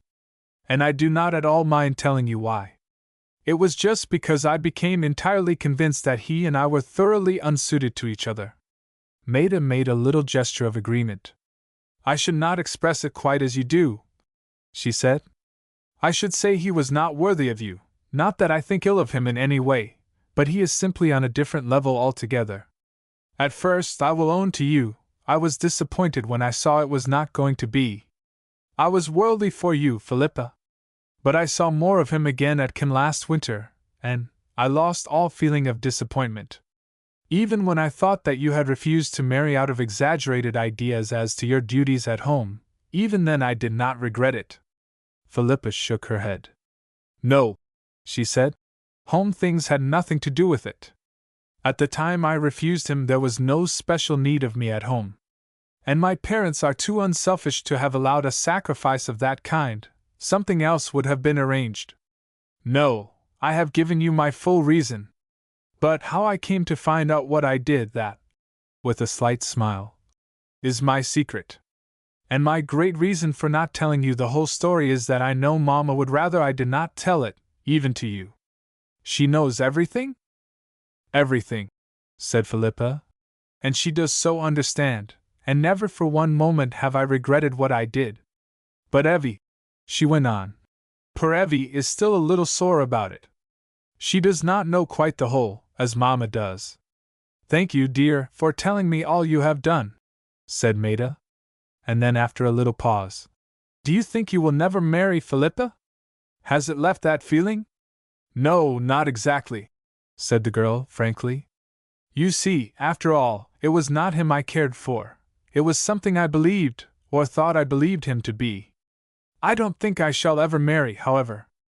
I suppose, though it sounds rather conceited to say so, that it would be difficult for me ever to feel quite sure I was not making a mistake. She looked down at Miss Lermont as she spoke. Maida was by this time indoors and on her couch again, with a half-questioning look in her eyes. Don't exaggerate that idea, her friend replied rather abruptly.